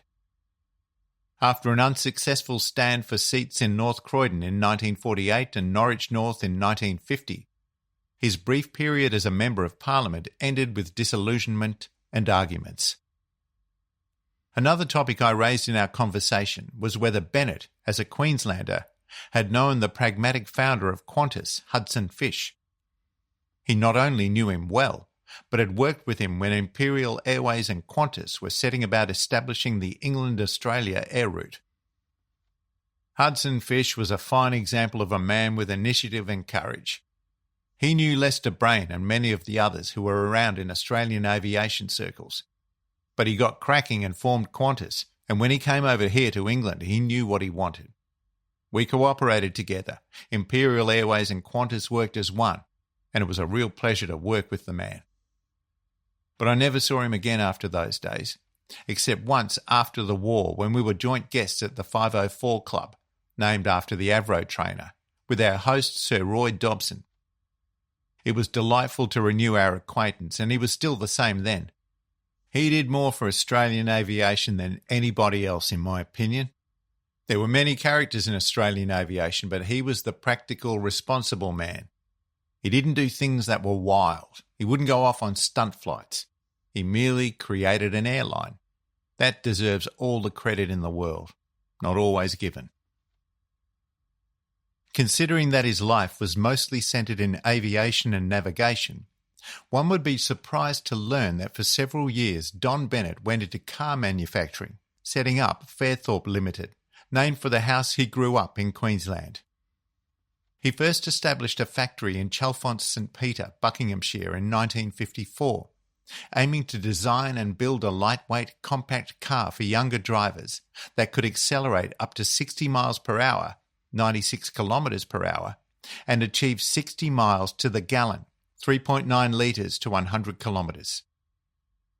They came in a kit form, which allowed motoring enthusiasts to assemble their own car, a novel concept.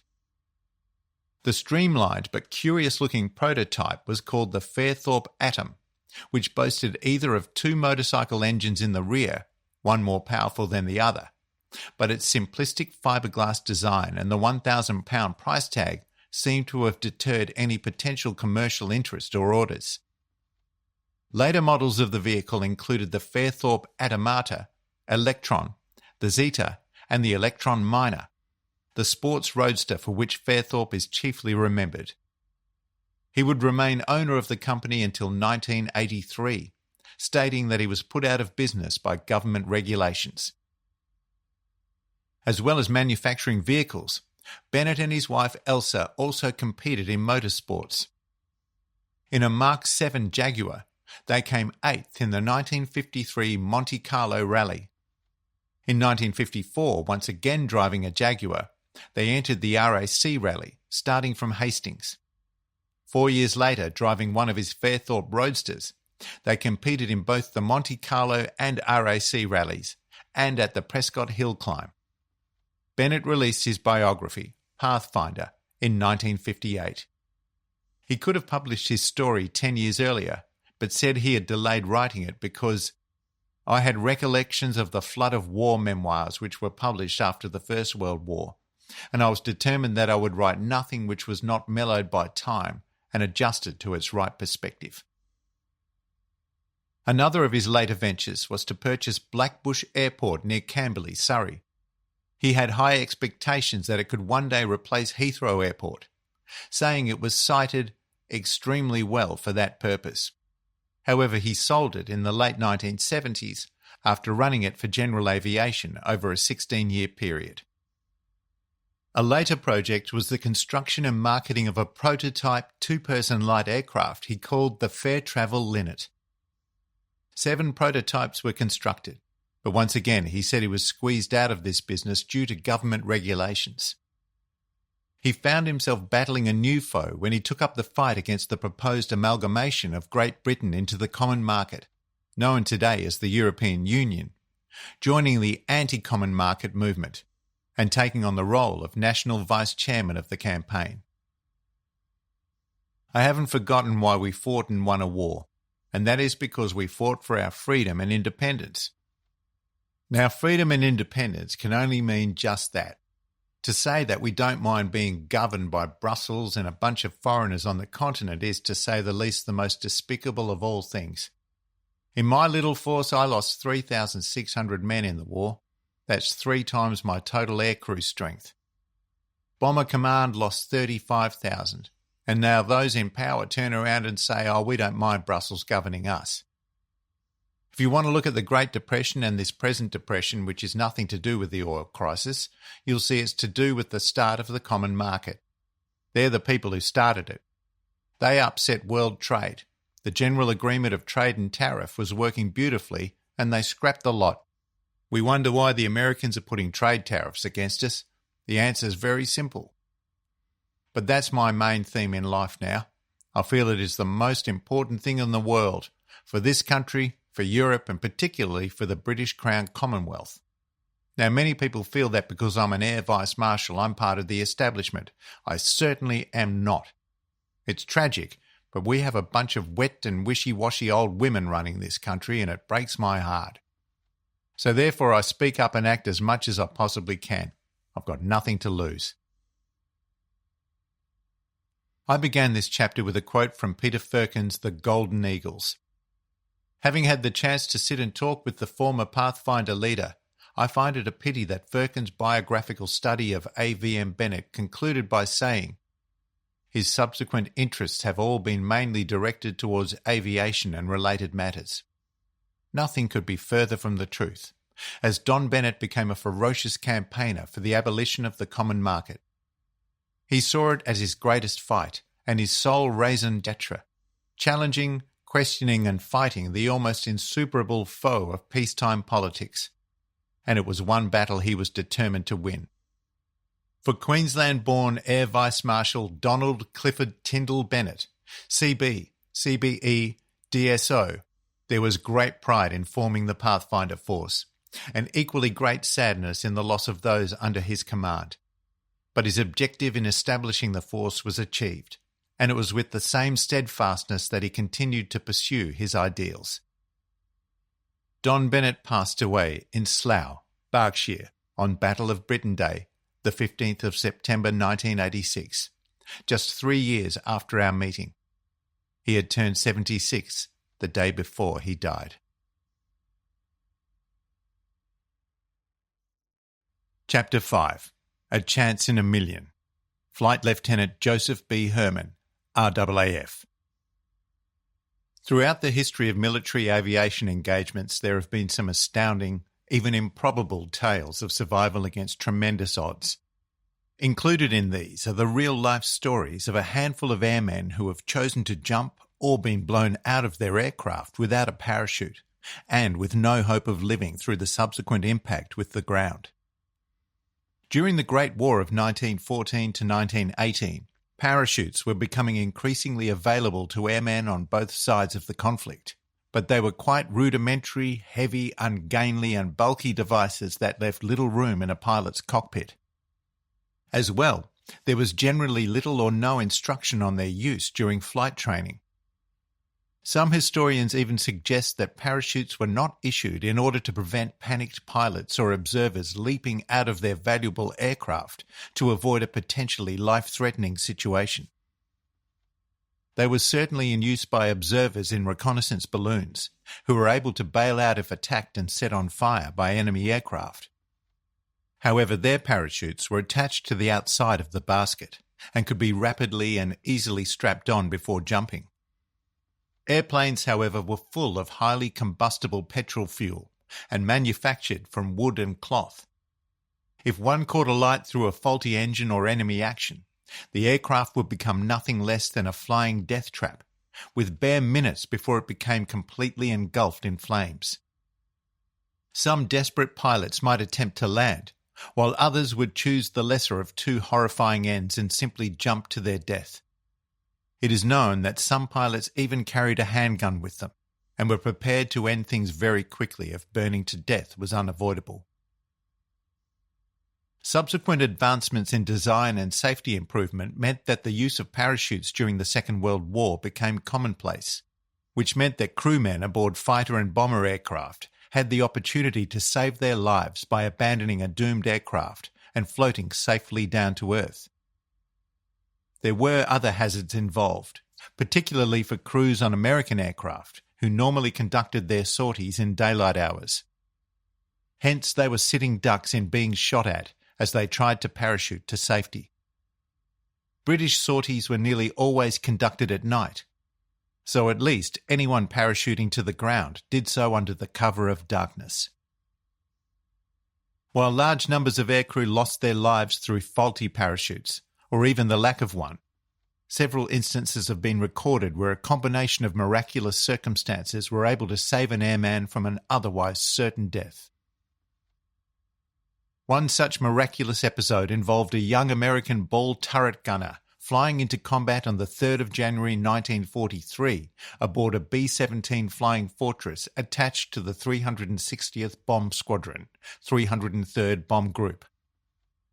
That evening, the 10-man crew had been briefed as part of an 85-bomber raid on German U-boat pens and torpedo warehouses situated in Saint-Nazaire, France.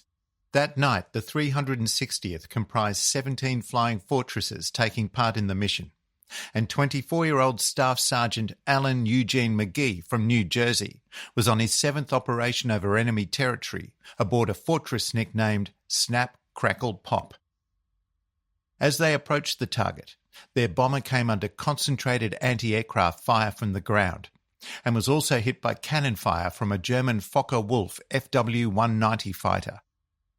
The B-17 sustained critical hits to the wing and engines and began breaking up, spiralling out of control towards the ground.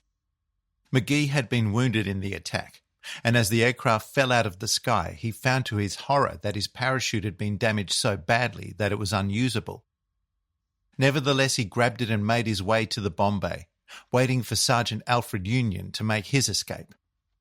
Meanwhile, just as the realization that he was probably about to die sank in, the B-17 exploded and McGee was blown out of the stricken aircraft at around 22,000 feet, 6,700 meters, and fell unconscious, minus his parachute. Several hours later, he regained consciousness and realized that he was in a hospital bed and a German-speaking doctor was working on his injuries, and there were many, as well as 28 shrapnel wounds McGee had received in the aerial attack.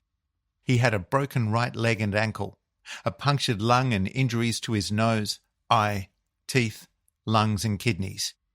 He also had numerous deep lacerations all over his body. Worst of all, his right arm had nearly been severed. The attending German doctor did an amazing job under the circumstances. At one stage, McGee recalled the man saying, "We are enemies, but above all, I am a doctor, and I will do my best to save your arm." The doctor did manage to save McGee's arm, while doing his best with his multiple injuries.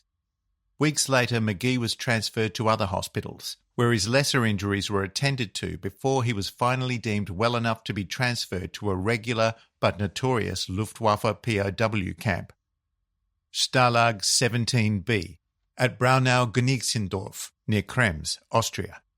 So how had he fallen 22,000 feet and survived? Just as the ground approached, McGee, unconscious and oblivious, had crashed through the glazed glass roof of the Saint-Nazaire railway station. Smashing through the thick glass panelling had slowed his speed and absorbed much of the impact before he hit and became tangled in girders in the roof of the station, before being lowered down by German soldiers. They were in disbelief, marvelling that he was still alive, albeit in a very bad way. Alan McGee spent the remainder of the war as a POW, until his camp was finally liberated by Russian forces. Post-war, having been awarded the Air Medal, POW Medal and Purple Heart, he became involved in civil aviation before retiring in 1979. McGee died in 2003, aged 84. But he always declared that God had deigned to give 60 extra years to a life that was only saved by an extraordinary wartime miracle. Nicholas Nick Alkemard was born in North Walsham, Norfolk, in December 1922. At the outbreak of the Second World War, he joined the RAF and became a rear gunner on Avro Lancaster bombers with No. 115 Squadron. On the evening of the 24th of March 1944, having already successfully completed 14 missions over enemy territory, Alkemard's crew of 7 took off from their RAF Witchford base in Cambridgeshire on their way to join a massive 811 aircraft assault on Berlin. After dropping their bombs over the target area, their pilot, Flight Sergeant James Newman, turned for home, only to be targeted by a predatory Junkers Ju-88 night fighter flown by Hauptmann Heinz Rocker. The German shells slammed into the Lancaster's wings and fuselage, and within moments it had erupted into flames. Alkemard had been firing back at the fighter, despite the window of his turret being shattered and fire spreading rapidly through the rear fuselage. When Newman ordered everyone to bail out, Alcamard reached for his parachute. He wasn't wearing it, as the rear turret was far too cramped, and it was therefore stored in a nearby storage locker. As he pulled it out through the flames, he was shocked to see that the chute had caught fire. He later stated, "I had no doubts at all that this was the end of the line. The question was whether to stay in the plane and fry, or jump to my death." By now, the entire rear of the aircraft was on fire, and the heat was so intense his clothes were alight, while his oxygen mask was beginning to melt on his face. He quickly rotated his turret and deliberately fell out backwards into the night, 18,000 feet, 5,500 metres above the ground. Moments later, he saw the Lancaster explode in a massive fireball above him. Due to the high altitude, Alcamard quickly lost consciousness, knowing his life was over. 3 hours later, he opened his eyes, and to his complete astonishment, could see stars overhead in the night sky, and a huge tree towering above him with a number of smashed branches.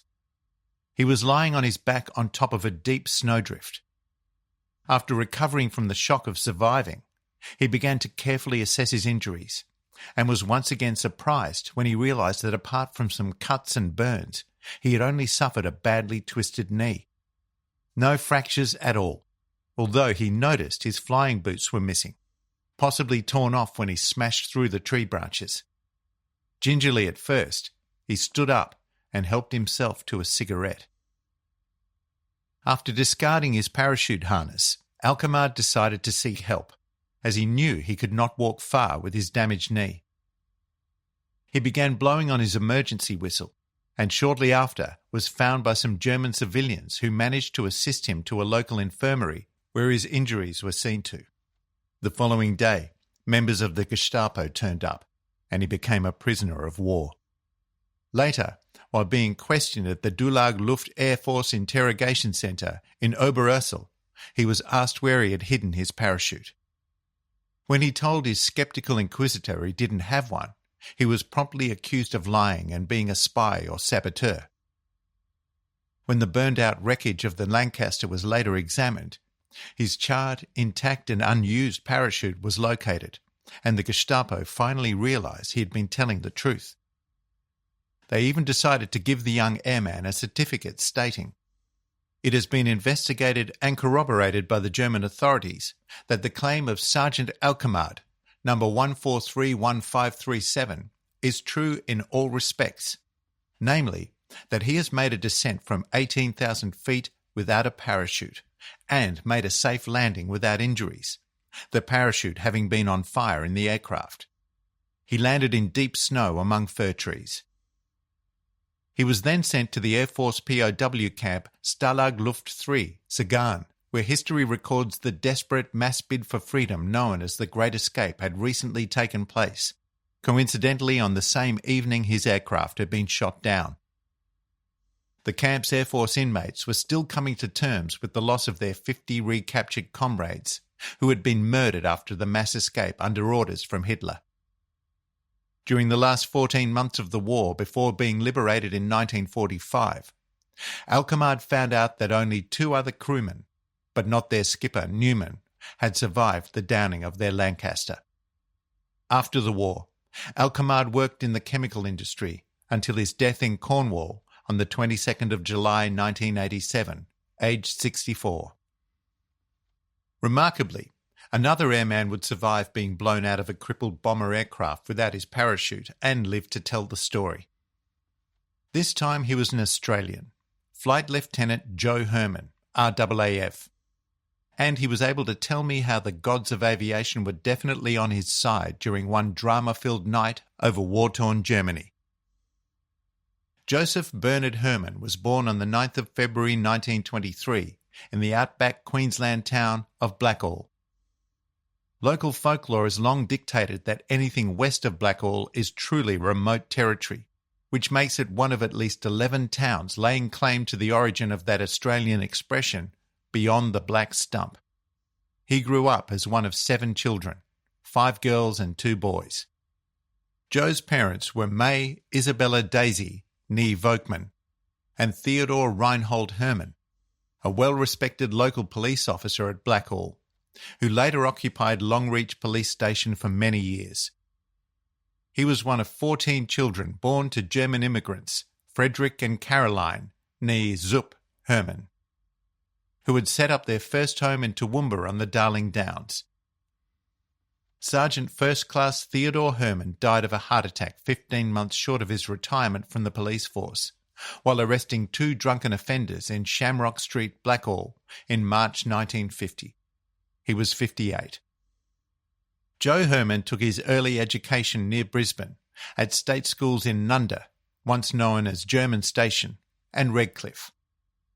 In his teens, he tried his hand at several hardy occupations, as a jackaroo and station hand, a railway fettler, and even a gold miner. When he turned 18 in 1941, he decided he wanted to enlist and join the war and train as an RAAF pilot, but was turned down as his educational standards were below the required level. Disappointed, he successfully applied to join the army. On the 8th of March 1941, now living in Hughenden, Joe signed up and was assigned to serve with the 2nd 26th Battalion AIF, raised at Groverley Camp in Brisbane the year before, under the command of Lieutenant Colonel Arthur Boys. Following his basic training, he was called up for full-time duty on the 19th of December. He served with the 2nd 26th until April 1942, but set out once again to join the RAAF. This time he was successful, enlisting in Brisbane on the 24th of April, receiving a new service number of 425697. His Air Force training took Joe through Sandgate, Kingaroy, Narrandera, Bundaberg and Bradfield Park in Brisbane, before he was shipped off to England, arriving there on the 7th of July 1943. While learning the ropes and serving in various operational training units, he met and fell in love with pretty English girl Betty Hardman. The feeling was mutual, and not long after meeting, they became engaged. On the 3rd of August 1944, Joe Herman and Betty Hardman were married in historic Kingston-upon-Thames in southwest London. They were able to enjoy a 5-day honeymoon in Bournemouth before Joe had to rejoin his squadron on the 9th of August, as he and his crew were being briefed to fly a sortie the following day. Their honeymoon over, Joe returned his new wife Betty to her parents' house and reluctantly made his way back to his base in Driffield in Yorkshire's East Riding. A year after his arrival in England, now promoted to flight lieutenant, he was posted to 466 RAAF Squadron, attached to 4 Group Bomber Command, operating on Halifax B Mark III bomber aircraft out of the Driffield base. There he completed one mission as a second Dickie, an RAF term for someone who had just entered an operational squadron and needed to complete at least one flight as a second pilot to observe how a veteran crew handled a mission before undertaking his first operation as pilot in command. The next step, prior to 21-year-old Herman's first sortie over enemy territory, was to have a crew assigned to him. He was joined by 5 fellow RAAF airmen and, as standard in an RAAF squadron, a British flight engineer. Through several familiarisation flights, they merged into a highly competent and efficient unit, comprising pilot, Flight Lieutenant Joseph Bernard Herman, RAAF 425697, age 21. Flight Engineer, Sergeant Harry Walter Knott, RAF 189517, age 29. Navigator, Flying Officer William Nicholson, RAAF 423855, age 25.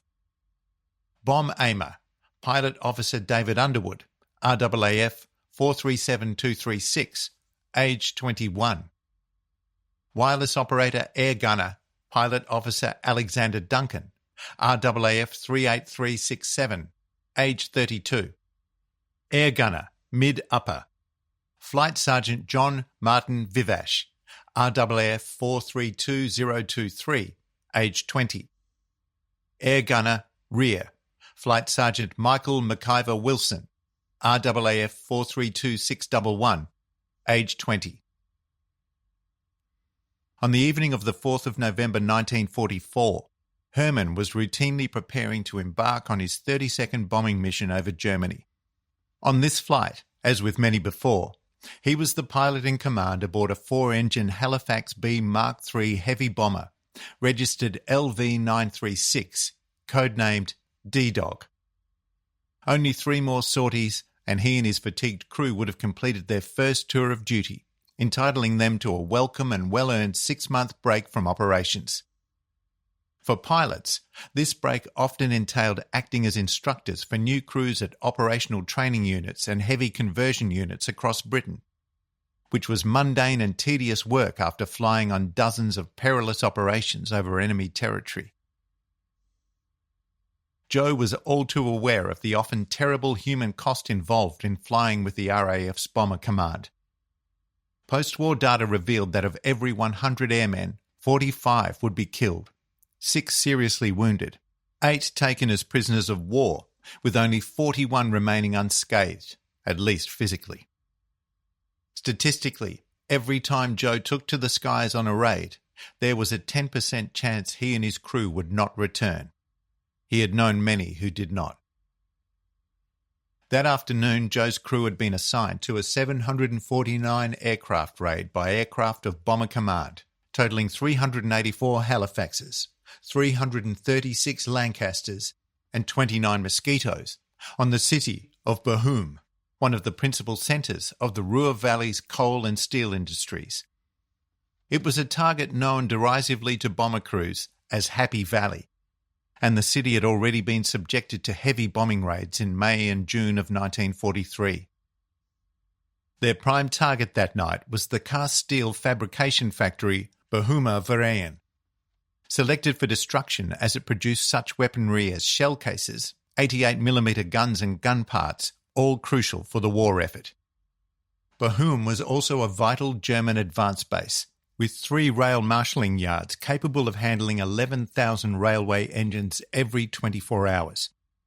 It would prove to be the last major raid carried out on this vital target. Earlier that day, the crews of the 16 Halifax bombers from Driffield assigned to the raid had assembled in the base's briefing room, where the briefing officer identified the target for that evening, the route they would take, the takeoff time, the speeds and altitudes, the points where the crews had to change course and or height, the available emergency airfields, the composition of the raid, and its purpose. The first group of aircraft involved in the attack was scheduled to take off at 1600 hours, and the mission was expected to take each crew around 6 hours from base to base. Joe Herman's crew was listed for a takeoff at 1630 hours.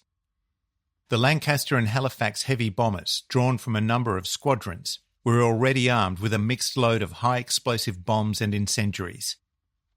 According to plan, several de Havilland Mosquito aircraft, attached to the Pathfinder force, would reach Bochum ahead of the main force, marking the target for the following bomb aimers with bright green and red flares intended as target indicators. If cloud or thick smoke obscured the designated target, the Mosquitoes would drop a number of green flares to indicate bombing over a general area, whereas red flares pinpointed the actual target, allowing for far more precise bombing. Next, the meteorological officer took over, informing the crews of the weather forecast for the trip. Herman didn't like it. They were to climb through a heavy overcast with some possible wing icing, not a good start to any mission. At dusk, D-Dog enjoyed a routine takeoff and flight eastward towards the Dutch coast in 5/10 cloud, with occasional positional checks between pilot Joe Herman and his navigator, Bill Nicholson. Some of the tension wore off as the flight continued, but an unshakable unease had settled on Joe, which he could not easily brush off. The English countryside looked beautiful in the evening light, he recalled, but I had a premonition that I would not see it again for some time. Joe's unease was well-founded. As they approached the Dutch coast, he was a shocked witness as 2 bombers flying ahead of D-Dog accidentally collided and exploded in a massive ball of yellow flames before spinning down into the sea, trailing fire. As they proceeded, ground-based searchlights tried to seek out aircraft flying overhead, and twice They were coned when the strong, probing lights locked onto them and flak was directed their way. Despite being blinded by the powerful beams, Joe was able to take swift evasive action whenever this happened and flew on. He might have shaken off the gunners below, but not the grim foreboding of some pending disaster.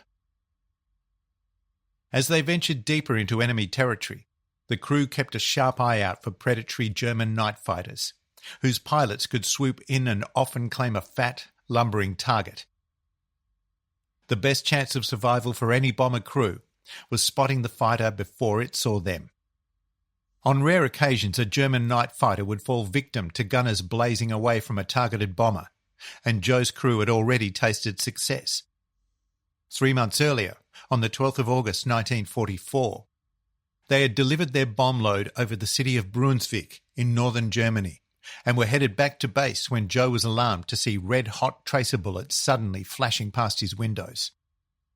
At the same time, Rear Gunner Michael Wilson and Mid-Upper Gunner Flight Sergeant John Vivash spotted a single-engine German fighter closing in on them and began returning fire. Some of Vivash's 7.7mm shells hit their target, smashing into the fighter's engine cowling. The front end of the Messerschmitt burst into flames, and it fell away in a spiral dive. Through a break in the clouds, Wilson witnessed the blazing fighter crash into the ground. On this occasion, the crew did not encounter any fighter action as they closed in on Bochum and prepared to drop their bombs over the targeted area. It was a tense final run-in for the crew with deadly flak bursting all around them, forcing Joe to peel off twice during their run-ins. As he swung in for their third and final run to the target, his sense of unease caused him to do something he'd never felt a need to do before on all their previous sorties. He called his crew over the intercom and told them to clip on their parachutes. "Better put your parachutes on, blokes, I don't like this," he said. Joe later recalled, "We all had chest-type chutes, which meant that we had 2 spare hooks on our chest when we clicked the parachute on." However, his own chute was stuffed in a rack near the engineer's position. Curiously, despite his earlier premonition of some dire event, Joe was too busy to heed his own advice, desperately trying to keep clear of the glaring searchlights and flak while wallowing in a slipstream created by several aircraft ahead of them unleashing their own bomb loads. So we went in. My flares came down. I did a run-in. My bomb aimer opened the bomb bay doors and gave me the instructions. Left, right, steady. Okay, bomb's gone. With the bomb load gone and camera ticking over, it was time to close the bomb bay doors, and then we proceeded to head out of the target area as fast as possible. "Got a wizard photo, Skip," reported his South Australian bomb aimer, David Underwood. Everything seemed good to that point. Overall, it had been a smooth operation, as Joe Herman gratefully turned the Halifax B Mark III bomber on a course for home base at Driffield. His entire crew, and especially bomb aimer Underwood, had performed well. Their 11,000-pound, 5-ton cargo of bombs had aided in the destruction of a synthetic oil factory at Bochum. As they joined the bomber stream back to England, despite his earlier unease, Joe started to relax a little and began their descent from 18,000 feet, 5,500 metres, to the scheduled 10,000 feet, 3,000 metres, as instructed at their briefing. All around them, deadly orange-red explosions like balloons of liquid steel began to blossom around the aircraft. 5 minutes after leaving the target area, in the area of Velbert and Nievergez, a frightening heavy thud resounded in the fuselage behind Joe, and the Halifax began to shake alarmingly. They had taken a direct hit from anti-aircraft flak, which struck just behind the rear spar of the right wing. German gunners were known to operate anti-aircraft cannons with a maximum range of 39,000 feet, 9,000 metres. So while flying at around 18,000 feet, their Halifax had presented the gunners with an easy target. The flak shells themselves were timed to detonate at a precise altitude, exploding and hurling deadly shrapnel in every direction. Joe immediately swung D-Dog to port in an attempt to loose the searchlights, pushing the nose down, but to no avail. Within moments, the aircraft was hit twice more, this time on both wings, which erupted into flames from fuselage to wingtip. The 6 fuel tanks containing around 2,000 gallons of high-octane fuel threatened to explode at any moment. "Do you want your chute, Joe?" yelled his engineer, Harry Knott. But Joe was busy trying to steady the aircraft, tossed by air currents. "No," he answered, "not yet. Go and look after the bloody fire and report." Knott dropped Joe's chute behind his seat and headed back down through the front compartment. "Both wings were on fire," Joe recalled. "All I could see was a ball of flame reflected in my windscreen, so I told my crew to bail out. The engineer, Harry Knott, tried to fight the fire in the fuselage, and my controls were burnt out." As he turned to see if his crew was evacuating the stricken Halifax, he noticed his mid-upper gunner from Tamworth, John Irish Vivash, crawling towards him down the fuselage, dragging a bloody, injured leg. Vivash called out, "I think my leg's broken, Skip. Can you help me?" Joe responded that he could not possibly leave his seat. "I told my engineer Harry Knott to help him out. I heard my rear gunner say, 'Going out.'" As he continued to fight his increasingly sloppy controls, Joe looked down the front compartment where his bomb aimer, navigator and wireless operator was standing over the forward escape hatch, which they had to open. All of them would have to exit the aircraft that way. The 3 leapt out of the blazing aircraft. I tried to waggle the wings to attract the attention of my engineer and mid-upper gunner, Vivash, who were trying to put the fire out, but I now found all my controls were out of order. Soon after, Harry Knott saw the futility in attempting to fight an uncontrollable fire, and tried instead to assist John Vivash to bail out through the forward hatch, intending to follow him moments later.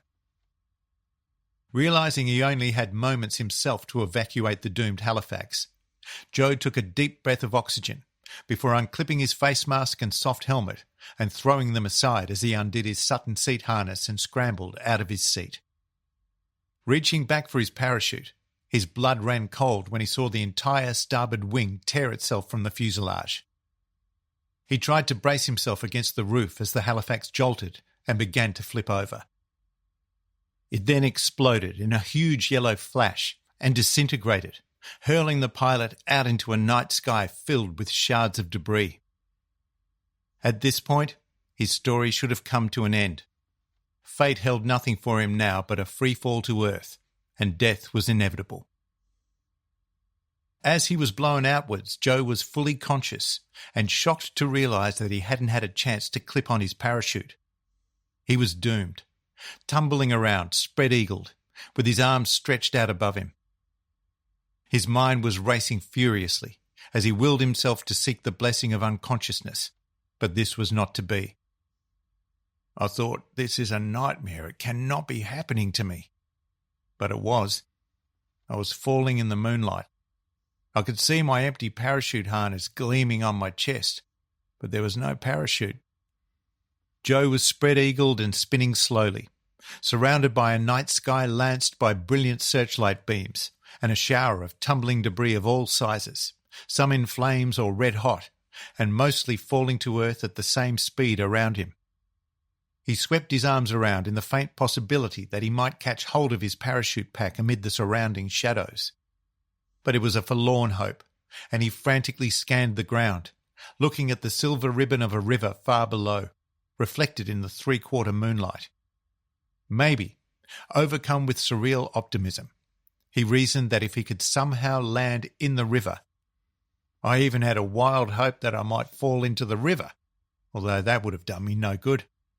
He knew that impacting on water at high speed would smash the life out of him just the same as hitting the ground.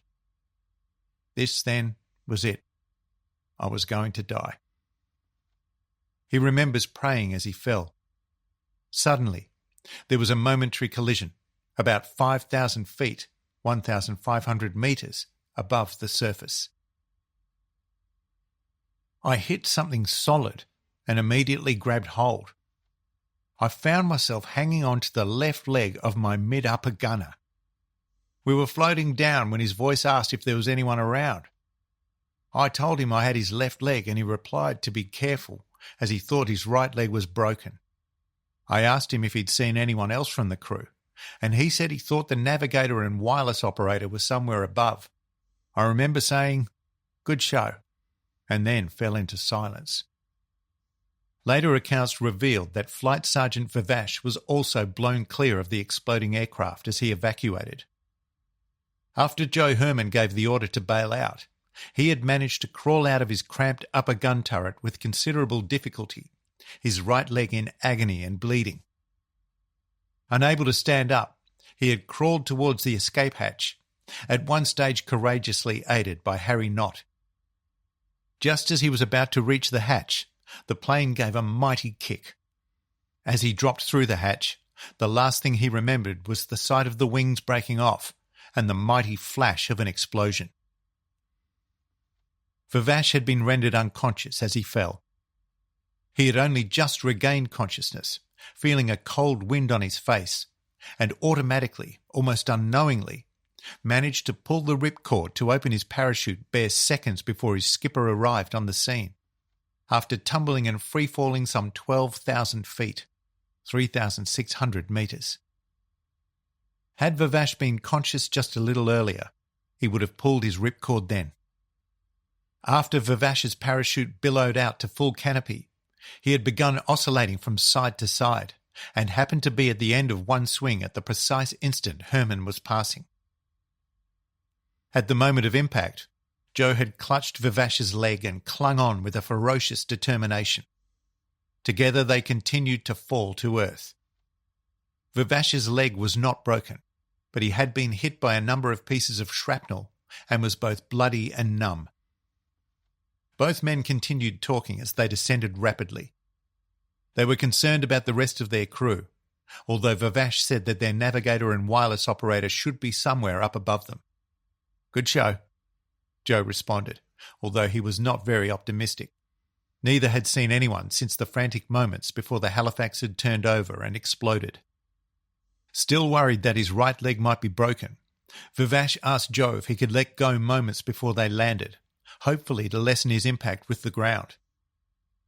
Joe said he would, and somewhere around 1,300 feet, 400 metres from the ground, shouted a quick warning that they would land in a few seconds. Their plan for him to drop off at the last second was foiled when they unexpectedly crashed through the upper branches of a tree in a pine forest. The parachute snagged a few branches, which lessened their speed.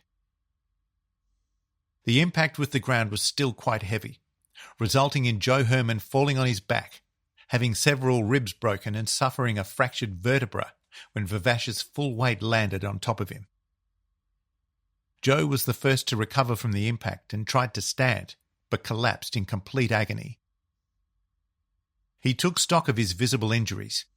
His left leg was badly injured and covered in bloody wounds, and he could feel deep cuts in his face and ears. His left flying boot was missing, and the trouser leg was shredded and bloody. To compound his problems and injuries, Joe's back and ribs ached intolerably, and his arms were sore and bruised. But he knew that they should move away from the scene as quickly as possible, as German patrols were certain to be checking the scene for any downed airmen. Vivash was in a bad way, and Joe assisted him to stand, but the effort caused Joe to drop to the ground in pain. After recovering for a few minutes, they noticed Vivash's parachute draped over a nearby tree, so the two men dragged it down and tore it up in order to bind their wounds as best they could.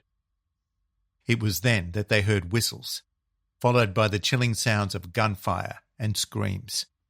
It was the last they heard of the 4 crewmen who had bailed out of the Halifax before it exploded. Harry Knott was more fortunate. He had also survived the explosion and would evade capture after parachuting to the ground. "The 3 of us left in the aircraft when it disintegrated are the only ones who lived," Joe later related with sadness. "The other 4, who had time to bail out, were either shot or bayoneted that night.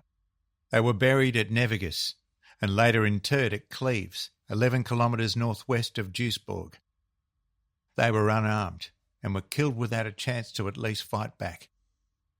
It was time to vacate the area as quickly as they could, and they headed towards a small hill with Joe, himself in great pain, supporting his injured gunner.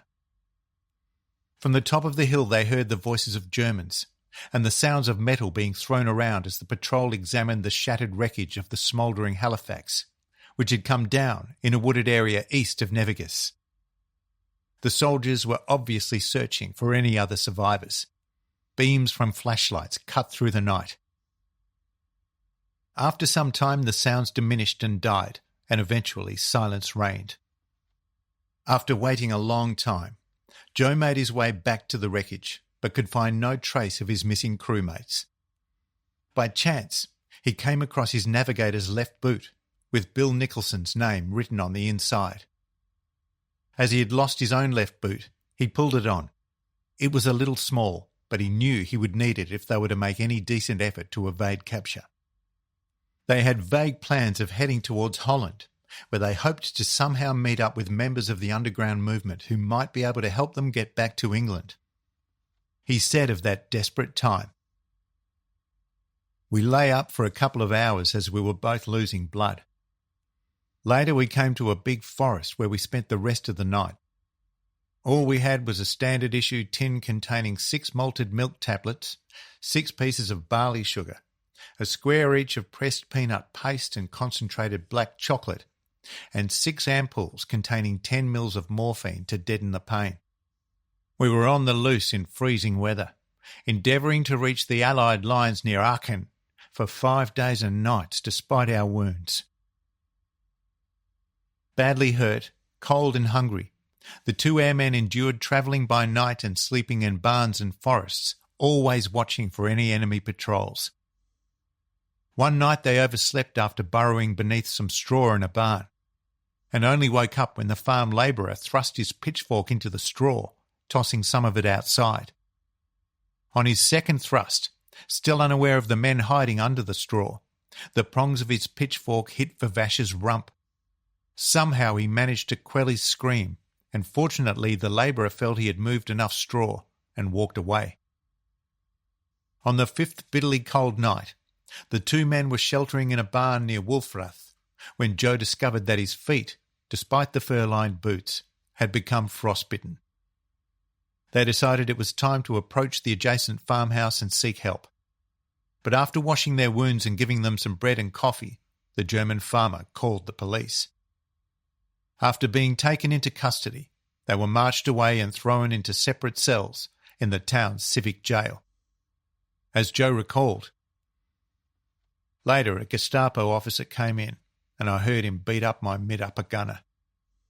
He then came to my cell, pulled out his Luger, and I looked straight down the muzzle. He hit me back and forth across the face with a cane stick he carried and used every sort of threat, then slashed into my body as I lay on the louse-ridden bunk.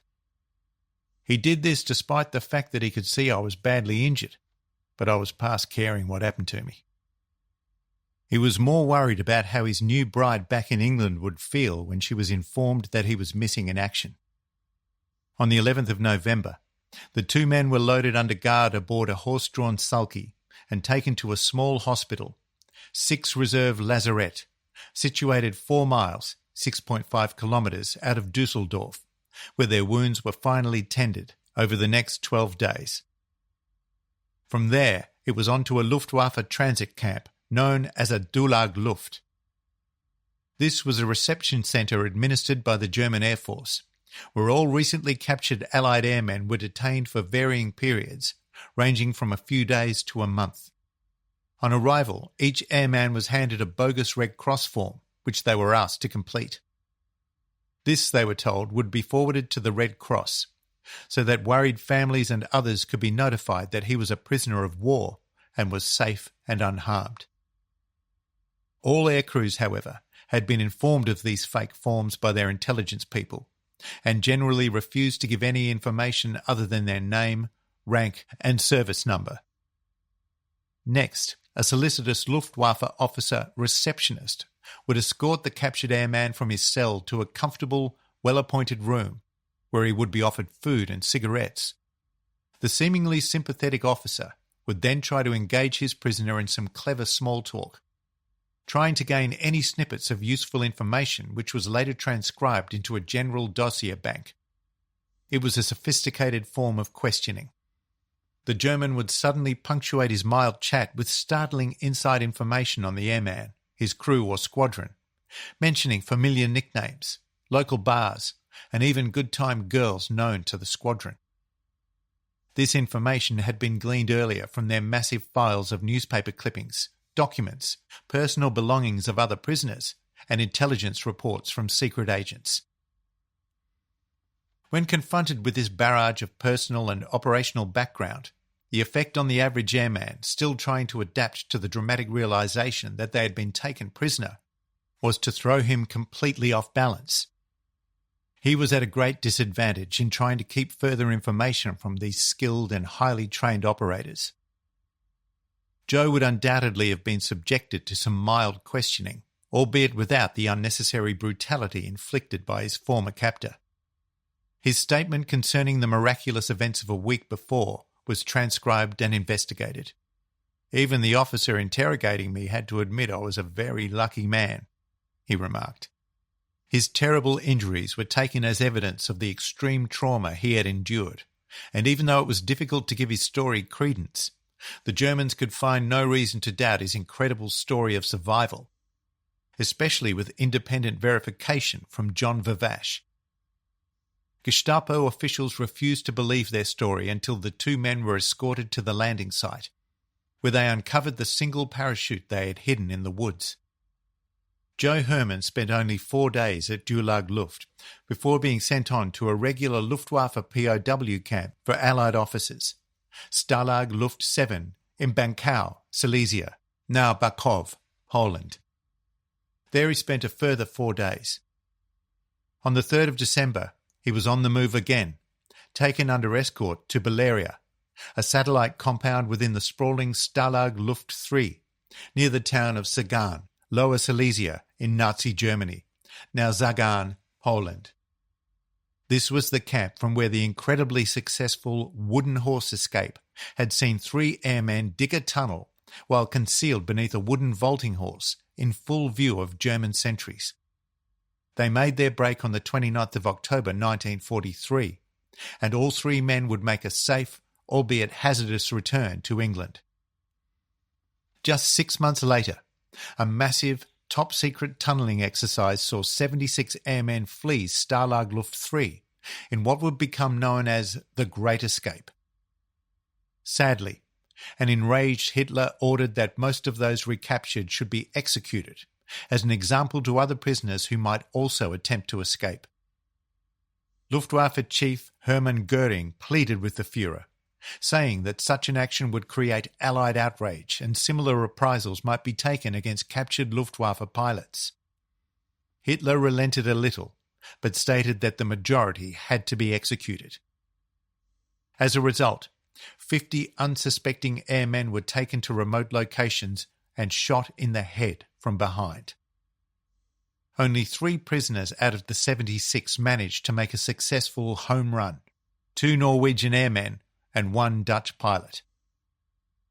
In October 1944, Herman and Vavash would have witnessed the arrival of around 150 gaunt and starving airmen, including 11 Australians, who had been illegally held in Buchenwald concentration camp under extermination orders.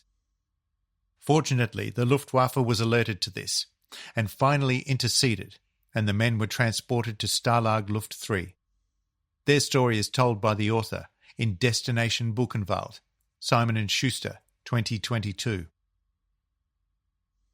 By January 1945, rumours were rife around the camp that American and Russian forces were sweeping through Germany, and the Russians were said to be only some 12 miles, 19 kilometres away. The nearby sounds of combat were clearly heard. At this time, the prisoners within the camp were told they would be evacuating Stalag Luft 3 and moved west. This eventually took place in freezing conditions on the 27th and 28th of January. All 6 compounds of the vast camp had been emptied of prisoners and Luftwaffe guards and other personnel. In this mass exodus, over 10,000 men, mostly Air Force officers, began marching through the open gates of Stalag Luft 3, carrying as much food and possessions as possible. Conditions were extreme, with sub-zero temperatures, biting winds, and thick snow on the ground. In fact, it was one of the coldest German winters in living memory, with temperatures hovering around 22 degrees below zero. Both Hermann and Vivace felt the extreme cold biting into their injured bodies. Hour upon hour, the long column of weary, cold men trudged on, with only an occasional 10-minute rest break. During that terrible 50-mile, 80-kilometre forced march, the physically poor prisoners and their guards were often exposed to aircraft bombings and strafings, mostly from Allied pilots who mistakenly believed they were German troops. On the 4th of February 1945, they finally staggered into the already overcrowded Stalag Luft 3A POW camp at Luckenwald, some 30 miles, 50 kilometres southwest of Berlin. The camp was finally liberated by Russian forces on the 22nd of April 1945, although the Allied camp officers advised the men to stay put, saying the Americans would be arriving soon. They did, and on that glorious day, as Joe recalled, an American lieutenant came into camp on May 6th in a jeep driven by a corporal. He told us that he had about a dozen trucks about 4 kilometres down the road in the forest. We were back across the Elbe that night, and I was back with my English bride on her birthday, 13th of May 1945. Much to his astonishment, his wife Betty had not worried that she might have lost her man after hearing that he was posted as missing in action. She had had a vivid dream showing me landing safely from a wreck along with someone else, and from then on she had no doubts at all that I would return to her. Somehow she must have picked up my thoughts as I fell that night. There were enough of them floating around to pick up. Joe was eventually repatriated to Australia, arriving on the 19th of October 1945 in Sydney, where he waited patiently until an overjoyed Betty could join him from England.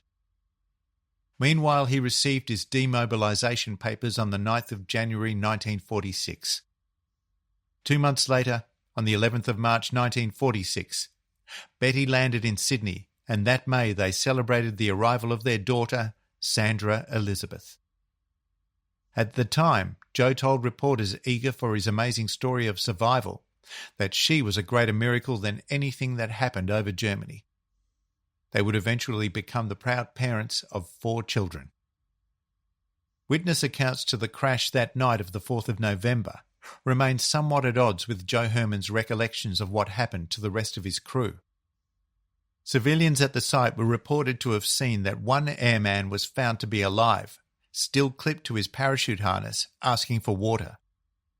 They said he was placed in a straw-padded cart, together with 4 local civilians, and transported to the hospital at Neviges, but he had died on the way. Another differing witness account states that there were 3 airmen still at the crash site, all deceased. One was said to be in the wreckage, another lying nearby, and a third hanging in his parachute from a tree. That all 3 were dead seems highly suspicious. Yet another account states that those 3 airmen were recovered alive, although badly injured, and were murdered by civilians outraged at the Allied bombing of their homeland, killing innocent German citizens. The truth behind these and other allegations concerning the men's deaths has never been officially investigated or uncovered. In December 1947, the bodies of the 4 airmen were exhumed and respectfully transferred to the Reichswald Forest War Cemetery.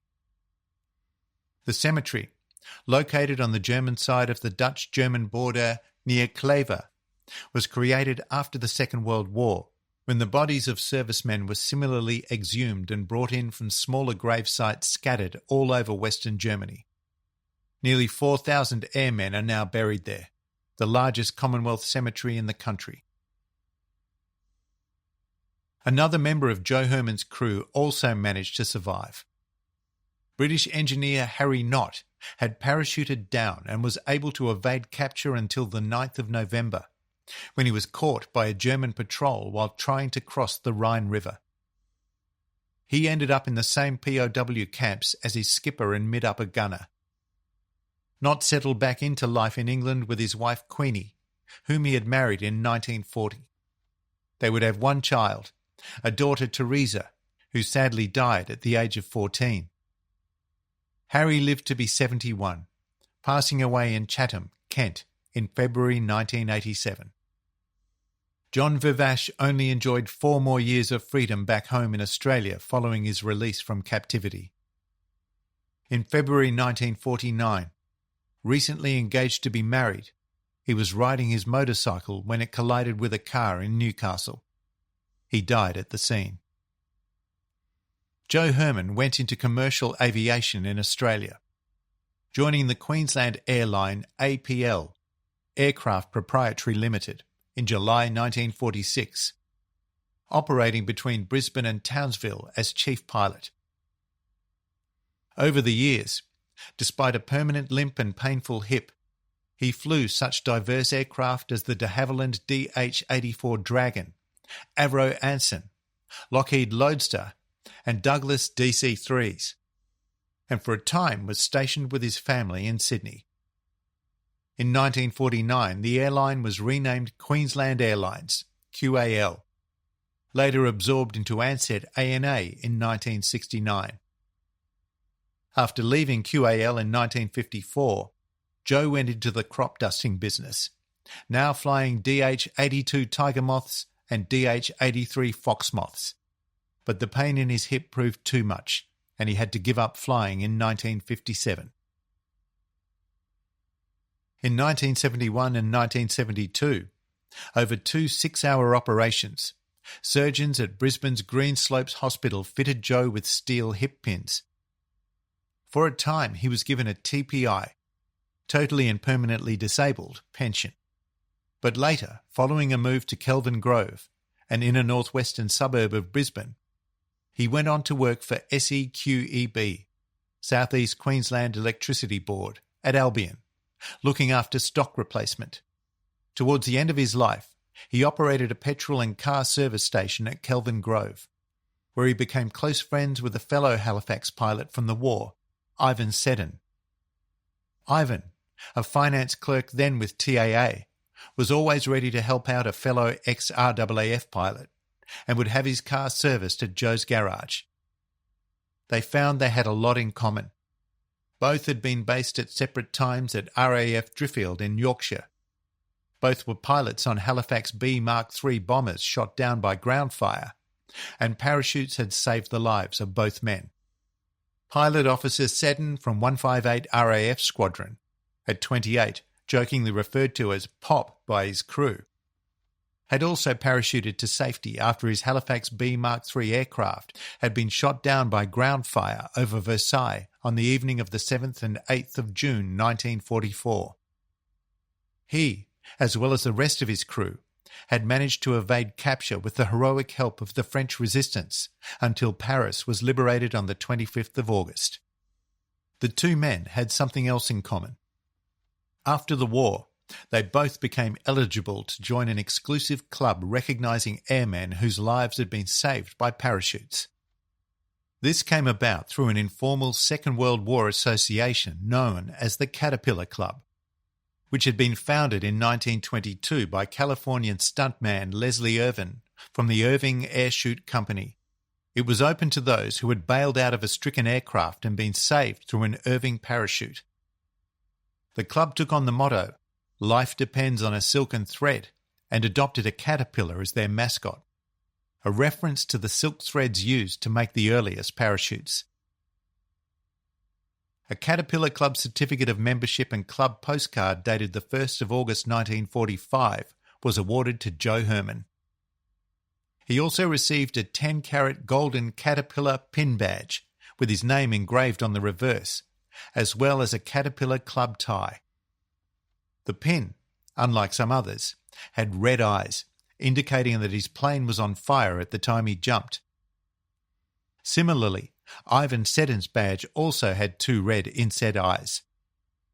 He later became treasurer of the Caterpillar Club in Australia and state treasurer of the Air Force Association. In addition, He was treasurer of the RAAF sub-branch of the RSL and was made a life member of that organisation in 1965 and was an active member of the RAF Escaping Society. On one fun occasion, both men appeared on the 1960s Australian television show I've Got a Secret, hosted by Eric Pearce, a panel show in which contestants had a hidden secret and tried to keep it while simply answering the panel's questions with either a yes or no. Ivan's daughter Margaret, who always knew Joe Herman as Uncle Joe, although no relation, was an eager participant in providing details of that family friendship to the author. Joseph Bernard Herman passed away on the 20th of November 1991. Shortly after I had interviewed him at his Coolum Beach home in Queensland to record his remarkable story for an earlier book project. He now rests in the Garden of Remembrance in Brisbane. Chapter 6. The fighter ace known as Killer. Group Captain Clive R. Caldwell, DSO, DFC and BAR, Polish Cross of Valour. Clive Caldwell, Australia's highest-scoring fighter ace of the Second World War, was not overly impressed with some authors' ideas of his distinguished military career. They were, he told me, full of biggle stuff and unverified tales that did not give the true and proper story. Caldwell said he went to war because it was the right thing to do, of course, an impulsive adventure. There was a great game to be played in which I wanted to take part, to see how I would go when the whips were cracking. Anyhow, war is the human male's second favourite activity, or so it seems. Also, I was irritated by that ranting little bastard Hitler and his mob of the self-styled master race. There was an urge to feel the satisfaction of being able to spit in the face of such arrogance. In any case, one does what one has to, even if it's only paid in pennies and tin medals. It was early 1982, and following my phone call to confirm a meeting at the famed fighter pilot's office in Sydney, I had begun to have doubts about my ability to tell his story. When I called in to see him the next day, I was a little nervous. As it turned out, we both were. A warm greeting and a hot cup of coffee soon relaxed me, and much to our mutual relief, we both found the interview to be quite painless, and for me, interesting and enjoyable. Indicating 2 books I had toted along, from which I had picked out some background information, he stated, "Oh yes, there's quite a bit of inaccurate stuff around. I have refrained steadfastly from writing anything myself. I avoid being interviewed if I can, in an ordinary way, but in your case you put your request and ideas quite differently. You're not setting out to use me for personal gain, which is usual. Some authors don't seem to care as long as they make the story sound all right according to their idea of it. It doesn't matter whether in doing so they hang me up like a mouse by the tail or not. I've got no desire to be publicised in any way, and apart from you in this case, why should I be? Just because I happen to have survived the bloody war. I mean, lots of people did. Why should I be held up for public inspection and comment?"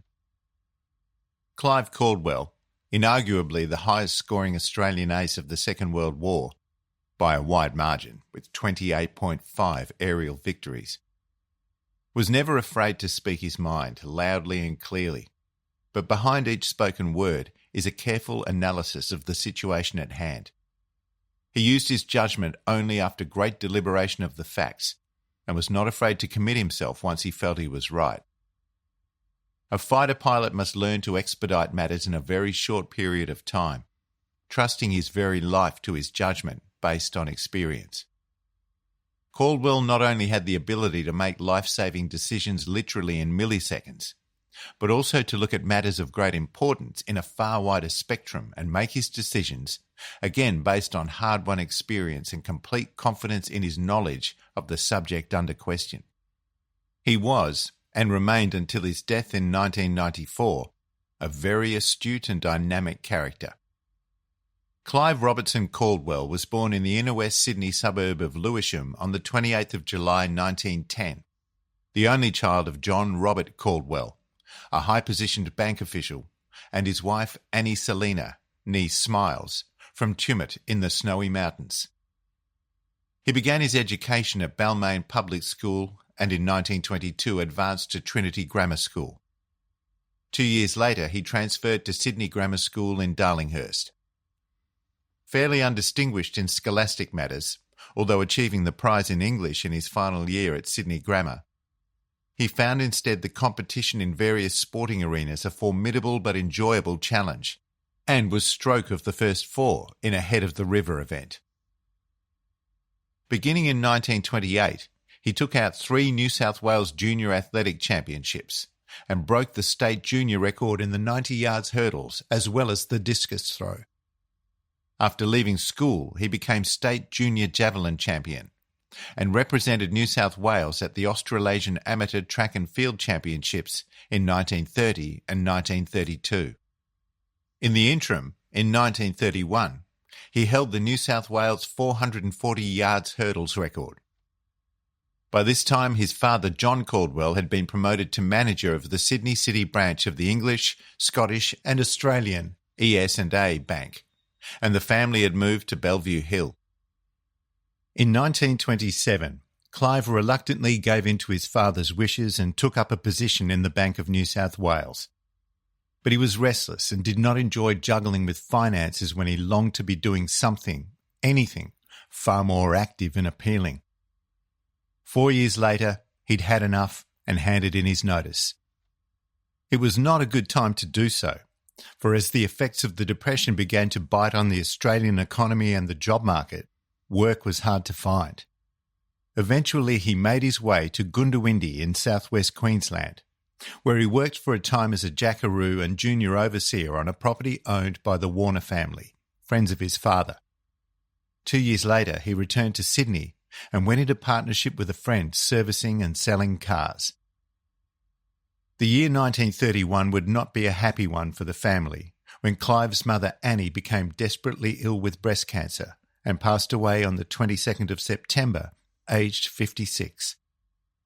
The car business was always a financial struggle, and when Clive's father John became seriously ill with arteriosclerosis and renal disease, he took on the role of caring for him. It meant finding a regular and better paid job, so he began working for MLC Assurance. When his father died on the 18th of February 1938, aged 66, Clive decided he wanted to follow a long-held dream, learn to fly and join the RAAF. That year, after settling the family's estate, he joined the Royal Aero Club of New South Wales. I asked him whether he'd had a particular interest in aviation before this. As a boy, I read about Ball, McCudden, Bishop, Collishaw, King Cowper, Udet, Immelman, Richtofen and others. I knew King Cowper well at the time. Like most boys, I thought that this was the thing, how to be one such as they. I could picture myself there rolling through the clouds, shooting them down and becoming a fighter ace. Later on during World War II, I came to know Collishaw, Conyngham, Bishop, Cole, Hammond and Cobby pretty well. When war was declared in 1939, Caldwell decided to sign up with the RAAF. But first he proposed to Army nurse Jean McIver Mayne, second daughter of the chairman of the Australian Jockey Club, George Mayne, and she accepted. They had been going steady for the better part of 10 years, having met when she was at Ascombe School in Edgecliff and he was still at Sydney Grammar. On the 19th of October 1939, Caldwell found that at 29 he was 3 years over the maximum age for RAAF fighter training. So he did the logical thing and altered his birth certificate to make himself 26 years of age. Thus armed, he walked into the recruitment office in Sydney. As he recalled, "It was darn near too late for me. I was 3 years too old for single-seater training, and so I had to have my birth certificate very expertly altered. That got me in." Strangely enough, the corporal at the centre in Erskine Street was quite a keen follower of athletics. Anyway, this corporal looked at my certificate and then he looked up at me and said, "I know you. You're a lot older than it says here." Very quickly I replied, "No, you're getting me confused with my older brother, B.C. Caldwell. I'm C.R. Caldwell and Cliff is 3 years older than me." We both went to grammar, which was true, and I think you've got the two of us mixed up." He still thought there was something fishy going on and said so, but then I challenged him by saying that it was not up to him to cross-examine me. I had complied with the request to produce a copy of my birth certificate, and that's what I had done. I was accepted. I don't even know if Cliff Caldwell was 3 years older than me. You see, we weren't even related. I asked him what experience he had brought along with him to the recruitment office. I had a few hours up, 11 and a half to be exact, mostly due to a friend of mine, Bob Wingrove. He was also in the Air Force later on. He had an instructor's license, and whenever he was short of a few bob, he would sell me a half-hour session. He was told it might be several months before he was called up for training. He and Jean finally tied the knot on the 13th of April 1940 at a small country chapel at Dernaseer, within the main family's property retreat at Illabo, outside of Cootamundra. The next episode in his life was typical Caldwell stuff. He found out that those on the cadet officer pilot course he was attending were only destined to become instructors for the Empire Air Training Scheme, EATS, far from his ambition of becoming an operational fighter pilot. He reacted accordingly. This was very disturbing news, of course, and I was determined to get myself into the Empire Air Training Scheme. Those were the pilots being posted overseas into operational squadrons. 5 days later, I was allowed to resign from the Air Force. Not an easy job. But I finally convinced them that my application in joining had clearly stated that I was to be trained as a fighter pilot, and on completion to be posted to operations, and not to be left out of it all as an instructor. I told them that in accepting this, it was a contract between us and I should at least have the option. I was quite genuine in wanting to go to the war, and finally they let me resign, under pressure of course, at the same time accepting my application for the EATS. On the 25th of April, 2 weeks after he was married, Caldwell was accepted into No. 1 course, EATS, as an AC-2 trainee pilot. The lowest form of life, he suggested. His ambition, naturally, was to be posted to England as quickly as possible. We were split up into 2 groups, 1 and 1A. And this is where you learn that whatever you ask for, you don't get. We were told to state in writing our preference for posting and giving our reasons. I thought the equipment there would be better than in the Middle East. Also, the great advantage of an operational training unit, OTU, to show how it was all done. I'd be more fitted to get into the action there, and it would be more civilised living there than in the bloody desert, where there was also no OTU. So, of course, they posted me to the Middle East. All they did was send half of us there and half to England. Didn't matter what you said at all. So from that time on, I never wasted any more time stating preferences. Arranging things yourself is the only way to do it as far as I'm concerned. Commissioned in January 1941, Caldwell embarked for the Middle East on the 3rd of February in a convoy that included the Queen Mary and Aquitania acting as troop ships. Once in Egypt, Caldwell found himself attached to 73 Squadron, the RAF Hurricane Squadron of the Desert Air Force, and in May to No. 250 in Palestine, where for a time he flew single-seat Curtiss P-40 Tomahawk 2B fighters in the lead-up to the Syrian campaign, mostly on bomber escort and ground strafing operations. Then, on the 26th of June 1941, he scored his first enemy aircraft, a German Me-109E. I'd started to get a bit depressed with my lack of success. I'd been involved in the best part of 40 ops by that time, flying sorties in Egypt, Palestine, Cyprus and Crete. So now we're up in the desert and I'm not scoring in the air-to-air proceedings. They don't even appear to be frightened of me. I'm flying around, shooting away at people, and I'd got hit several times. Radio masts shot away, nasty rattling sounds and bright spots on the wings where the metal's polished up by the bullet going in, that sort of thing. I began to get the impression that I wasn't suited to it. I wanted to be a fighter pilot. Well, here I am. I'm in a fighter aircraft, I'm disguised as a fighter pilot, and I'm flying with fighter pilots, but I'm not doing any good air-to-air. I could strafe all right, I could hit ground targets, but of course the vehicles were slow-moving. And then I got this gift opportunity. Of course, it's much better if they don't see you, and there was this Messerschmitt below me who had no idea I was there. I slid in below and behind and hit him with a burst. It was virtually a no-deflection shot, and I knew if I didn't hit this one, I wasn't ever going to hit anything. But I did hit him. He immediately began to stream grey smoke and then black smoke, and down he goes. I was totally bemused and delighted by this success.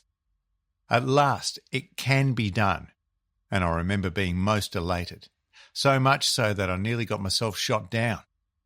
I was so keen on watching this fellow go down, and I should have been skidding away, but I stayed after him, and next thing, bang.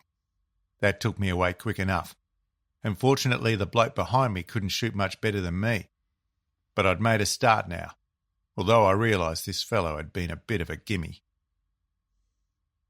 And it was his determination to do something about his erratic firing that led to one of the most useful training strategies of the war. At first light, we'd strafed the Tobruk Road area. Trucks, stumps, troops and stuff. This done, we've refuelled and rearmed at Sidi Barrani, east of the Egypt-Libya border. We're then flying back low into the eastern sun, which was about 15 degrees above the horizon, and I was one of the weavers, a silly business in which 2 aircraft weaved back and forth behind the squadron. Quite stupid, but God help us, that was the system we used at the time.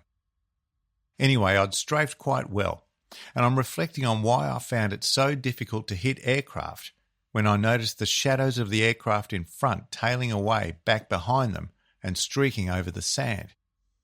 Here surely was the answer. I switched the guns on and the reflector sight, pulled up a bit and then came down and opened fire on the shadow. The bullets kicked up the dust well over and way behind the shadow.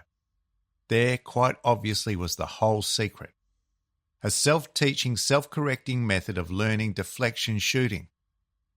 This must have been a known thing, surely. There's nothing clever in it, no more so than putting holes in a shoe to lace it up.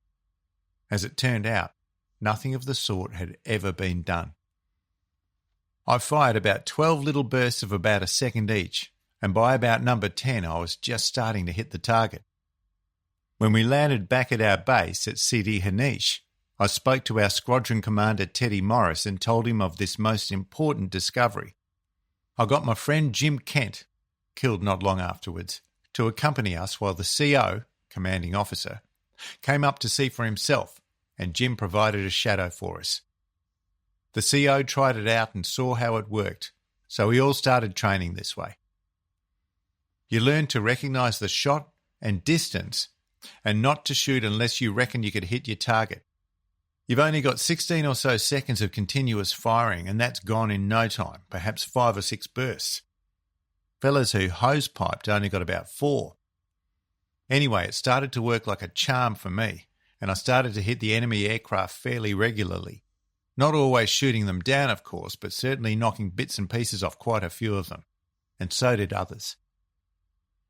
Then Air Chief Marshal Sir Arthur Tedder, Air Officer Commander-in-Chief of the RAF Middle East, later Lord Tedder, gave an order that all fighter squadrons of the Desert Air Force were to adopt the Caldwell system of shadow shooting. I regard this as by far my most important contribution to the war in the air. This method resulted in a great number of fighter pilots becoming much better shots in the air, and consequently many more enemy aircraft and crews destroyed than otherwise would have been the case. In July 1941, Caldwell was promoted to the rank of flying officer, and just 2 months later to acting flight lieutenant. On the 29th of August 1941, he was lucky to escape with his life. He explained the circumstances to me. Once again, I was a rear weaver out over the Gulf of Sollum, flying my Tomahawk, heading east with the westerly sun going down. The other chap doing this silly weaving was brand new from Rhodesia, and the system was that I would click my radio transmitter, which meant turn now. But apparently he hadn't listened properly, and when I've turned, he's about 600 yards away and also heading east. Then everything started to come apart. A tremendous bang and smoke in the cockpit. Part of the instrument panel is gone, big chunk out of the wing and trailing edges opened. I couldn't hear the firing, but I could hear and feel the shells and bullets hitting. You could feel the aircraft shaking, and then more of these bloody bangs and noise. I'm in a bad case. I'm hit through my left shoulder. It was as though someone had hit me with a 7-pound hammer and driven a 6-inch nail into me. That's what it felt like. Then I was hit in the back, and in the neck and in the left leg, which threw my left foot off the rudders up into the corner of the cockpit.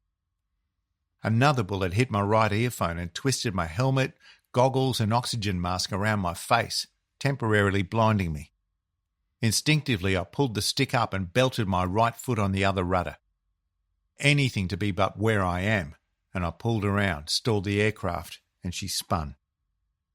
I blacked out momentarily but recovered and got her out of the spin, standard procedure, but I'm pretty upset by now, obviously wounded, perspex in my face, and the air coming through the holes and vortexing had misted some blood around the canopy, which made it all look worse than it was.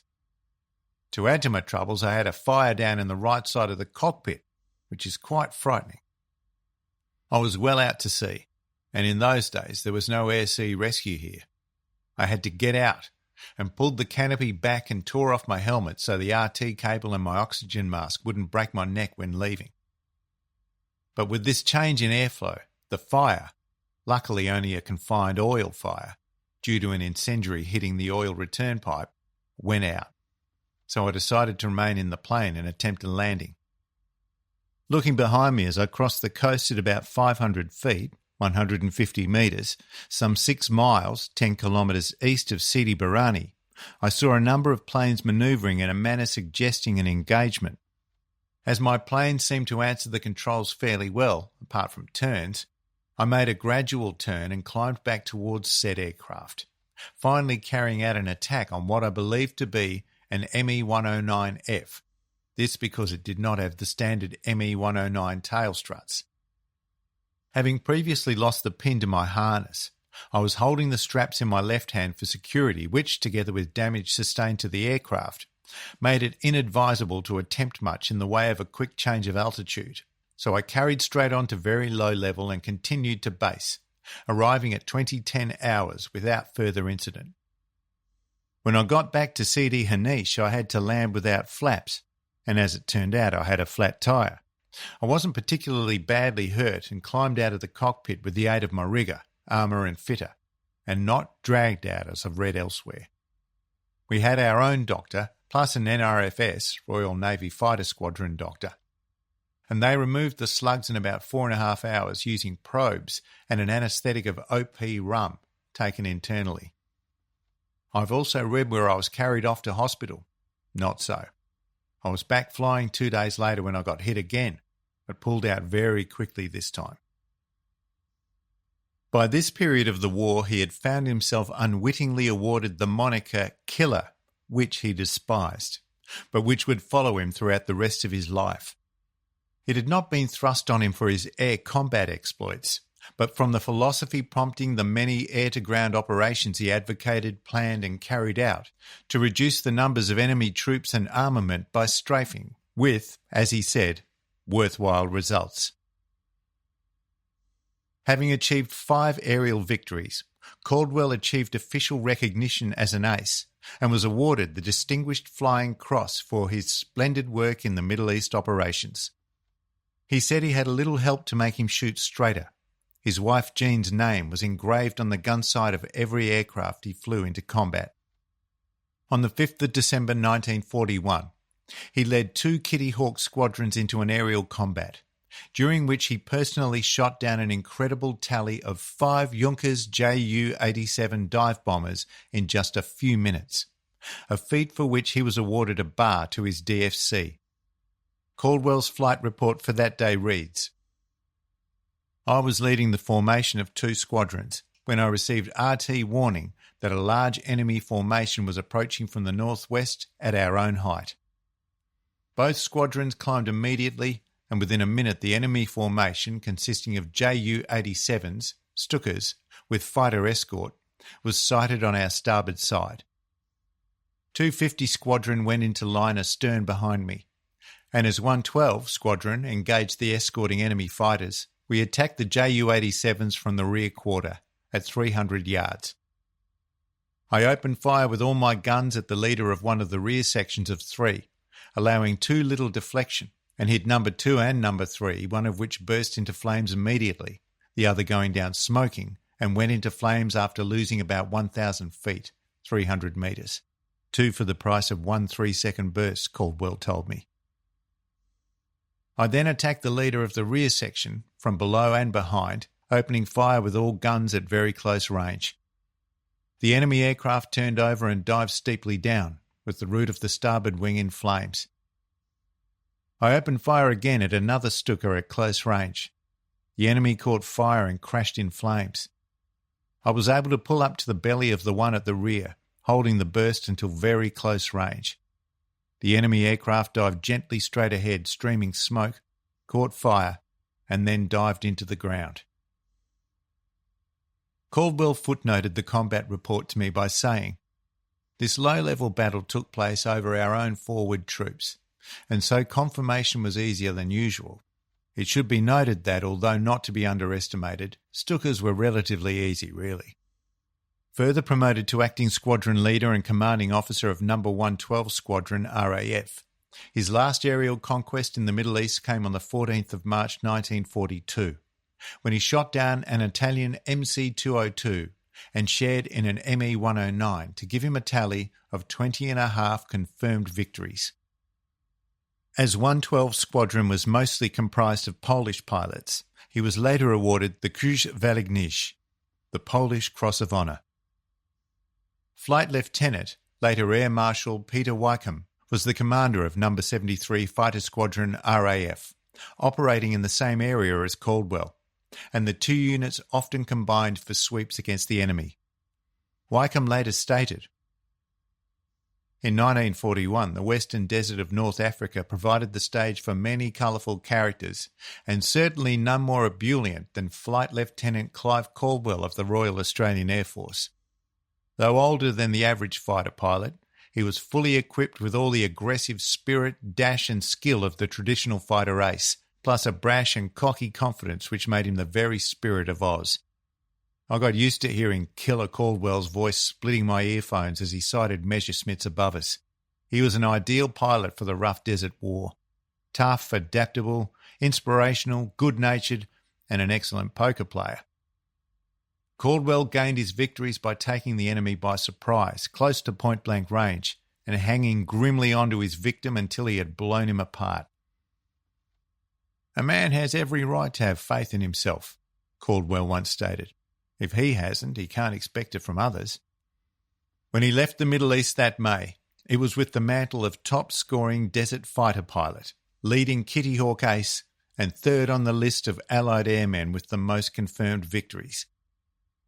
After completing publicity tours in Canada and the United States, along with 4 other fighter pilots from the RCAF and RAF, he arrived in London on the 29th of May, where Air Chief Marshal Arthur Tedder had arranged for him to be attached as a supernumerary pilot to a Spitfire wing. As a result, he was assigned in early June for a short posting to 127 Wing at RAF Kenley Wing in Surrey, flying Spitfires. On his return to Australia on the 14th of September 1942, he and Jean resumed their married life for a short time in Illabo, but he did reveal in an interview that he hoped to one day return to operational duties and increase his score at the expense of further Japanese aircraft. "My ambition is to pass Wing Commander A.G. Milan, RAF, who heads the list for Empire Airmen with 32 confirmed victories. I am convinced that Australian pilots are equal to the world's best, and I have flown with men from the RAF, South Africa and Canada. All the Dominion men are splendid flyers, but if I were allowed to choose my squadron, I should have Australians." Caldwell's break did not extend beyond 2 weeks. On the 5th of October, he was posted to No. 2 OTU as a flying instructor and acting squadron leader.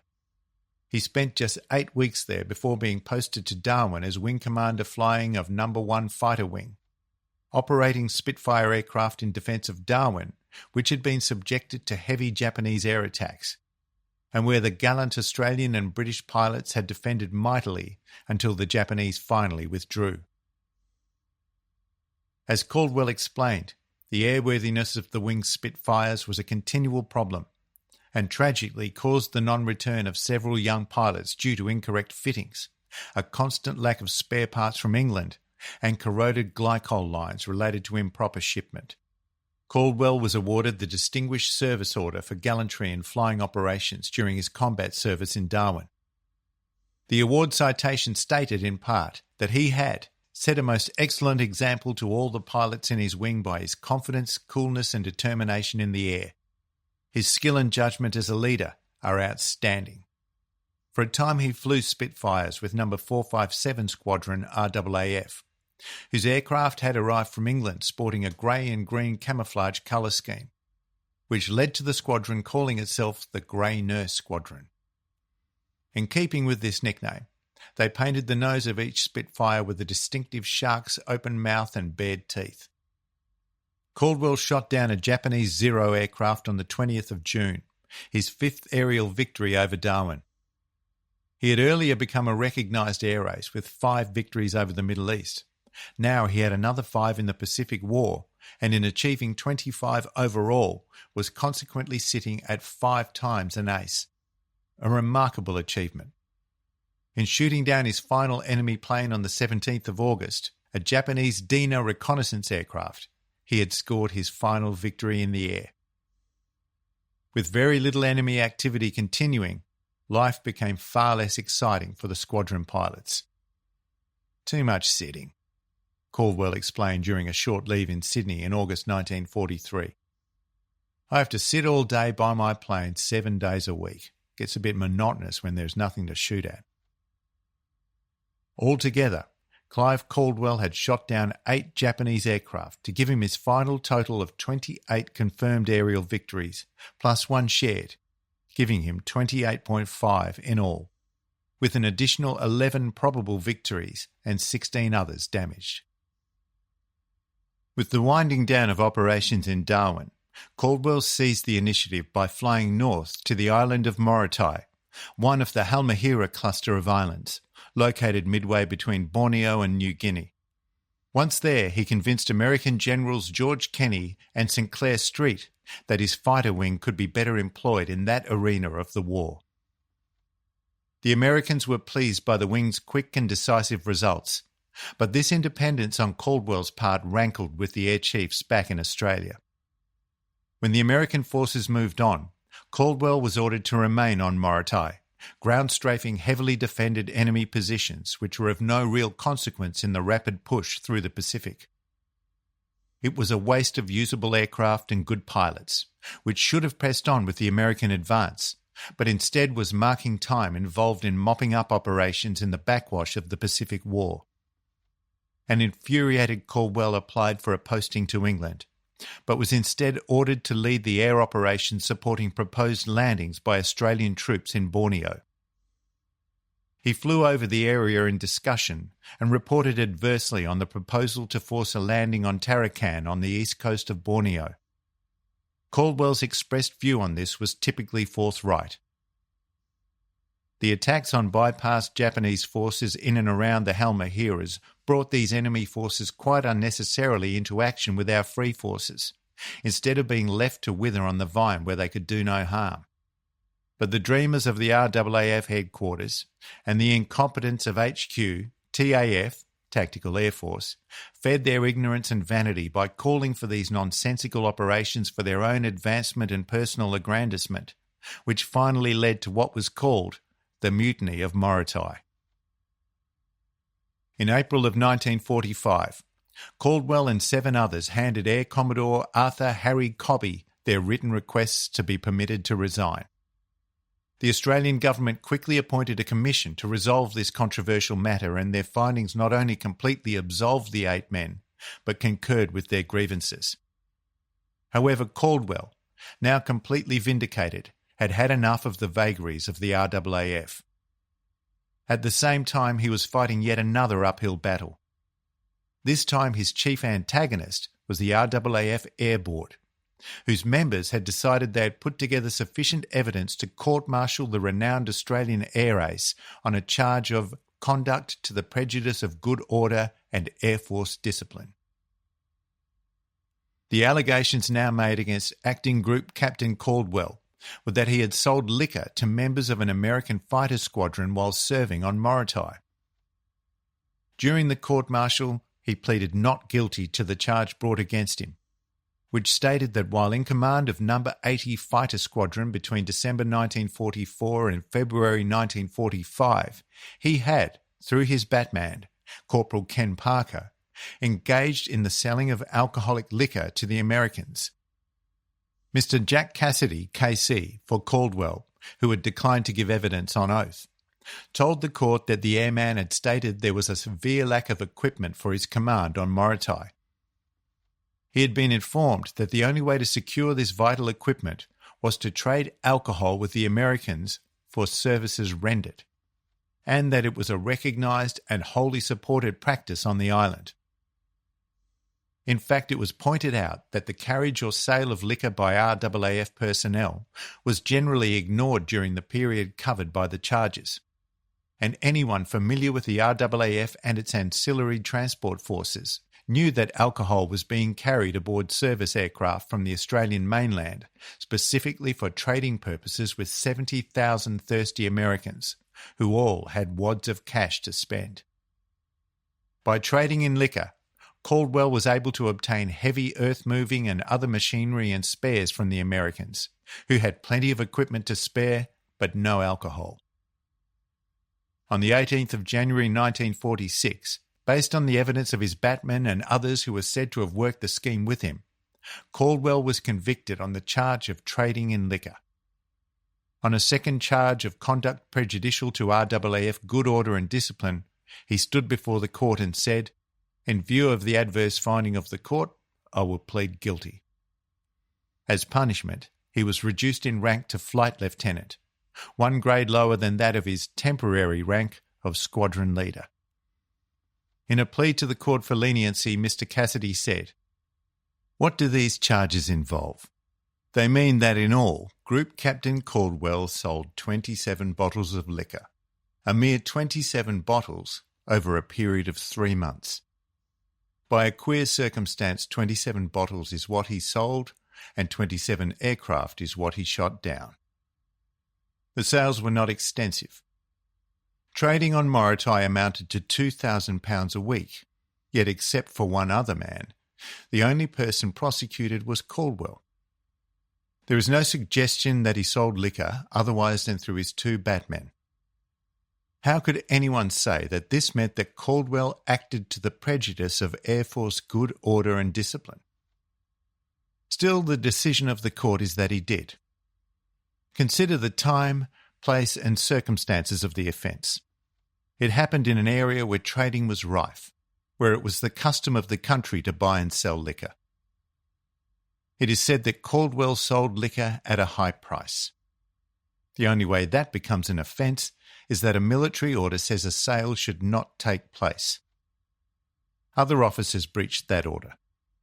One of the objects of punishment is that it should act as a deterrent. In 1946, with the war over, with Caldwell on the point of demobilisation, what is the need for punishment as a deterrent? Look at what Caldwell has meant to the Air Force. It is still a young force, and Caldwell stands as probably the Australian who has added more to Air Force tradition than any other person. His service has been characterised by devotion to duty. His record speaks eloquently of it. Can anyone think that he consciously intended, by the sale of a few bottles of liquor, to interfere with Air Force discipline? Let us abandon a meanness of outlook and not look for chinks in the armour of a great man. Let us not kill our heroes or besmirch a great reputation by any savage punishment. His eloquent plea fell on deaf ears. A petition of appeal could have been made directly to the Governor-General, the Duke of Gloucester, to have the court-martial decision revoked, but Caldwell was by now thoroughly disenchanted with the whole damned business and resigned his commission with the RAAF, effective immediately. The Sydney Morning Herald reported on the 2nd of February 1946 that the Air Board has made an example of Caldwell, although evidence at the court-martial showed he was only one of many trading in liquor. It is a scandal which reflects grave discredit, not only on high-ranking officers, but on the whole Royal Australian Air Force administration. As well, the New South Wales branch of the Returned Soldiers League said Caldwell's reduction in rank was a shabby reward. Caldwell would never fly another aircraft. When I interviewed Clive Caldwell in 1982, he was running a firm of Australia-wide textile importers and distributors bearing his name, headquartered in Sydney's Surrey Hills. To some, the character of the man might seem abrasive and obdurate, but he got the job done when his country was at war and he felt he was needed. His objective, above all else, was to end the war quickly, and his goal was steadfast. I found him easily approachable, although I did discover later on that he had contacted Qantas to check on my qualifications before agreeing to be interviewed.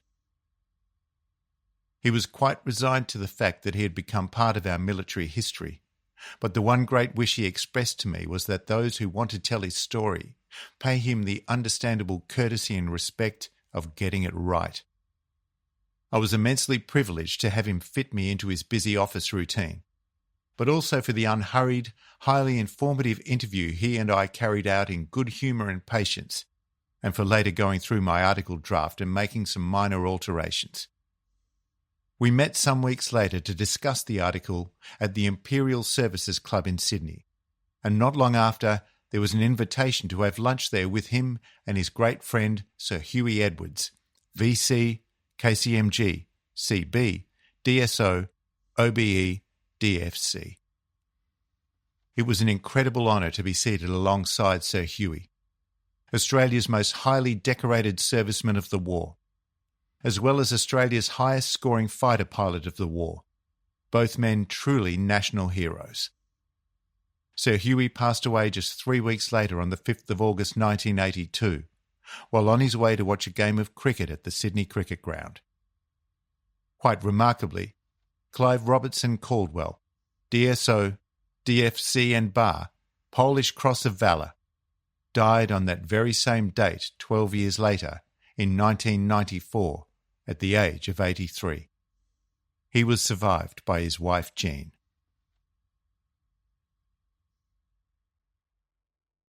Chapter 7. Serving in two very different wars. Flying Officer Philip Zupp, MID, RAAF. One of the most recognisable awards conferred on those who serve in the United States Armed Forces is the Purple Heart, presented, as each citation states, for military merit and for wounds received in action. It is the oldest active military award in the United States, and over the years has undergone many changes with respect to the criteria under which it is awarded.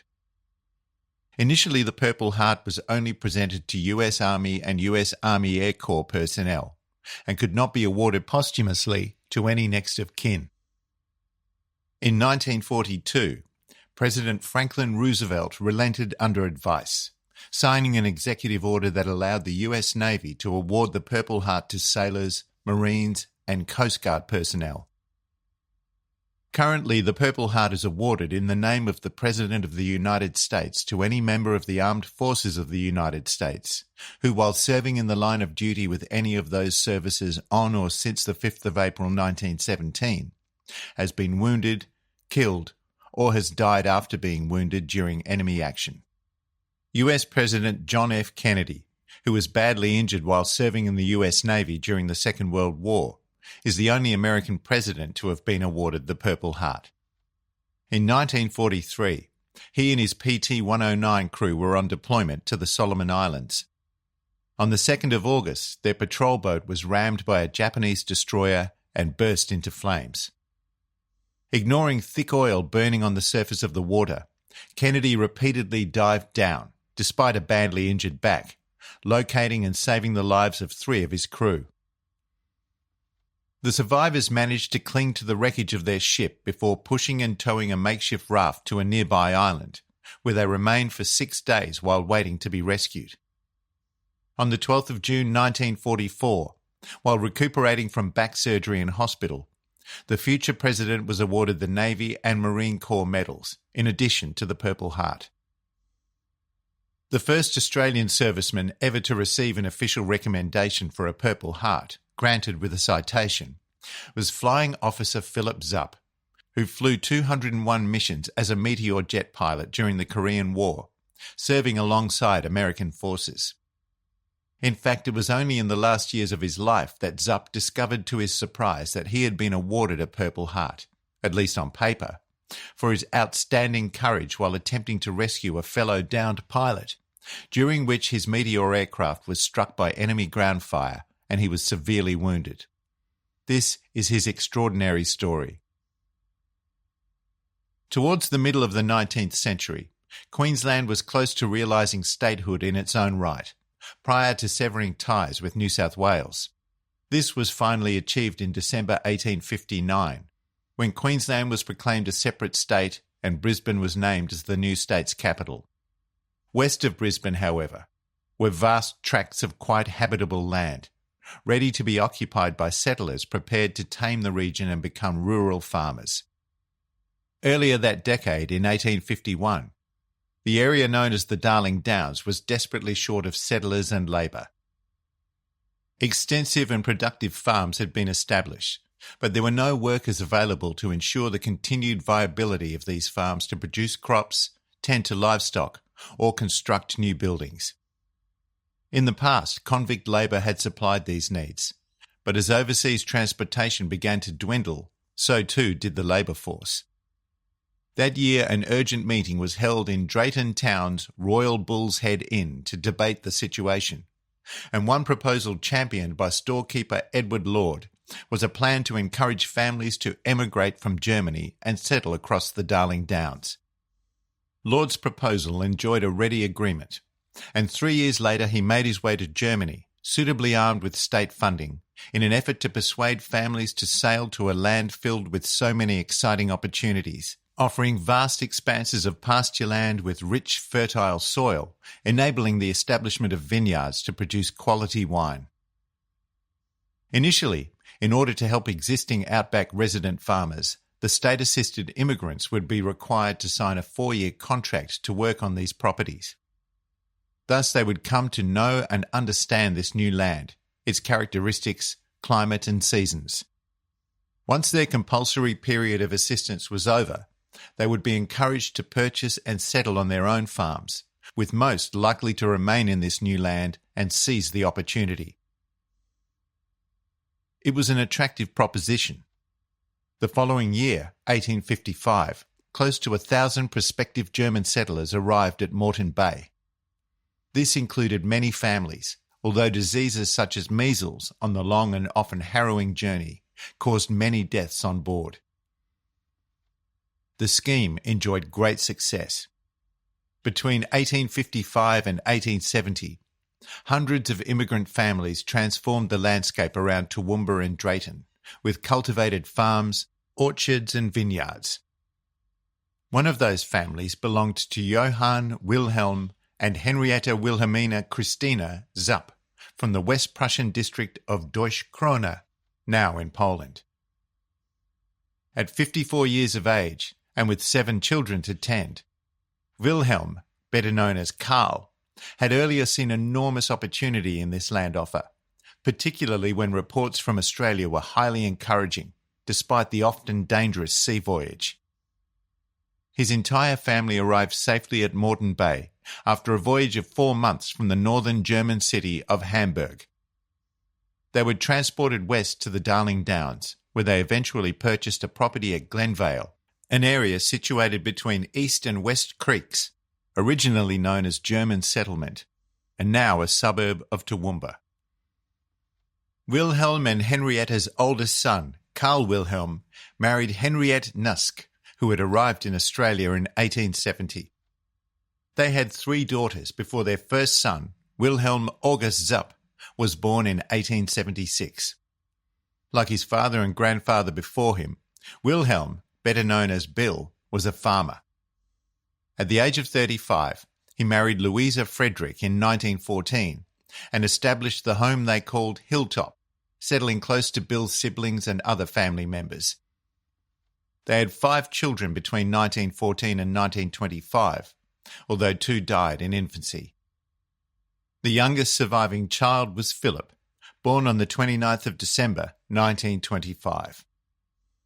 Incidentally, as I discovered when researching this book, the future Meteor pilot Philip Zupp was in fact related to Halifax bomber pilot Joe Herman, whose dramatic story was told in an earlier chapter in this book. Joe Herman's paternal grandmother was born Caroline Zupp, and, as with Philip's pioneering family, Caroline's parents were German immigrants who ran a property south of Toowoomba. There were many hardships, and the Zupp children did not enjoy the happiest or easiest of childhoods. Sustaining the farming life did not sit easily on their father Bill, a hard man who fought to eke out a living for his family. With the Great Depression following the Wall Street crash of 1929, the worldwide economic situation impacted heavily on Australia, increasing the burden on the Zupp family because of the continuing drought. On many occasions his mother had to ask Philip to retrieve her husband from the local hotel, where a drink or two helped Bill to temporarily sleep off his troubles. Young Philip had to learn to be tough, and though he found fun playing games with his brother Fred, along with friends and cousins, he also learned how to shoot at a very early age and became quite handy with a rifle, often bringing home game birds for dinner. Once he even shot a kangaroo, eliciting a rare compliment from his father. Despite the turmoil of living with the hardships brought about by the Depression and drought, Philip found a hero while reading accounts of the exploits of renowned Queensland aviator Bert Hinkler, also of German descent, whose flying exploits around the world had captured the Australian public's attention and adoration. He longed to know what it was like to fly in one of those wonderful machines traversing the sky, and though he knew it was a forlorn ambition, he dared to dream that one day he too would know the joys of flight. Accompanied by his patient mother Louisa, he often spent hours peering in wonder at aeroplanes through the fence at Toowoomba's Wilsonton Airfield. Philip went to the single-classroom Glenvale State School, where he was a more than average student, but then his family lost their farm and were forced to move into a dilapidated, dirt-floor dwelling perched on close to 150 acres of rock-filled land, mostly unsuitable for farming, on the edge of an escarpment in nearby Middle Ridge. Pressured to leave school to assist his family in their daily struggle for survival, 13-year-old Philip came to the crushing realization that many of his dreams of a higher education and the opportunities it might bring now lay in ruins. Instead, he took on a low-paid job at the Southern Cross Foundry in Toowoomba, which manufactured farm windmills. It was incessantly hot, dirty and discouraging work, and he loathed every day he spent there. However, he had a responsibility to look after his family and suffered through his disappointments. 3 months short of his 14th birthday, he woke one September day to the news that Australia was at war with Germany. Philip knew he was far too young to consider entering the war, but with his keen interest in aviation, knew there was a prospect offered by a youth organisation he had heard of, known as the Air Training Corps, which trained young men in most aspects of aviation and service in the Air Force. He also knew it was pointless making any inquiries, as the minimum age limit for membership in the ATC was 16, still 2 years away. He continued working at the foundry until his 16th birthday, at which time he received his father's permission to join the ATC and was assigned to No. 58 Squadron based at Toowoomba. Flying was still a long way off. Philip now had to hit the books, studying every aspect of aviation, including aircraft recognition, as well as such associated subjects as science, algebra, mathematics, and even Morse code. He applied himself, studied hard, and as the months went by, his proficiency in all the subjects grew. Eventually, he passed every stage of his training until he was closing in on his 18th birthday. His time with the ATC would then come to an end, and he could finally apply for the long-desired service in the Royal Australian Air Force. With his heart in his mouth, he travelled to the RAAF recruiting office in Brisbane, where he was subjected to a long raft of physical and psychological examinations and was endlessly grilled about his knowledge of aircraft and aviation in general.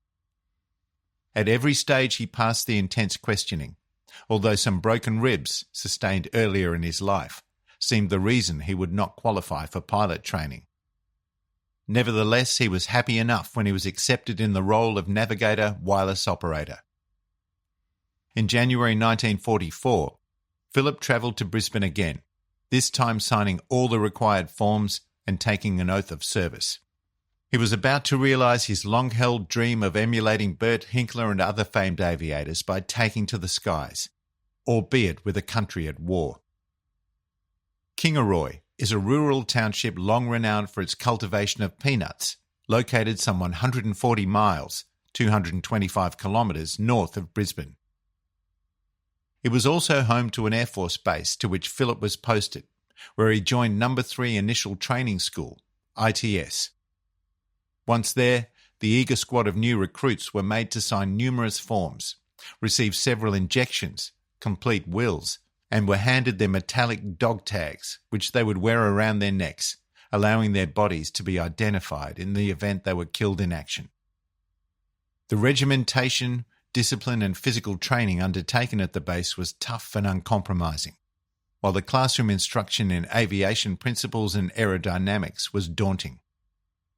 As his son Owen recently recalled, Philip was consistently marked as above average in his studies, although he recognised that his aircrew category of A3B prevented him from having a shot at pilot training, but he hinged his hopes on becoming an observer navigator and continued to record marks of 98% in mathematics to assist his cause.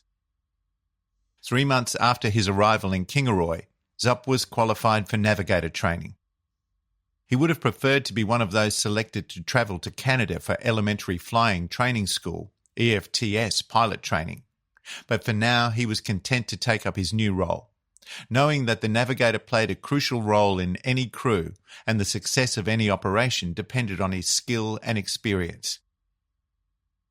The next move took him to Mount Gambier in the southeastern corner of South Australia and the Air Observers School, AOS. Here he was in a class of 40 aspirants in School Course 17. His dream of flight was edging ever closer. Before any of the trainees could step into an aircraft, classwork and studies began. These were demanding and relentless. The men had to familiarise themselves with such things as sextants, slide rules, and the operation of the direction finder, as well as navigation charts. Then followed Morse code, light signals, electrical theory, aircraft recognition, pyrotechnics, radio operation, and aerial photography. It was a tough course, and the dropout rate was often recorded at around 50%. However, Zupp was determined to succeed, especially every time he walked by the long lineup of twin-engine Avro Anson Mark I aircraft, parked wingtip to wingtip on one side of the airfield. A low-wing cantilever monoplane, the Anson had been developed as a general reconnaissance aircraft, and in Australia they were used for maritime reconnaissance. Then came the momentous day when he was told to don flying gear for the first time and make his way towards an Anson that was being prepared for flight. He climbed aboard and buckled himself in at the navigator's table as the pilot ran his final checks. It was only a familiarisation flight without any set duties, so Zupp was able to experience the thrill of the Anson racing down the runway and the nose gently lifting into the air. From then on, it was pure joy, as he watched the ground recede behind him, now travelling faster than he had ever experienced in his life. From that time on, every time he stepped into an Anson, it would be a full-on training exercise with little time for enjoying the passing scenery. As their training continued, the budding airmen heard the news of the successful landings at Normandy on D-Day, the 6th of June 1944. Although he knew it was a selfish consideration, Zupp began to worry that the war in Europe might end before he actually flew into combat. 2 months later, on the 5th of August, the trainees assembled in the gymnasium to hear an address by their commanding officer Wing Commander Frederick Whitscheib. He told them he had received a signal from the Chief of Air Staff, Air Marshal Sir George Jones, and to prepare themselves for some bad news. In essence, the signal stated that there was to be a reduction in aircrew training, and as a result the men could volunteer for further service in one of two ways, either as RAAF ground crew or transfer across to the Australian Army. Thoroughly disheartened, Zupp and his fellow trainees were given some time to choose between the two options. Eventually, Zupp decided if it came down to a choice between remaining in a ground job with the RAAF in Australia or joining the fighting overseas, then the latter option had more appeal. One day, however, he was determined that he would take to the skies again, hopefully as a pilot. The following month, Zupp made his way back up to Brisbane and the AIF reception depot located at Redbank. On the 29th of September 1944, he walked into the Army Recruitment Office and after swearing an oath of allegiance was enlisted, given the service number QX62143 and kitted out with his khaki uniform. He commenced his initial army training just 4 days later at the western New South Wales town of Cowra, the scene of a massive failed breakout of Japanese POWs the previous month. He spent 3 days at home with his family in Toowoomba ahead of beginning this new adventure with the AIF.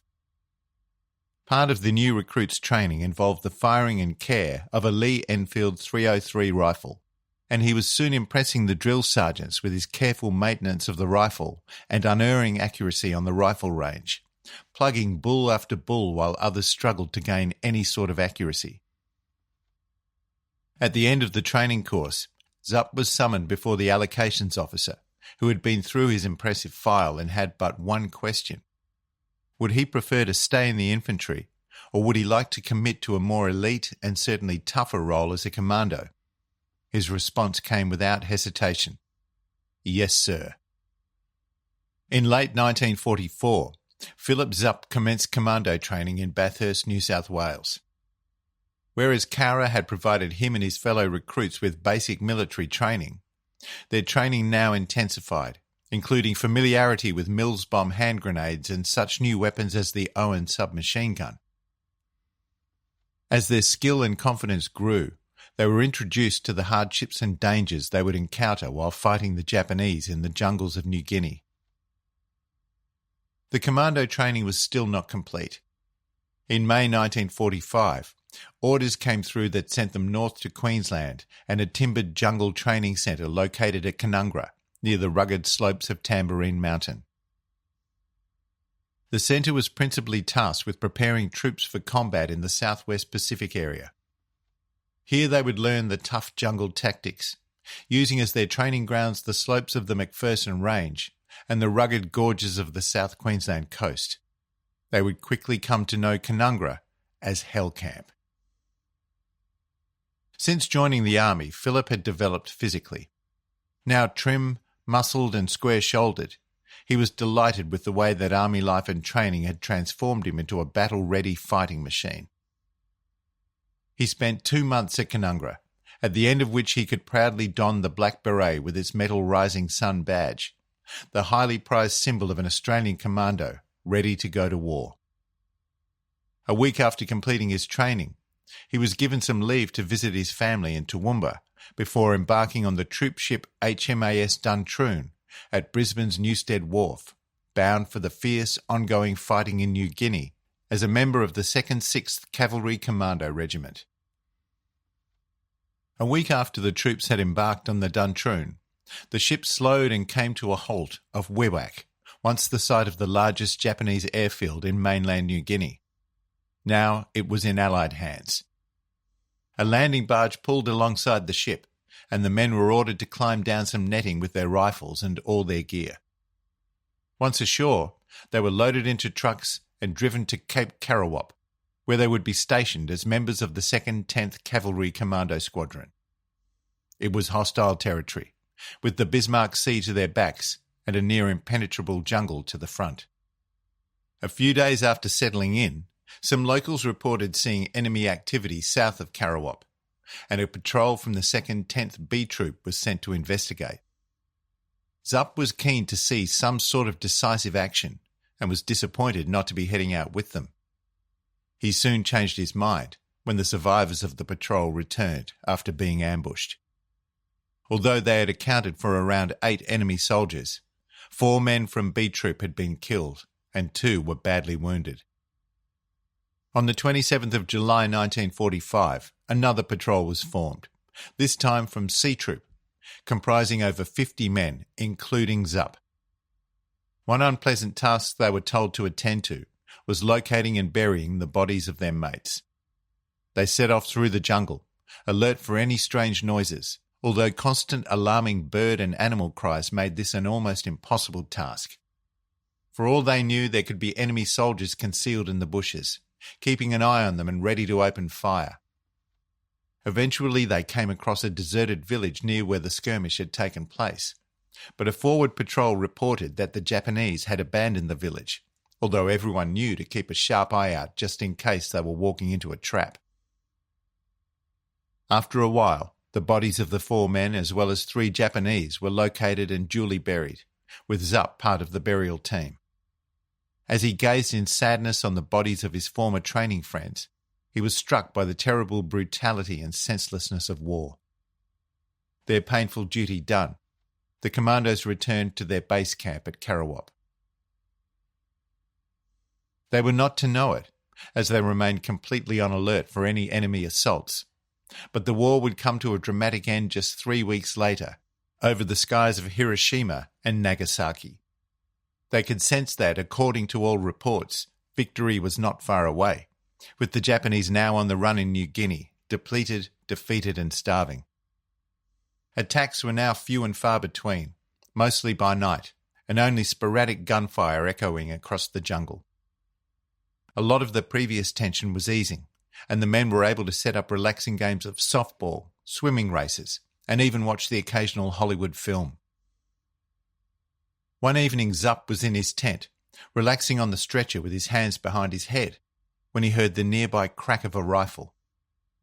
At the same instant, a bullet tore straight through the canvas wall of his tent, and he felt a sudden stinging sensation across his abdomen. He looked down and was shocked to see a bloody streak across his singlet.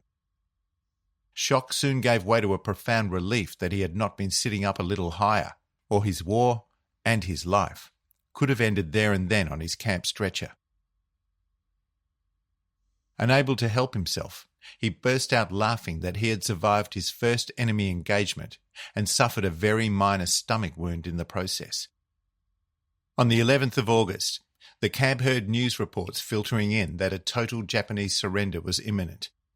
Although not confirmed, there was a lot of cheering, handshakes and laughter.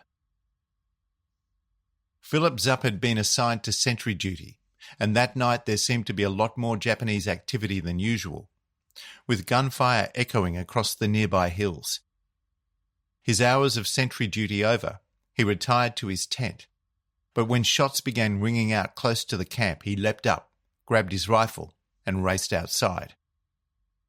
Someone fired a very pistol into the air, and 2 armed Japanese soldiers were caught approaching in the sudden illumination.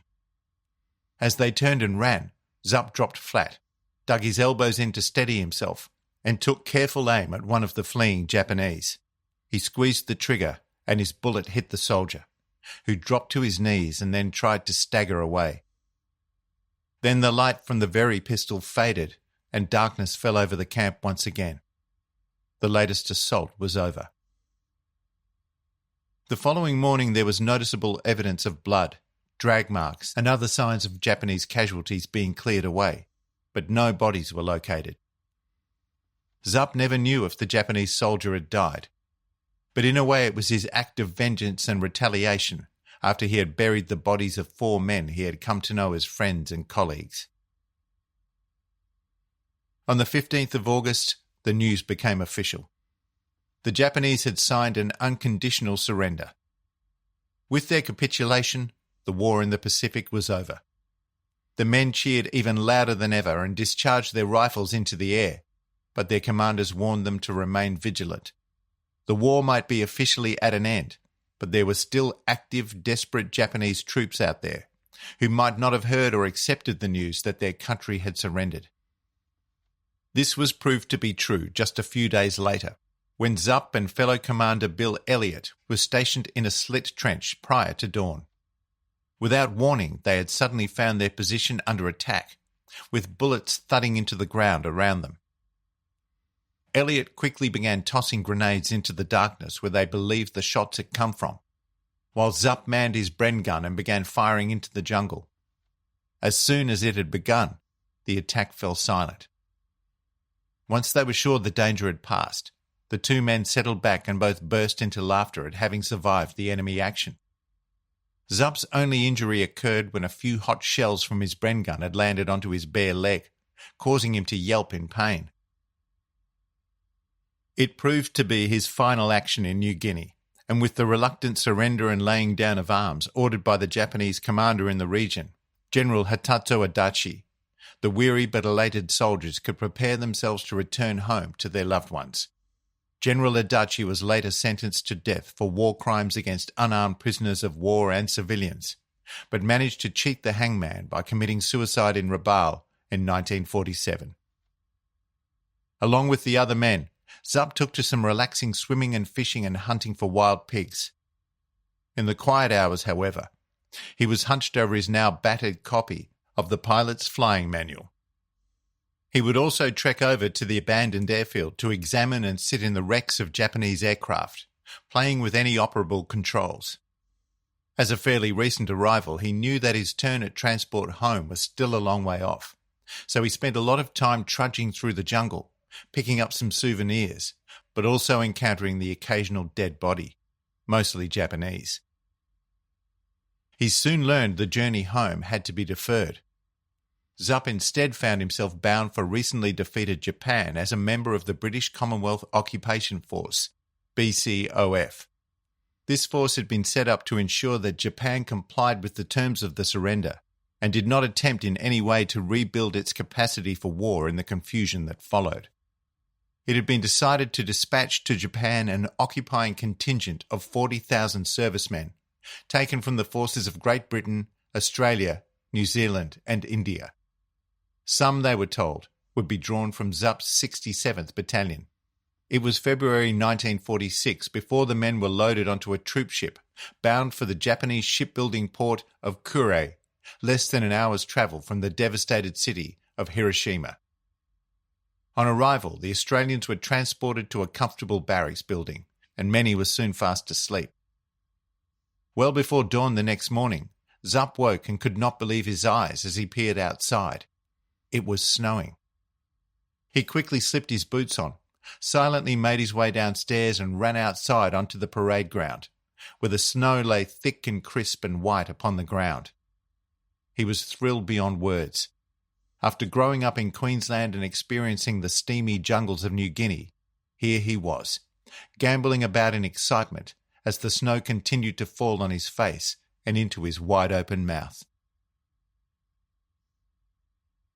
His next experience was at the other end of the emotional spectrum, when he made his way into the ruined city of Hiroshima, heading for Ground Zero, the point directly below where the atom bomb had exploded, some 2,000 feet, 600 metres, above the unsuspecting city. He took in with sadness the flattened buildings, the twisted steel and piles of rubble as far as the eye could see. He also saw the devastated look on the faces of the starving, homeless and destitute Japanese people, shivering in the cold and thinly dressed in any sort of clothing they could find, with bags slung over their shoulders, silently and desperately engaged in a mostly futile search for any kind of food or clothing. He felt an enormous personal guilt over the fact that plentiful food and warm shelter was readily available back at their barracks. There was also despair at what had happened to this once beautiful city and its people. Little was then known about the bombs that had been dropped over Hiroshima and Nagasaki, but he knew for certain that many thousands of citizens must have died in the ferocious, all-consuming blasts. When out on one of his regular patrols in the area, Zupp often ventured to other areas of interest. One in particular was an Australian airfield, where he could marvel at the sight of rows of P-51 Mustang fighters belonging to 77 Squadron. Taking a seat, he would spend hours observing aircraft taking off and landing, all the time wondering what it might have been like to have stayed in the RAAF. A pilot noticed that Zupp was fascinated by the Mustangs, took him over to one and allowed him to stand on the wing, checking out the instrumentation in the cockpit. The urge to fly now burned in him once again, and he was determined to do something about it. After spending close to a year in Japan, Zupp was well and truly homesick and couldn't wait for his posting to end. However, it was May 1947 before orders finally came through and he embarked on HMAS Canimbla at Kure, bound for Australia. Japan had been an amazing experience in so many unexpected ways, and he had seen sights and been places he would never forget. 13 days later, the Canimbla arrived in Sydney, and the next morning he was on a train bound for Redbank in Queensland. The following day, after being reunited with his family, he was discharged from the Australian Army, and former Commando Philip Zupp became a civilian once again. By August 1948, Zupp had tried to readjust to civilian life, but there was a constant restlessness that bewildered him. He finally knew what had been gnawing away at him since he got back, and decided it was time to put those thoughts into action. He was going to re-enlist, but this time with the RAAF, although in his heart he knew that he would likely end up serving as an aircraft mechanic. He made his way to Townsville, where the recruiting officer agreed, based on his past military record, that he would be quite acceptable as a flight mechanic. A few weeks later, he was informed that he had passed his medical and police checks and was issued with his brand new RAAF uniform. Once he had visited his family in Toowoomba, it was on to Wagga Wagga, in the Riverina region of New South Wales, and the RAAF School of Technical Training, RSTT. His immediate future now seemed set, but it only took the sight of a tiger moth at a nearby flying school run by Eric Condon for Zupp to begin to explore the option of realising a long-suppressed passion. After explaining his past history with aircraft to Condon, he was allowed to sit in the cockpit and play with the controls, following which he signed up for flying lessons. Every day he worked hard at his classroom studies, as well as poring over a DH-82 Tiger Moth manual that Condon had lent him, meanwhile counting the hours until Saturday rolled around. The big day finally arrived, and Condon showed him around the aircraft on a lengthy and meticulous pre-flight inspection, following which Zupp donned a leather flying helmet and climbed into the back seat, with Condon up front. Eventually, after Philip had familiarised himself with the various controls and throttle settings while taxiing around, Condon wheeled onto the runway and took off on a 1-hour training flight. Once they had reached a suitable altitude and levelled off, Philip heard the most magic of words: handing over. He waggled the control stick to acknowledge Condon's words, took over, and for the first time in his life, he was flying an aircraft. It was the fulfilling moment of a long-held dream. As his son Owen said of this occasion many years later, he had never felt such absolute joy as he ventured into a turn to the left, watching his horizon tilt and his wingtip trace a line along the earth. That night, Philip opened his pilot's logbook and carefully entered the words: October 16, 1948, DH-82 Tiger Moth, VHBEO, air experience, 1 hour.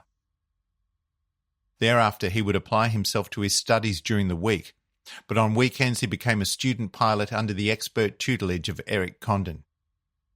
On the 11th of December, Condon climbed out of the front cockpit after a series of touch-and-go landings and told Zupp to see him after he came back. The solo flight went well, and that evening the new entry in his flight log finished with first solo, 30 minutes. He was now a trainee mechanic by day and a pilot on weekends. By April 1949, Zupp was the proud owner of Private Pilot's Licence number 5231. He began to set his sights on an even bigger and better ambition: to fly a jet aircraft. Believing he had nothing to lose, he applied for aircrew training with the RAAF.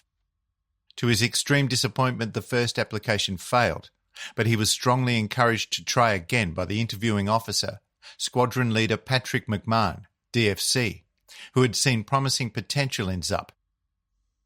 It therefore came as a complete surprise not long after when an official letter arrived in the mail, instructing him to report to No. 1 Flying Training School at Point Cook, Victoria. This time he had not even submitted an application, and he always believed that the kindly squadron leader was the one behind giving him this second chance. On the 23rd of February 1951, following months of intensive training, Philip Zup stood proudly on the parade ground at Point Cook along with 14 other graduates, ready to receive his Air Force wings from Air Marshal George Jones, CBE, DFC. Once the wings had been clipped onto his khaki shirt, he saluted the Air Marshal and stepped back into line. The training was over. He was now a qualified pilot with the RAAF. Within a week, his excitement had waned a little when he found he had been assigned to No. 82 Bomber Wing, based at Amberley, Queensland. He had been desperately hoping for a transfer to a fighter wing, but the brand new sergeant pilot had to accept what was allocated to him. Training on the four-engined Avro Lincoln bomber began in earnest, but within days fresh orders arrived. He was to transfer out of Amberley almost immediately and be flown to Canberra, there to join No. 3 Tactical Reconnaissance Squadron. What's more, he would be commencing conversion training on the North American P-51 Mustang, a fighter like those he had seen in Japan. He could hardly believe it. But mixed with the joy was the near certainty that those who made it through were soon destined for the fighting in Korea, where they would replace pilots lost in the deadly combat in the skies. The Mustang training was taxing and intense, practicing dive bombing, night flying, instrument and low-level flying, and air-to-air gunnery aided by cine cameras to record the accuracy of the students' shooting. Although as part of their gunnery training, they practiced firing at drogue-borne aerial targets, Zup soon developed a preference for attacking ground-based targets and was becoming increasingly comfortable in his role of fighter pilot. As their deployment date grew ever closer, the news from Korea was hardly encouraging, with reports of the pilots with the RAAF 77 Squadron having a tough time flying into combat in their Meteor jets against an aggressive enemy, mostly Chinese, and their far superior MiG-15 fighter jets. By the time September rolled around, Zup had accumulated 150 hours in his flight log with No. 3 Squadron and had been rated highly, especially in ground attack training. It was now time to move on to RAAF Williamstown in New South Wales. Initially, he was back flying in Mustang fighters, but after completing another 8 hours, he was told that he would be moving up to training in the de Havilland Vampire jet fighter, with its twin-tailed boom and pod-like fuselage. The difference was astounding, as he would find. By comparison with the propeller-driven Mustang, the sleek Vampire slid through the sky, gaining speed and altitude so readily he found it amazing, and yet it was so quiet and lightly responsive to his touch. His first solo flight went like a breeze, and he knew that he had just entered into a whole new phase of flying. But there was no time to sit back and wonder at this marvellous machine, as the training now raced along at a relentless pace, and his flight hours rapidly accumulated, often with 4 practice sorties a day. 2 months later, his training was at an end, having clocked up 32 hours in Vampires, including 40 harrowing minutes of night flying. With an accumulated grand total of 400 hours under his belt, he was finally cleared to proceed to Japan, where his next training phase would be linked to the British Gloucester Meteor twin-jet fighter. But first, there was a very welcome distraction waiting for him at Richmond Base headquarters, in the shape of a dark-haired female corporal named Edith Blight. He was there as the documentation for his mandatory vaccinations and inoculations had somehow gone missing, and if not found, he would have to go through it all again. He was not in a good mood. After speaking by phone with someone in authority, he slammed the receiver down and on a sudden impulse stole one of the corporal's lollies from her open drawer. Rather than show annoyance, she was quite amused by his antics, and when he finally noticed her, he meekly introduced himself, and over time a budding romance evolved. Next, Zup was on his way by Qantas DC-4 to Iwakuni, Japan, where he was to enhance his flying and gunnery skills over 2 days on a 77 Squadron Gloucester Meteor F-8. It was minimal training, but that's the way things worked, and he then became one of 4 pilots ordered to fly to the squadron base in Gimpo, now Gimpo, South Korea, and take part in the savage conflict.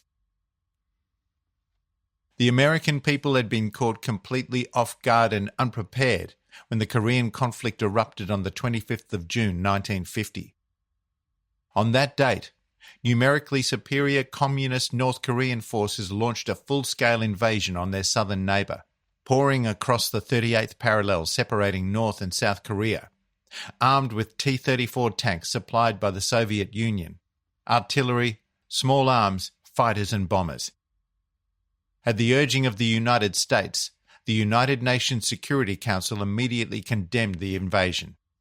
Subsequently, acting promptly and without congressional approval, President Harry Truman ordered US forces to aid the South Koreans militarily, following which 15 other UN members also threw their support behind the American forces. Early on, the war in the air was solely reliant on propeller-driven aircraft, with American F-51 Mustang and F-82 twin Mustangs pitted against North Korea's Soviet-built Yak-3 and Yak-7 fighters.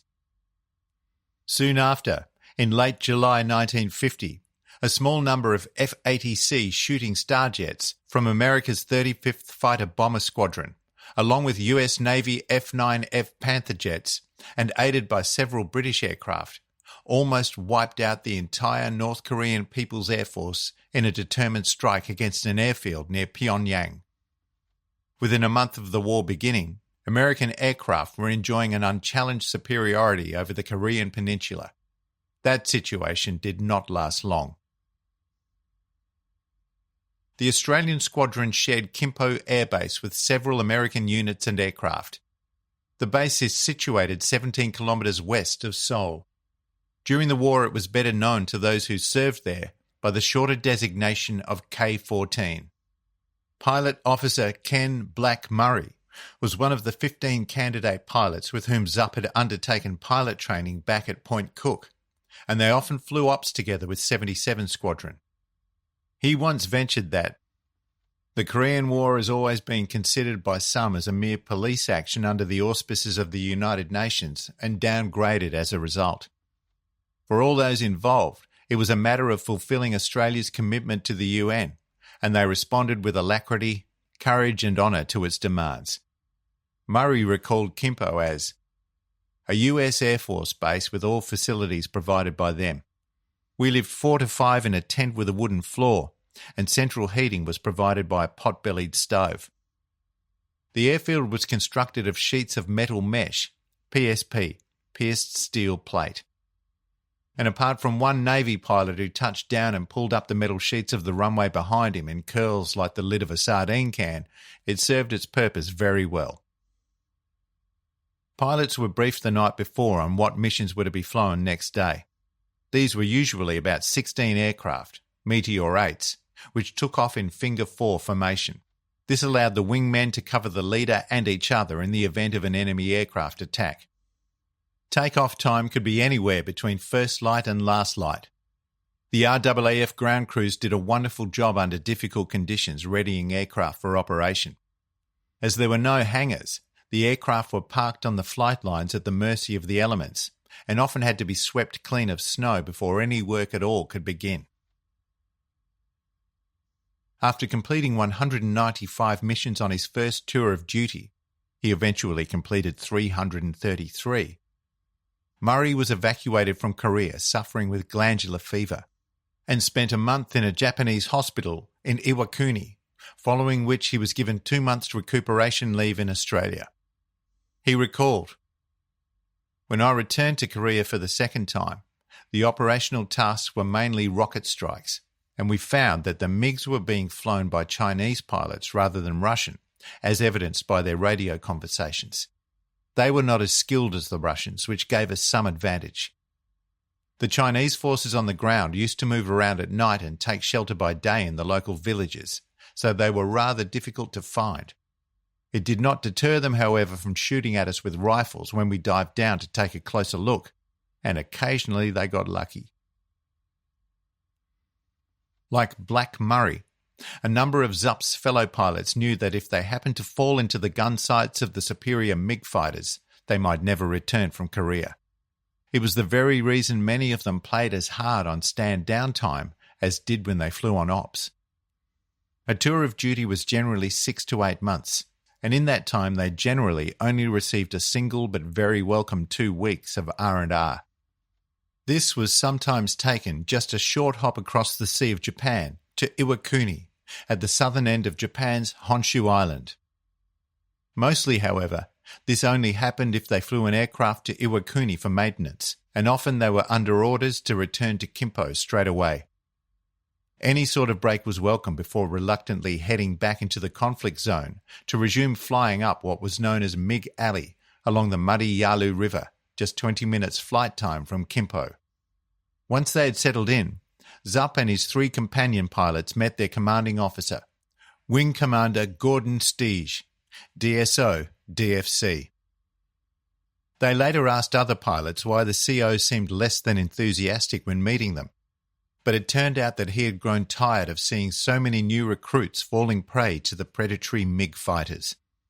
To that time, 77 Squadron had lost nearly 20 pilots to enemy action, and not a single MiG had been brought down.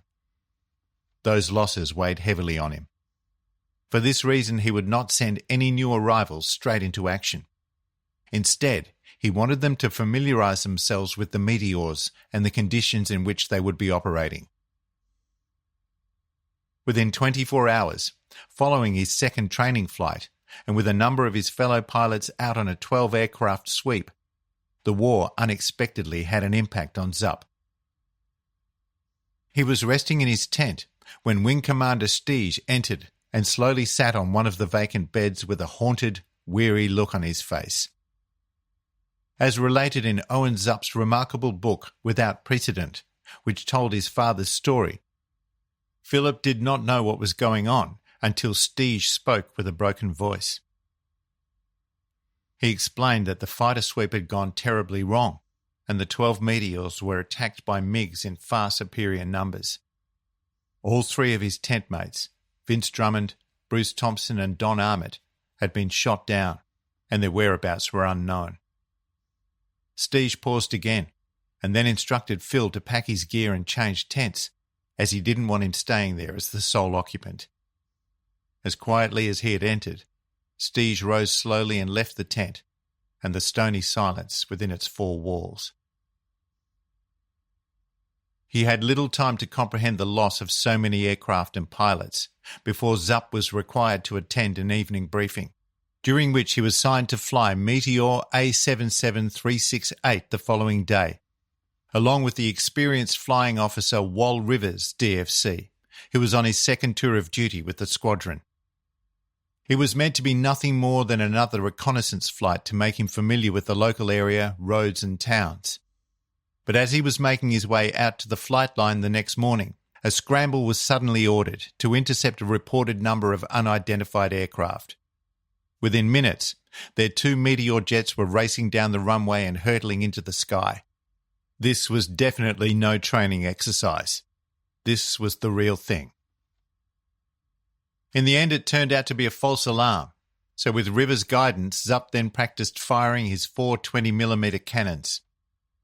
They finally flew back to the base, and Zup had recorded his first combat mission, even though it was mostly uneventful, apart from inadvertently coming close to flying into some of Rivers' spent shell casings after the other pilot had test-fired his own cannons. Inattention and inexperience had nearly caused him to fly right into the shells and have them sucked into his engine, which could easily have brought his aircraft down. It gave him the shivers every time he reflected on the incident. There were more scrambles and more sorties over the next few days, but they all proved uneventful, apart from one occasion in which he had to make a night landing after a delayed flight from Suwon to Kimpo. He had never landed by night in a meteor, but he managed a safe touchdown after aborting the first landing at the last possible moment. The one good aspect of this was that his expertise and confidence in the meteor grew quickly, and he felt far more prepared than when he had first arrived, and it gave more gravitas to the sad words spoken by Wing Commander Stige regarding the loss of so many newly assigned but combat-untested pilots. Christmas 1951 and the New Year came and went, but it also saw the arrival of a replacement and highly experienced commanding officer, Squadron Leader Ron Susans, DFC. After speaking with his officers, he decided that not only was morale low, but the Meteor was being utilised too many times as an intercept fighter and on air defence patrols, when it was more suited to a ground attack role, delivering rockets and cannon fire to specific enemy targets. He set a goal of 1,000 sorties against enemy positions in January, and the airmen under his command were ready and willing to meet this target. Soon after, Zup carried out his first such ground strike and was fortunate enough to have the new CO leading the attack formation of 4 Meteors. Their target that day was a large building on the edge of the port of Shinampo, now Nampo, south of the North Korean capital of Pyongyang. And though they came under tracer fire from the ground, all 4 pilots managed to unleash their rockets, completely destroying the target. Zup had been second in, following Susans, and the CO later congratulated him on his performance under fire. It was not only the enemy the men of 77 Squadron had to contend with, it was the freezing cold. In the weeks between December to mid-March, the temperatures normally hovered around freezing during the daylight hours and even lower at night. Nevertheless, action continued on the ground and in the air, and 2 of the few things that Zup enjoyed in the crisp, cold conditions were flying and writing to Edith. But there were always the all-too-frequent reports of squadron mates going missing in action. Many had been killed after being shot down, while others were captured and taken prisoner, following which a savage interrogation usually took place. Zup came to know the inhospitable mountains and valleys, bridges and railroads of Busan, Daegu, Seoul, Incheon, Pyongyang and Wonsan, almost as well as he knew the skies over Queensland's Darling Downs. During his time at Kimpo, it is not known if he ever came across a brash young American second lieutenant named Virgil Grissom, flying with the US 334th Fighter Squadron of the 4th Fighter Interceptor Wing, who was similarly based at K-14 from February to September 1952. Flying Northrop F-86 Sabre aircraft, Grissom completed 100 combat missions with his squadron, earning himself a Distinguished Flying Cross and Air Medal during his 6-month tour of duty in Korea before returning to the United States. Just 7 years later, Captain Virgil Gus Grissom was named as one of America's 7 pioneering Mercury astronauts and would become the second American and 3rd person to fly into space. With their recent successes in attacking hostile ground-based targets, several members of 77 Squadron, including Zup, were advised that they would be worthy recipients of the American Air Medal. Having completed nearly 40 sorties with the squadron by this time, he was delighted with this honour, but had little time to dwell on such things, as the war was unrelenting and the pilots were being tested to their limit. Then, on the 6th of February 1952, he came close to losing his life in a desperate act of courage involving Flight Lieutenant John Hannon, known to one and all in the squadron as Butch. Taking off from Kimpo together with Flying Officer Wal Rivers, DFC, Sergeant Ian Cranston and Warrant Officer Keith Hill, Hannon had been assigned to lead an attack on a critical target near Sibyeonni in North Korea. Having successfully launched their rockets and strafed the target, the 4 pilots turned east before coming under fire from a pair of ground-based 50 caliber enemy gun pits. In response, Rivers and Hill turned, swooped down and fired on the gun pits, followed moments later by Hannon, who flew incautiously straight and hard towards the enemy gunners, without the normal jinking to spoil their aim. Just as he began firing his cannons, Hannon's Meteor was hit by a shell, and thick smoke began belching from the area of his ventral fuel tank. Moments after, his Meteor was ablaze, and Hannon tried to turn south, hoping to make it back to base. But as the fire spread alarmingly close, he knew he only had seconds in which to make his escape from the aircraft. He hauled the nose of his Meteor up in order to gain as much altitude as he could, ensuring his parachute would have sufficient time to open. He then managed to evacuate, propelled from the burning aircraft in his ejection seat. The silk parachute snapped open and fully billowed just in time, moments before he hit a snow-covered hillside. His Meteor, trailing fire and thick black smoke, slammed into the ground nearby. The other 3 pilots failed to see the downed airman as his white parachute had blended into the snow-covered hillside after he touched down. Now running low on fuel and with some damage to Hill's Meteor, Rivers circled the area while calling back to base, advising coordinates where Hannon had been shot down and seeking some possible rescue for the downed airman. To his chagrin, he was advised that the area was a real hotspot of enemy activity, with numerous gun emplacements. It was a definite no-go zone, far too perilous to send in a rescue helicopter. It was also felt that Hannon would almost certainly have been rapidly located and captured by Chinese soldiers. Thousands of feet higher and some miles distant, Philip Zupp was engaged on a separate patrol, flying F-8 Meteor A7715 over the area of Haizhou, along with Flight Lieutenant Ray Taylor. The dangers associated with combat flying had done nothing to diminish his love of flying in general.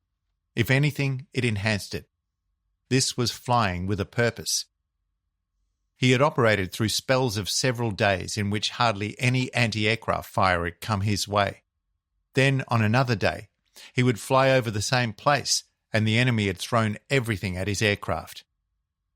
On some occasions, while attacking ground targets, he had flown through crowds of tracer so thick it was difficult to see how any aircraft could make it through without being shot full of holes, or worse. But so far, he had led something of a charmed life. It was all about to end.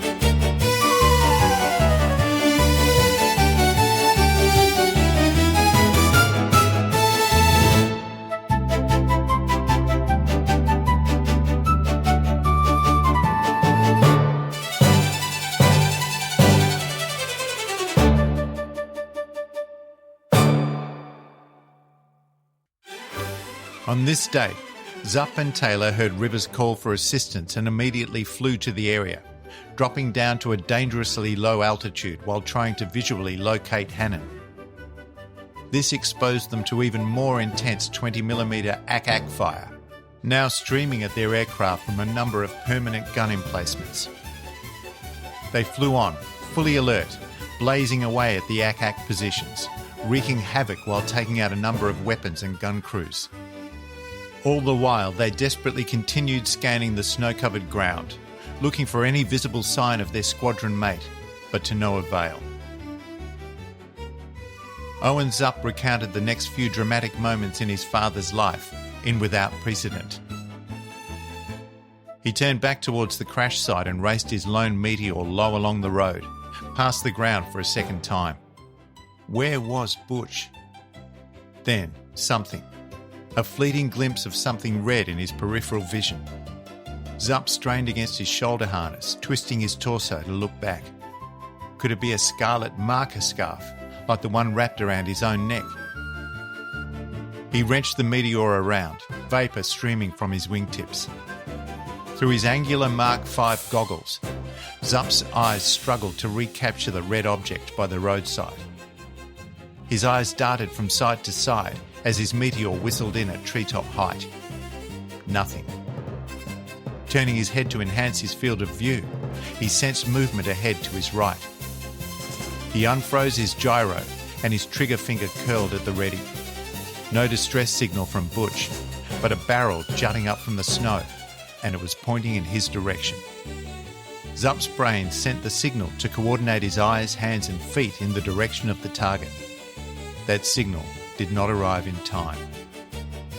Within moments of firing his weapon, the canopy above Zupp's head suddenly exploded, with shrapnel and razor-sharp shards of perspex ricocheting wildly around the cockpit. A biting, howling wind slammed into Zupp as his Meteor slewed sideways, the left wing tip all but slicing into the snow, with the ventral tank coming perilously close to slamming into the ground before his instinct and adrenaline kicked in. Zupp managed to level out, while at the same time holding the control stick back into his stomach with one hand and shoving the throttles forward with the other. It was a desperate touch-and-go reaction, but thankfully the crippled steed responded immediately, hurling the screaming Meteor almost vertically into the sky. As he soared skyward, at a speed estimated to be in the vicinity of 340 miles per hour, 540 kilometres per hour, his back jammed hard against his seat, Zupp had to fight hard to prevent himself from blacking out with the crushing G-forces. He was also concerned that he might fly into one of his circling squadron mates, but self-preservation was paramount as he climbed higher and the immediate danger receded. Throughout his ordeal, the cockpit was a swirling maelstrom of flying debris. Freezing air and tiny shards of perspex from the windscreen blasted at his face, while his goggles and oxygen mask were both skewed hurtfully around his head. As a result, his face was soon covered in a multitude of stinging sores. He could taste blood in his mouth, and in his peripheral view he noticed blood spattered everywhere over his flight jacket. He later stated that there seemed an inordinate amount of blood. It was over me, the cockpit and the clocks.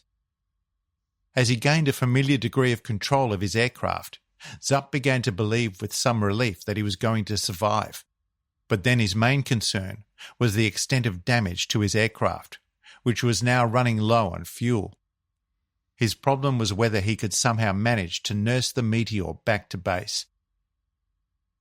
Turning south, Zupp swept past Kaesong, accompanied by Wal Rivers, while trying to ignore the pain in his face and the biting cold as he attempted to straighten his oxygen mask and smash goggles.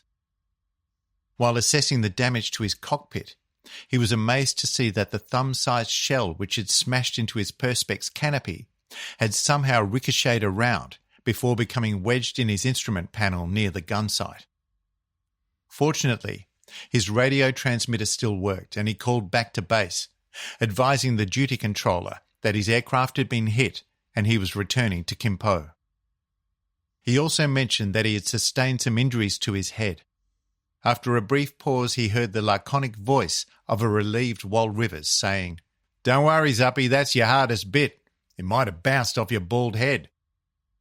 The Meteor eventually made it back to Kimpo safely, and Zupp executed a perfect landing. As he shut down on the airfield apron and unbuckled his harness, he looked around and was amazed that he had not been more badly injured or even killed. He was assisted out of his open, badly damaged cockpit by a ground crewman. He too could hardly believe that the pilot and aircraft had managed to return, given the condition of both. Covered in blood, Zupp made his way to the medical centre, where the staff tended to his many wounds. He was astonished to see the damage that had been caused to his flight goggles after they were gently removed. The right-hand metal frame was badly buckled, and the glass on that side was completely missing. It was a miracle he had not lost that eye. The American medical staff managed to tend to his wounds and extract dozens of pieces of perspex and other shrapnel from his face, but some minuscule shards would remain embedded there for decades until he finally had them surgically removed in 1990. While everyone on the base was relieved at Zupp's survival after risking his life to try to help a downed fellow airman, they were bewildered at the sight of his ruined cockpit and what remained of the Meteor's canopy. He could not wait to escape the attention and get back to his tent after treatment, lie down, and mull over the dramatic events of the past few hours. He was not to know that things were already being set in motion to recognise his extreme courage in what would prove to be a most unique and deserving way. He would later learn that Butch Hannon had indeed been located and captured by Chinese troops soon after parachuting to the ground. He was subsequently interrogated before being taken to the main POW camp at Pincheon-ni in North Korea. Although other members of 77 Squadron were being held in the camp, Hannon was isolated and not allowed to make contact with them until his release at war's end. Early on, he was involved in some escape plans, but eventually precluded himself as his health had deteriorated and he could no longer participate. Finally released on the 1st of September 1953 and repatriated, Hannon returned home to Sydney and his wife Pat, but found it difficult to adjust to a normal life, preferring for quite some time to sleep on the floor rather than in a soft bed. They later moved to Western Australia, where he resigned from the RAAF and went into civilian flying. In November 1954, he and Pat became the parents of twin girls, and the future was looking quite promising. Just 14 months later, on the 26th of January 1956, he was driving around Perth with his father-in-law seated on the back of his motorcycle when a truck pulled to a sudden halt on the road, unseen beyond the crest of a hill. The motorbike slammed into the truck's rear tray and skidded across the road. Hannon only had time to ask if his passenger was okay before he closed his eyes and passed away. On the morning of the 18th of June 1952, an aircraft touched down at Sydney's Mascot Airport after a flight from Japan with Sergeant Philip Zupp on board at the end of his operational tour, having amassed a remarkable total of 201 combat sorties. He was looking forward to a further flight, this one cross-country to Toowoomba, where he knew members of his family and friends would have gathered to welcome him home. 4 months later, on Friday the 3rd of October 1952, the Minister for Air and later Prime Minister William McMahon presented awards to RAAF personnel for their services in Korea and Japan.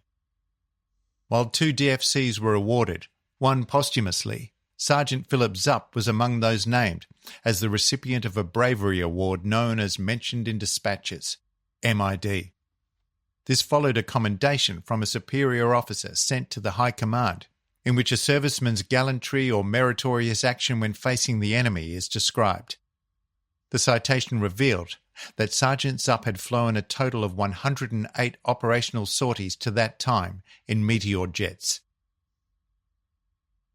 The following month, on the 10th of November, Sergeant Philip Zupp married his longtime sweetheart, Edith Blight, the former corporal in the Women's Auxiliary Australian Air Force, WAAF, at the Methodist Church in the inner West Sydney suburb of Ashfield. Edith had served as an Air Force radar operator before joining the post-war Women's Royal Australian Air Force, WRAAF. She was discharged from that service a week prior to the wedding, after serving in an administrative role. Following the reception, the bride and groom left for their honeymoon in East Sale, southeastern Victoria, where Philip was undertaking a flight instructor course at the Air Force's Central Flying School, which had been relocated from RAAF base Point Cook 5 years earlier in 1947. Having completed the course, they made their home in Currabee, near the RAAF airfield at Archerfield, Queensland, where for the next 2 years he served as a flight instructor with No. 1 FTS. On the 1st of July 1954, the General Duties Branch of the RAAF announced that Flight Sergeant Philip Zupp, 011439, is appointed to a short service commission on probation for a period of 12 months with the rank of pilot officer. Meanwhile, the final aerial combat engagement for any 77 Squadron aircraft had taken place on the 27th of March 1953, when two Meteor Mark 8 jets, flown by Sergeants George Hale and David Earlham, spotted and swooped in on what they thought was a lone MiG-5 in pursuit of a pair of unarmed American RF-80 Shooting Star photo reconnaissance aircraft. As the enemy pilot moved in on his prey, Hale suddenly found himself the target of 3 other MiGs. He managed to down one enemy aircraft and damage another before running out of ammunition. He was able to break away and made it safely back to Kimpo. Earlham's Meteor, meanwhile, had come under heavy fire, resulting in the loss of an engine and sustaining around 100 holes in the jet's fuselage. He too managed to evade the enemy fighters and nurse his Meteor back to a landing at Kimpo. This action not only proved to be the final aerial combat of the Korean War for 77 Squadron, but also the very last occasion on which any RAAF unit was involved in any air-to-air combat. Philip Zupp's involvement in aviation did not end after he had flown home from Korea. For a time he served with his old unit, 77 Squadron, at Williamstown Air Base, New South Wales, flying the Meteor once again before he was transferred across to 75 Squadron at the same base. Meanwhile, Edith had decided it was time to try and ease them both out of the military life, as she was keen to purchase a home that had become available next door to some friends in the Sydney suburb of Guildford. Once, during their engagement, he had made the mistake of saying how much he would like to return to Korea, and Edith had turned on him. She argued that she had lived in dread every day he had served there and did not want to live through all that again. "If you go back to Korea," she threatened, "I won't be here when you get back. I cannot and will not go through that again." The message had come in, loud and clear. Now, not only did they have a baby daughter they named Pamela, but he had also been promoted to the rank of flying officer. However, with the move down to Sydney, he recognised that the time had finally come to part ways with the RAAF. Armed with an offer to become a flight instructor at the Royal Aero Club at Bankstown Airport, he submitted his resignation. It was a day of mixed emotions on the 11th of April 1956, when, as his son Owen later described, Zupp walked out to his Meteor, knowing that he was closing a significant chapter of his life. He had seen combat and survived and watched friends die in flames on a frozen foreign landscape.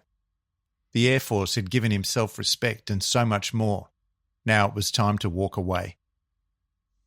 That momentous day, he made his final flight in a Meteor, kicking it as high as it would go. With one low pass as the finishing touch, he landed, taxied to a halt, and shut down the jet's engines. He now enjoyed his time with the Aero Club and was a popular instructor, but then he decided to apply to become a commercial pilot with the Australian national carrier, Qantas Empire Airways. In January 1957, he had an assessment flight in a Douglas DC-3. following which he spent 2 months of classroom studies in preparation for flying the airline's sleek L1049 Super Constellation aircraft. Then came further familiarisation flights seated beside Qantas captains, before he returned once again to the classroom for final studies. He was then assigned to fly the Connie on what Qantas called their kangaroo route to London, with multiple stops either way and an absence from home of anything up to 3 weeks. To their joy, in March 1959, the Zupp family was extended with the birth of their son, Adrian. The following year, having tired of the lengthy overseas trips keeping him away from his young family, and much to the delight of Edith, he decided to leave Qantas and take on another temporary flight instructor role, this time at the Illawarra Flying School, also based at Bankstown Airport. Within months, he had received an offer to join Airlines of New South Wales, a regional carrier aiming to recruit several first officers to operate their fleet of Douglas DC-3 aircraft. He was accepted, and for the next 6 months enjoyed working for the airline and flying the classic DC-3. Then, a number of pilots were retrenched, and as one of the newest recruits, he found himself without a job. For a while he worked for the Ford Motor Company as a delivery driver, before taking up his former instructor's position at the Illawarra Flying Club. Over the next few years, he alternated between several jobs in aviation. The first involved training Qantas cadet pilots in 1965, by which time another son, Owen, had been born. Then he took on work at Rex Aviation, cloud seating for the CSIRO, and in 1974, flying for Masling Commuter Airlines. After that, he flew with East West Airlines, operating flights on their air ambulance aircraft, a twin-engine Beechcraft Queen Air 65B80, known as Bravo from its registration, VHAMB. In 1985, having spent more than a decade flying with the air ambulance service, Zupp felt that at 59 years of age, he should be looking to the future, as his career in aviation would soon be coming to an end. His younger son was now a paramedic, but was also keen on achieving his own commercial pilot's licence, and Zupp took on the role of his son's instructor in their garage-based classroom. Soon after, the Queen Air was retired from service after flying around 4 million miles and chalking up around 24,000 hours. With understandable pride, Zupp took VHAMB on her final flight before she was decommissioned and later hoisted into place as a notable exhibit in Sydney's Powerhouse Museum. It was a puzzled Owen Zupp who asked his parents in 1985 if his father had ever received the Purple Heart Medal for being wounded in a particular act of courage. When they looked a little bewildered, he showed them an entry in the newly published book Australia in the Korean War, 1950-53, Volume 2, Combat Operations, by Professor Robert O'Neill. The book listed every award made during the Korean War, and apart from Philip Zupp's US Air Medal and being mentioned in dispatches, the entry listed A11439, Zupp, Sergeant P, as being awarded the Purple Heart for his courage while wounded in trying to help a downed fellow pilot while under fire.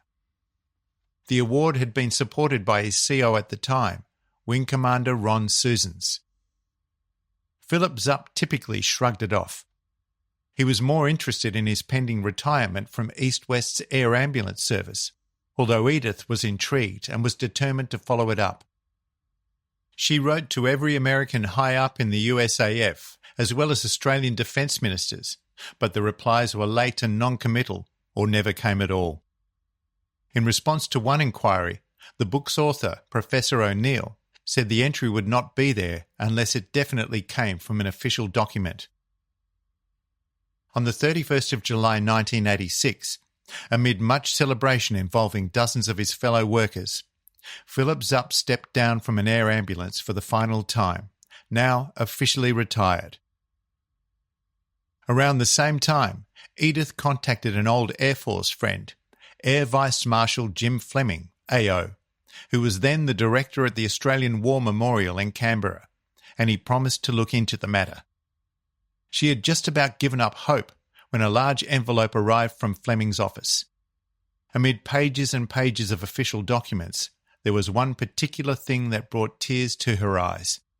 A citation filled with praise for her husband's outstanding courage that read, "By direction of the President, Sergeant Philip Zupp, A11439, Royal Australian Air Force, has been awarded the Purple Heart."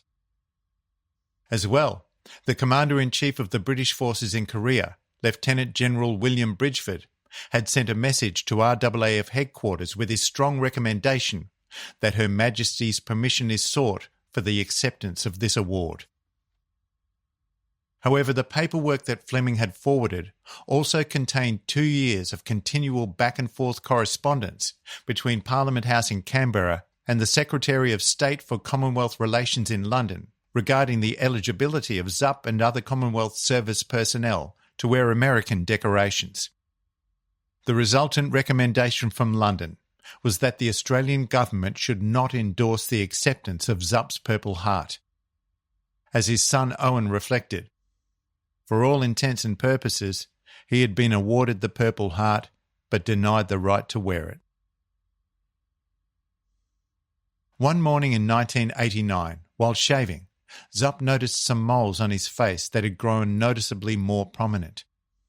He was referred to a specialist dermatologist who removed the growths under surgery and sent them to a pathology lab for a biopsy.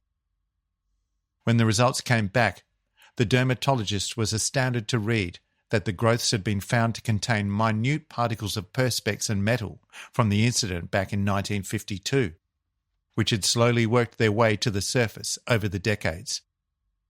When asked if he knew where they came from, Zupp's laconic response was, "I've got a rough idea. It's a fair while ago now." Had that been all the results contained, it might have been laughed off. But the biopsy also revealed something far more serious: spreading cancerous growths.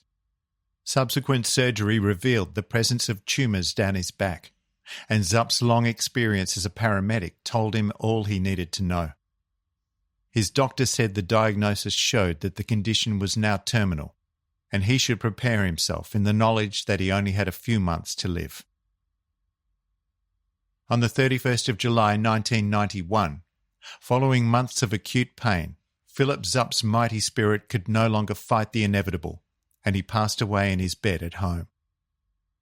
His body, dressed in the clothes he had selected himself, was flown to Toowoomba by East West Airlines.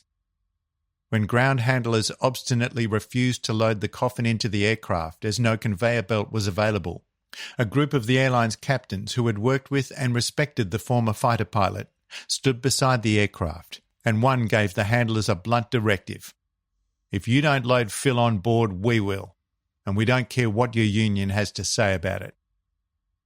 That worked. Philip Zupp was buried next to his parents in Drayton Cemetery in South Toowoomba. While the awarding of the US Purple Heart had been denied through bureaucratic bickering and a constant interpretation of the rules governing the award, especially in London, the US government remained sympathetic. It was reasoned that the Australian pilot's bravery and selfless actions back in February 1952 deserved to be recognised. Despite being recommended for the Purple Heart, the first ever to be awarded to an Australian serviceman, that was no longer under consideration. Instead, in a moving ceremony at the Australian War Memorial on the 4th of July 2018, Philip Zupp was posthumously awarded a second United States Air Medal. It was presented to his son Owen in a formal ceremony by Air Chief Marshal Mark Binskin, AC, as the US Chargé d'Affaires watched on and applauded. Sadly, Edith Zupp did not live long enough to receive the award on behalf of her husband, passing away in the New South Wales Southern Highlands on the 25th of March 2014. As ACM Mark Binskin would later note in his foreword to Owen Zupp's 2016 book Without Precedent, "I won't steal the thunder of Owen's book in its retelling of the circumstances surrounding the efforts to have the Purple Heart awarded to Philip and my small part in that story. Needless to say, though, The recognition that was paid to Philip through those efforts to award the medal was a well-deserved honour, and a long time overdue for an Australian who typified the best qualities of those who serve our nation: resilience, perseverance, and dedication to service. This has been a Simon & Schuster Australia production of Australia's Aviation Heroes, True Stories from Our Airmen at War, by Colin Burgess. Narrated by Steve Shanahan. Copyright Colin Burgess, 2025. Production copyright Simon & Schuster Australia, 2025.